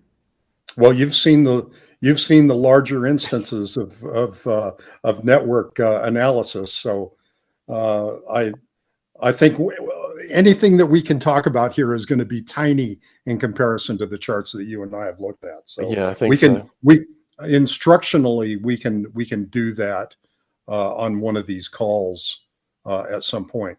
Now, I said there are two things. There are the high priority things, but there's also low-hanging fruit. Yes. Okay. Good point. Low-hanging fruit. Okay, food, starvation. The low-hanging fruit might be something as simple as buying a pallet of canned soup. It's not a huge financial endeavor. Do you even bother putting it on a network chart?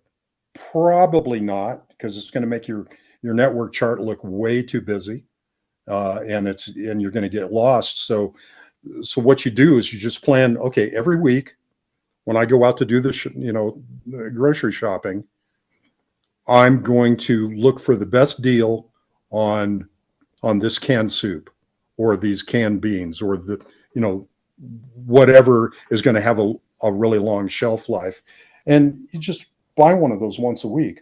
At the end of a few months, you're going to be looking to your next priority, and that is going to be, how do I store, where do I put all this stuff? So, it's a good idea to try to keep as much parallel thought going as possible.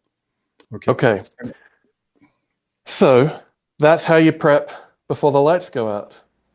Is there anything else you want to add to that, or you think we covered it? You know, we've touched lightly on so many subjects here, and again, I'll put in the plug to, you know, people that are listening to this, that let's get some comments going. Tell us what it is that you'd like to see more details about, and we'll just narrow in the focus and go there. And if it's outside my knowledge base, we'll bring in somebody that's good of it, because I don't claim to know everything, even though I am an engineer. So which is what. now I do want to talk briefly about startups, drones, Marxism, and AI. Just to canvas this. So let's start with startups. We worked together. How did I do as an entrepreneur?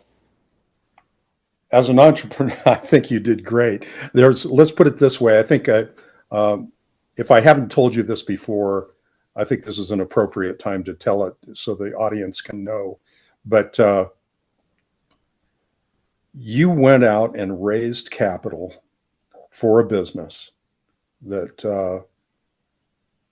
had a lot of merit, and were it not complicated by certain federal agencies, it would have been a lot easier to navigate through.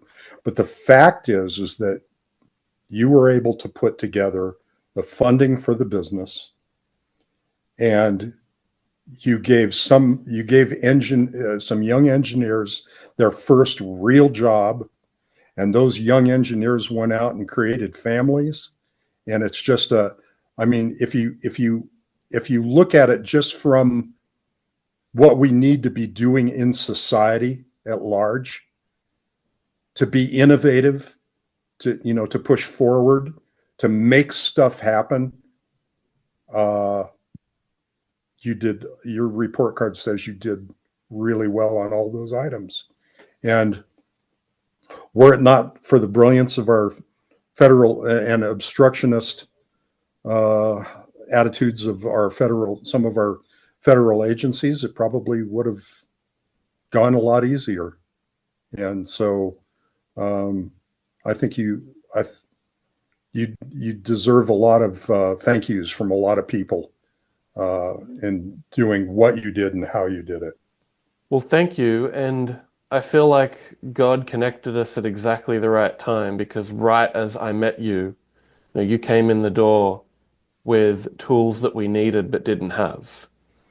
And so I want to talk about some of those tools, because I think they're useful across industries. But just one other point I wanted to touch on is, I don't know if I've actually told you much about what my new project is. The core of this new project is two things. One, helping high school students start businesses as entrepreneurs entering college. So start a business at college. And two, learn about the philosophy of freedom and the founding principles of America while you're doing it. Mm-hmm. And I think that this has the opportunity to create an enormous positive impact. That's beautiful. So I'll tell you more about that at some point. But the one thing that you brought to our drone delivery startup was some powerful tools. And I think these tools, if more people know about these tools, I think it's going to transform industries. And so one tool we've talked about, which is the Aerospace risk assessment methodology, I think that's so powerful. Like, we use this to design aircraft, and we used it to reduce risk in drone delivery. But like, if this was more widely understood, I think it would be transformative. Like, if the folks who built our power grid understood this tool, our power grid wouldn't be so vulnerable, in my opinion. And so I just think this is a powerful tool that anyone building anything needs to know about and pay attention to, that anyone in government should know about. I mean, do you agree with that? Absolutely. I mean, to go back to a refresher a little bit on my background, when I was with Lockheed Martin, the program VP came to me, and because we were in a bit of a low on space station, not a lot going on. This was after the Columbia accident. So we had a lot of downtime, and he came to me and he goes, "What do you know about risk?" Because it was coming down from corporate that we need to learn and understand what to do about risk. And so I said, "Well, let me look into it a little bit." And he goes, "I need something that's a process that can pass an audit." And so I'm thinking, well, yeah, we can probably create that, but more importantly, how can it benefit the program, the real program? How can it benefit cost, schedule, and technical? How can we make sure that things run smoothly in all three respects? And so I came up with the basic nuts and bolts of, what risk management looks like. And then I thought, okay, well, if they want it to pass an audit, we're going to have to put this into a process, and we're going to have to show that we live by the process. So in doing that, I basically wrote the command media process for risk management that eventually worked its way into a form that the whole company uses. And there may be different, subtle differences between different sectors. Like, Lockheed Martin's got a space sector, and they've got a maritime sector, and they've got an aircraft sector. But all of them use basically the same methodology now, and that methodology is kind of a no-brainer.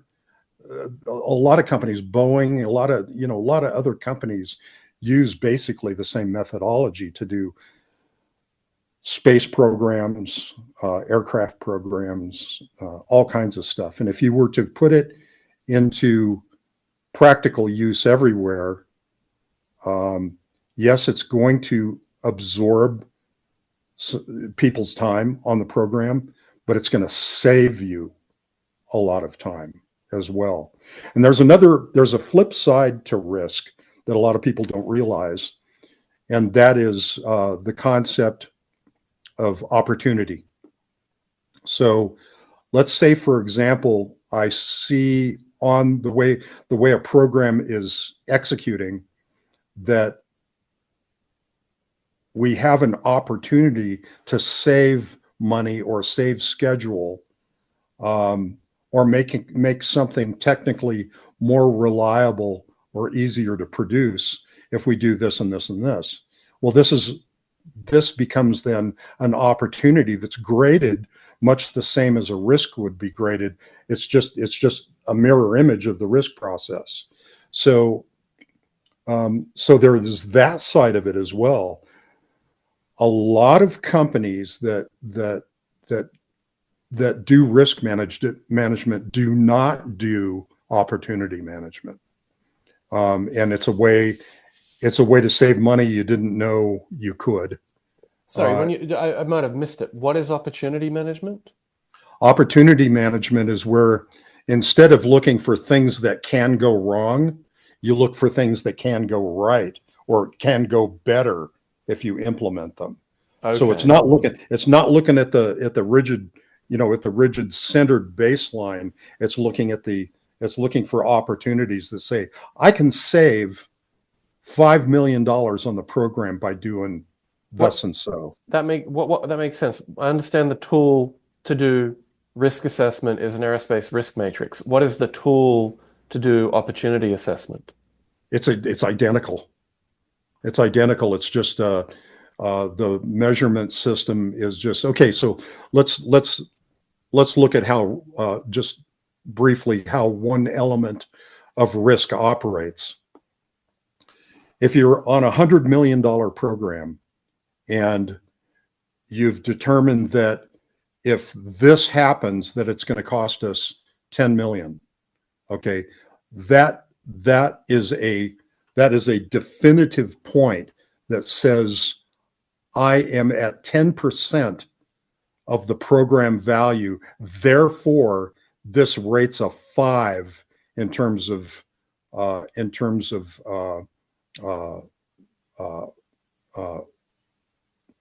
not So opportunity. instead of ranking by likelihood and severity, you And rank severity. by likelihood and opportunity? Yeah, yeah. Okay, that's brilliant. You I've know, never thought of that before. yeah. And actually, we did that a little bit and looked for things. Okay, Um, I didn't know they, that. yeah, they were not, because of the involvement in federal agencies at the time. Um, there isn't anything that you could hang your hat on in Yeah. terms of opportunities, but we did try. Okay. We did look for things. I sat down with a good acquaintance of yours and mine that also worked Yeah. with the company, and we said, "Well, how can we do this? How can we make things better? What can we do to make things better?" Okay. Now I want to list a couple other tools that we worked on together, and just give me the elevator pitch version of each. Like just like what is it and how does it work from 40,000 feet? You So think I'm what? capable of a elevator speech? Let's see. What, Go ahead. root cause analysis, Ishikawa. Ishikawa. Yeah, that's there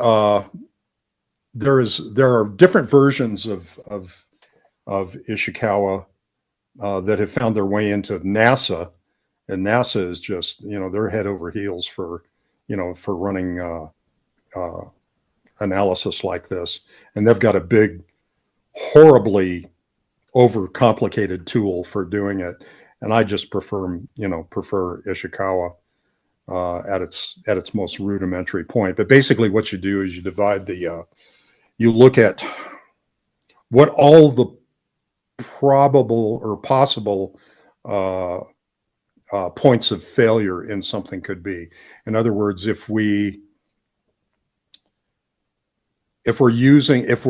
only have uh, let's just say something failed on flight, and we get it back, we look at it, and there was a semiconductor that failed on a board that caused it. Okay, well, what are all the things that could have caused that semiconductor to fail? It could be manufacturing implementation of the semiconductor. So, in other words, maybe we got it too hot when we soldered it in. There's another possible arm of Ishikawa that says maybe it's in the design, the fundamental design. Good That question. How do you define what the arms of Ishikawa are? Are they a there is template that you use yeah, or okay. it's a template. It's a Okay. template. And Got it's it. it. And you can add and subtract arms to it Yeah. depending on what it is. So, for example, if it's not a semiconductor, if it's a uh, if it's a program failure that has to do with having enough money and a budget to do it, then you're not concerned with a manufacturing process. You're concerned with an estimating process. Well, how did this go wrong in the estimating process? So there's many different ways. Okay, that let you me can, let me sum that up. Ishikawa looks like a fishbone. It's a root cause analysis management tool that comes with kind of like pre-packaged categories, and you go through those categories one by one to try to find the root cause of what went wrong. Right. Good. All Right. right. I actually didn't understand that properly until you just And you explained can, it. So, you keep on drilling down and drilling down and drilling down. So let me go back just for a moment here, because usually what we do in Ishikawa is we look for the 5 whys. Okay, and the 5 whys would be, okay, we made a mistake in the design. We put a semiconductor in there that was too lightweight, didn't have the capacity to handle the power in this circuit. Okay, you found that out. Is that the root cause? No, it's not. Well, why did the design come out that way? That's the next why. And you drill down and say because we didn't have a standard live by that said, thou shalt use 1.5 times the circuit value to size the semiconductor. Well, why didn't that process exist? Because we never realized that we needed a process like that. So you keep on going through the whys, and usually by the time you hit that fifth why, you've hit the real root cause. The real root cause, yeah, you've got to burn up semiconductor on a circuit board, but the real deep root cause of it is that it was never in your structure as a corporation to begin with to keep things like that from happening. So it has a tendency to backlash through, or it can have the tendency to backlash through many things. And for the listeners, let's just make sure that they understand that my use of this random example does not apply to yours and mine's happenings in the drone business. But I did have an example happen on Space Station that did cause a failure on Space Station. So, it took us a long time to drill down to that one. It probably took us over a year to follow all the analysis through to failure. Got it. Okay. Very, very good tool. So then the next tool is the Systems Engineering V. Can you just explain high level? Really high level, because this could go on for quite some time. But basically what you do is you look at a program, you look at what it is that you're trying to do, and you list all of those. We'll just speak of it in terms of requirements. You list all of the requirements that you have to achieve in order to produce a successful product. So as you're designing that product and you're considering all of the elements that you have to put into it in order to make it successful, and then you look at, okay, well, how do I prove that I've done it? And that's on the other side of the V. So it's really important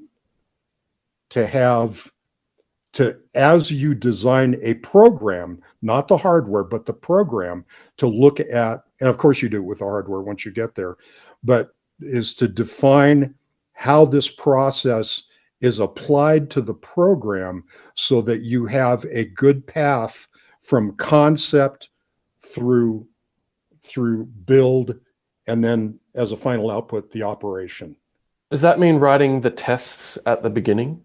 Absolutely. Writing the is that the fundamental thing? Writing, like, am I accurately explaining the Systems Engineering V to say when you define the requirements, you should also be writing the tests to verify that those requirements have been met? Absolutely. And think of it this way: if you wrote the requirements for something and then got down the road without understanding the test, and then realized that there was no way to test it, there was no way to test for it. That has happened. As a matter of fact, I was called into Space Station initially as the chief test engineer because that had happened. They had this beautiful mechanism defined, and how to build it, and et cetera, et cetera. But when it came over to the test side, nobody understood how we were going to test it. So how do you reconcile the robustness of like planning a program with a Systems Engineering V compared to like move fast and break things, like hack together prototypes and iterate? How do you reconcile those? There are two totally different philosophies of how you execute. And in the beginning, I think a lot of people saw what Elon was doing as a move fast and break things mentality, when in fact they're very deeply steeped in systems engineering. So it was a Systems Engineering V with a move fast and break things as you move along the V. Yeah, they're not afraid. They're not afraid to try things. Whereas in and this was probably a really tough sell for Elon and NASA, that there are different ways of doing this business, and he had to convince them, through. I'm surmising that he had to convince NASA that we can move faster and prove that this hardware is good, because NASA moves at a glacial pace, or at least they did before SpaceX became a reality. Yeah. And let's look at it. Let's look at it from the point of view is that all these major aerospace companies, or most of these major aerospace companies, love to write a contract and then get fat on the changes. So that really slows things down, and it became, I think it became an anomalous behavior in the way we go through things. It's okay. It's okay to blow something up if you know there's a high probability that you're going to blow it up. And let's take rocket motors for example.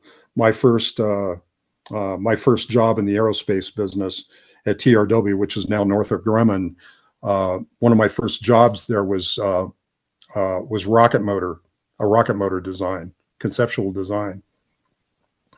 And I'm talking with my mentor about it, and he said, "Well, yeah, you're gonna build this bolt-up thruster, this test thruster, and then you're gonna run it until it blows a hole in its side." And I looked at him like, "What? Yeah, you're gonna run it until it blows up. We need to know when it blows up." And so a lot of these things back at that time, it was a legitimate process to do that. And I was absolutely dumbfounded by it. I thought, how can we build a piece of hardware knowing, but this thing is way past its duty cycle, and it's way out past its time expected life on the test stand. And of course it's going to blow up. But of course, as a young engineer, I didn't know that. Yep. Now, there was another tool that you introduced where what it showed was like the people who were on the program on one axis, it was a spreadsheet. And then on the other axis, it showed the work that they were doing. And it was Yep. about showing who was overloaded and where the gaps were. Right. That was an amazing tool to see. What was that called? Time, task, talent. I guess it's an analysis, basically. Time, task, talent. Okay, I never knew what that was called, and I had it in my mind's eye because I saw it, and I've always thought that was a powerful tool, and I wanted to know what it was called. And people in the company loved it because I would go over to this individual and I say, "Okay, how much of your time are you devoting to this?" "Oh, 3/4 of my time." "Okay," and then I'd come back to him with another thing. "Are you working on this? How much of your time are you devoting to this?" Probably 3/4 of my time."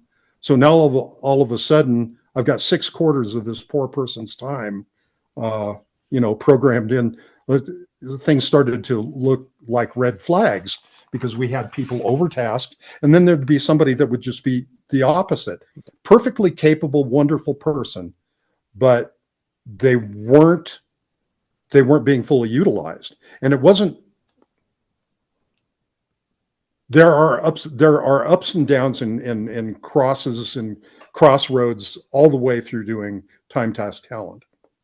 And because little pieces of project grow and then they close out, and then another piece will grow and they close out, and it's depending on the phasing of how that happens will determine how much people get loaded up with work and or maybe underutilized. So, and there's no way to avoid that, but there is a way to try to optimize it, and that's what that was for. That was powerful. And then one other tool, I think we were using this one before you arrived. I think John Foger, who was previously at NASA, introduced this, but it's just such a great tool, and I wanted to mention it. Binomial probability theorem. Mm-hmm. So it's where you lay out you can use it to calculate the reliability and confidence of a system or a product. So, for example, if we wanted to be able to assert that our our drone delivery system had 95% reliability with 90% confidence, then you needed 29 tests with no failures or 46 with one failure. And then Right. as you up the reliability and confidence, you up the number of tests. And I just found that to be so powerful. Are Yes. there any others? I mean, they're the main ones that I wanted to just talk through because I'm sure I'm going to use them in the future, and I think they're relevant to a whole bunch of different industries. Am I missing any massively powerful systems engineering tools there? Well, systems engineering in general is the very beginning of understanding requirements and looking at, okay, here's a set of requirements, but we have no hardware envisioned. The customer has come to us and they've said, I need this thing to do this and this and this and this and this. Okay, so we've written down those as requirements. We have no idea how that's going to happen. So I have an example for this, and that is very early in my, well, not too early, around the 1986 timeframe. People are probably going, "Oh my God, this guy's really old." Um, about the 1986 timeframe, uh, We'll another, call that the pre-mat time frame. yeah, yeah. So somebody came to me. Actually, it was another very gifted mentor of mine, a fellow by the name of Dr. George Gelb, came to me and said, "We've got to figure out how to make antennas more efficient, how to make reflectors for a spacecraft uh, be more efficient." And so he just planted that seed, and I went on for a few days, and then all of a sudden I started coming up with an idea on how to make antennas more efficient. And as it turns out, the the shape of that reflector, the more perfect you can make that shape mathematical to its mathematical perfection, the more gain that reflector is going to have when it gets over to the feed assembly. So what that really means is, how do you make a system that can change shape to the extent that you've optimized its geometry and do it on orbit?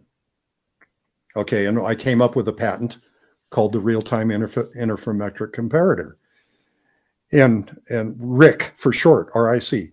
So RIC basically ran a closed loop measurement and computer system that looked at an interferometer pattern or an interference pattern on the reflector and said, "That's mathematically not perfect. I need to change this little spot on the antenna over here."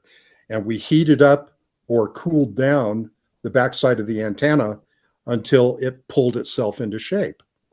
And there was also another, using little motors and cables and stuff like that. But the bottom line is that that patent was issued in 1988, I think, somewhere around that time frame. I think you didn't you? I think you might have looked it up. Yeah, we mentioned it at the beginning. Yeah, yeah. Yeah, so it was like in 1998, but that's this seed of an idea that we need something that does this and this and this and this, and that's basically how that patent came about. Was looking at those requirements and saying, I need to make a perfect reflector while it's on orbit. I know Yeah. I can make a pretty good reflector down here on Earth, but I need to be able to do it on orbit. I need to be able to make those changes. So So that's how the concept through requirements, through technical reality, and then eventually, and things like James Webb, becomes how they straighten the antenna, how they straighten the reflector out. Okay. So I wanted to talk to you about drones and AI, but hopefully we can do those another day. I have one more question that we can't end. I just have to ask you this. So I've been building this hypothesis, this theory, right? So I'm just gonna go from memory, give you the overview of it, and I just want to get your reaction to it, okay? So 41 years ago, G. Edward Griffin conducted an interview with Yuri Bezmenov. Yuri was a KGB defector. Right. He left the Soviet Union, defected to the West. I think he went to Canada and then made his way to America. And he then wrote some books and did some interviews where he basically said that communism, I'll use the more general phrase like collectivism, they knew that they could never defeat America militarily or economically, so they came up with a way to attack. And the method of attack was to try to inject a collectivist ideology into American institutions to try to take them down from within. And he said that 80 to 85% of the KGB budget was allocated towards this attack. And that this attack was primarily focused on religion as the backbone of Western civilization, but also education, because if you take the universities, flows through to the high schools, it throws through to graduates getting into business, and the media. And it went other institutions like law and order, but I think they were the big three: religion, education, and media. And that this attack started in the 1960s and has continued ever since, generation by generation. And as each generation passes, it reaches more and more people. And what it is that it's a form of brainwashing that it's what Elon calls the mind virus, that if it captures your mind, it's got you. And he spoke to this because he knew about it, he was a part of it, he played a role in this attack. And when you kind of think about a theory like this, a theory that might even sound like a conspiracy theory, one of the ways to judge it is by its predictive value. Basically, everything that he predicted has come to pass. And the predictive value of this theory is amazing. And he said this 41 years ago, right? So in the first episode of my podcast, I interviewed G. Edward Griffin, who I think he was 92 when I interviewed him. And I asked him, like, you conducted the interview, do you believe this to be true? And he said yes. And a key point that he added is that it wasn't an attack, it was a takeover. It was taking over the institutions from within.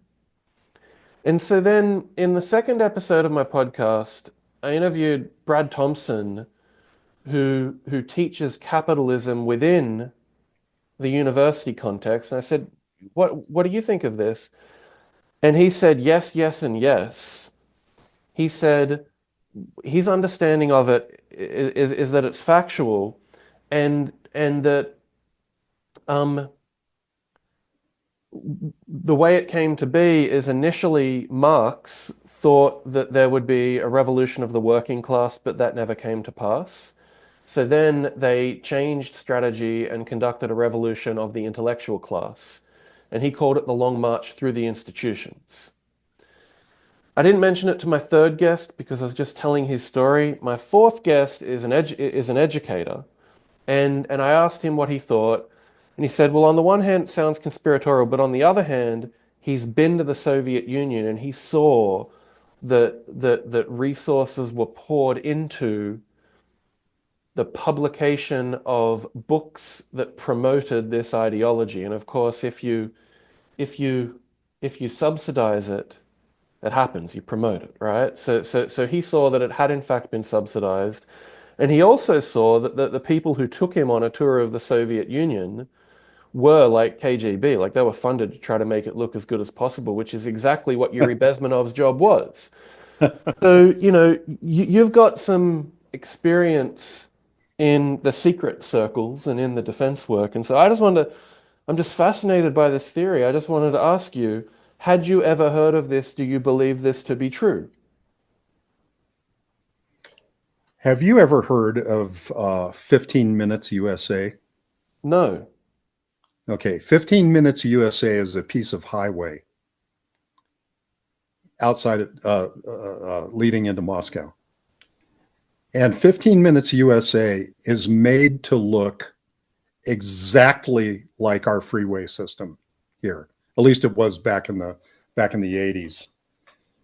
And the funny part about this is that that's where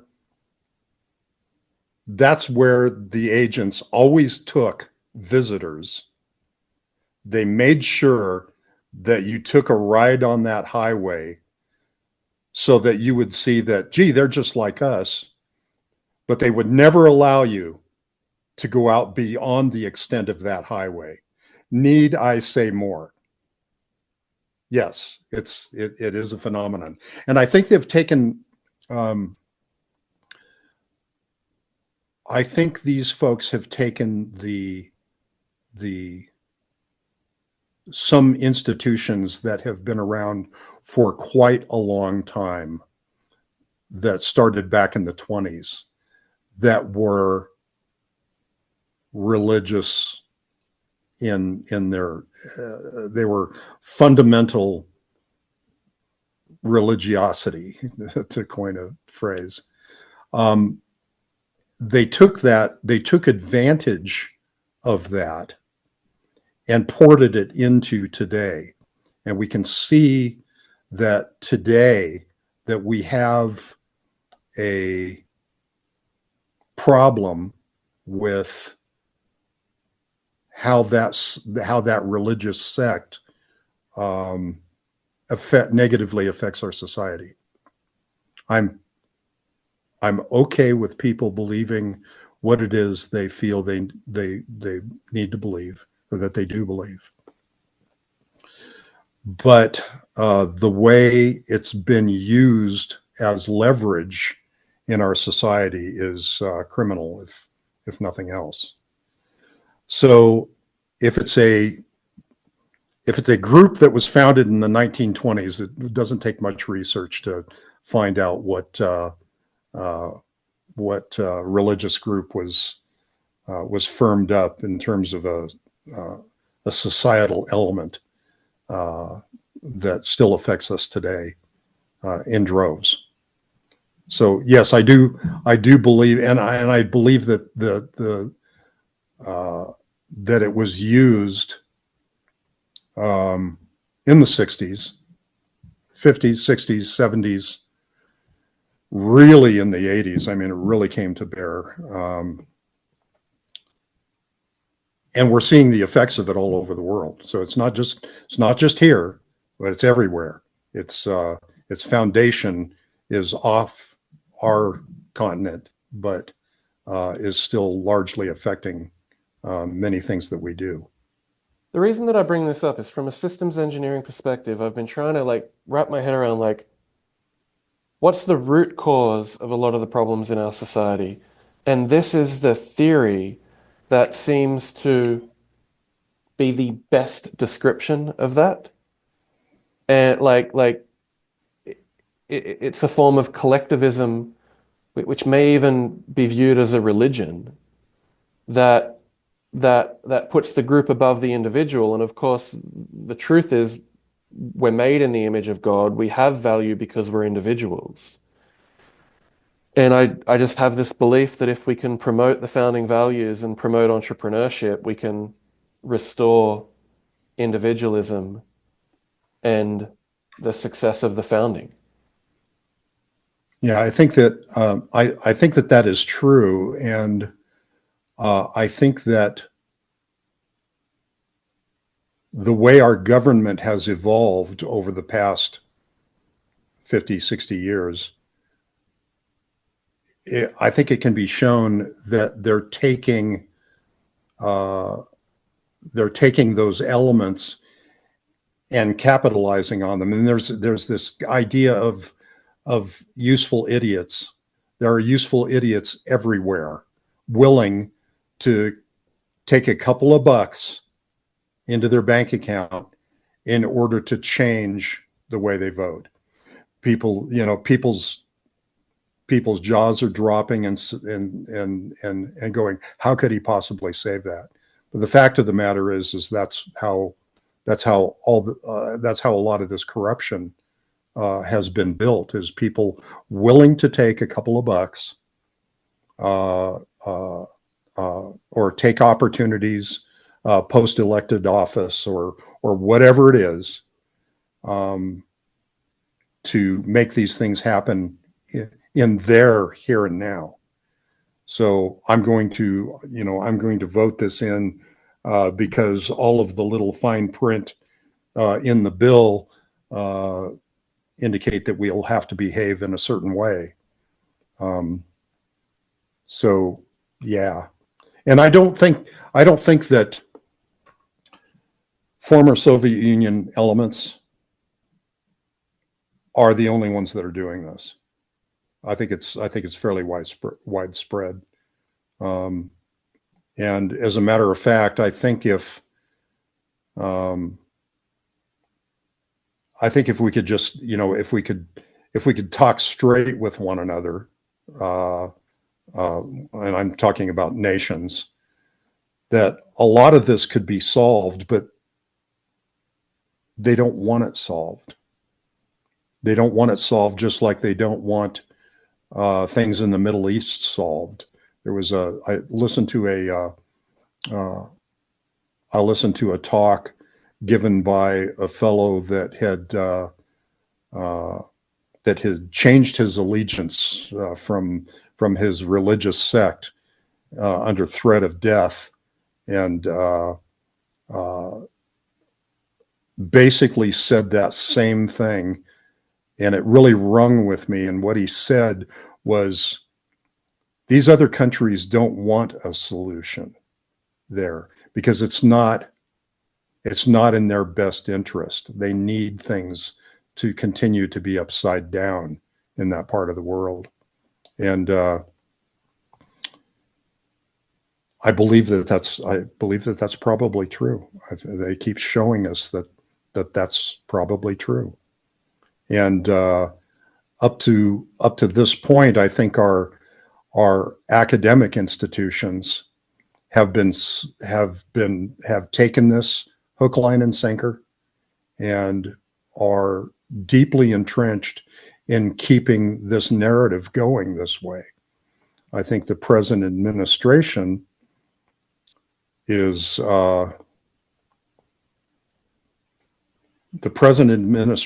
really trying to tear up the process.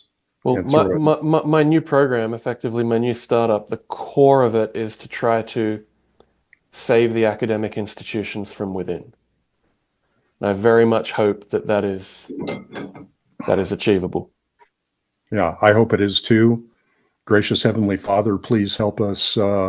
Please help us make this come true, and help all the corruption dissolve. Help everybody lead a blessed and productive life, and without corruption. And we love you and thank you for this in Jesus' name. Amen. Amen, Brad. God bless you, and let's talk soon. Okay, love you, man. All right, love you too. Take care. Bye-bye. Bye-bye. This episode of The Matt Sweeny Show is open sourced under the MIT license. You are free to download, use, copy, modify, merge, publish, distribute, sublicense, sell. Yes, you can use it commercially, so long as you include this notice and link to mattsweeneyshow.com. Thank you to my beautiful wife, Tusculum University, listener kids, and our contributors for making this episode possible. Support freedom and more episodes like this by contributing at mattsweeneyshow.com.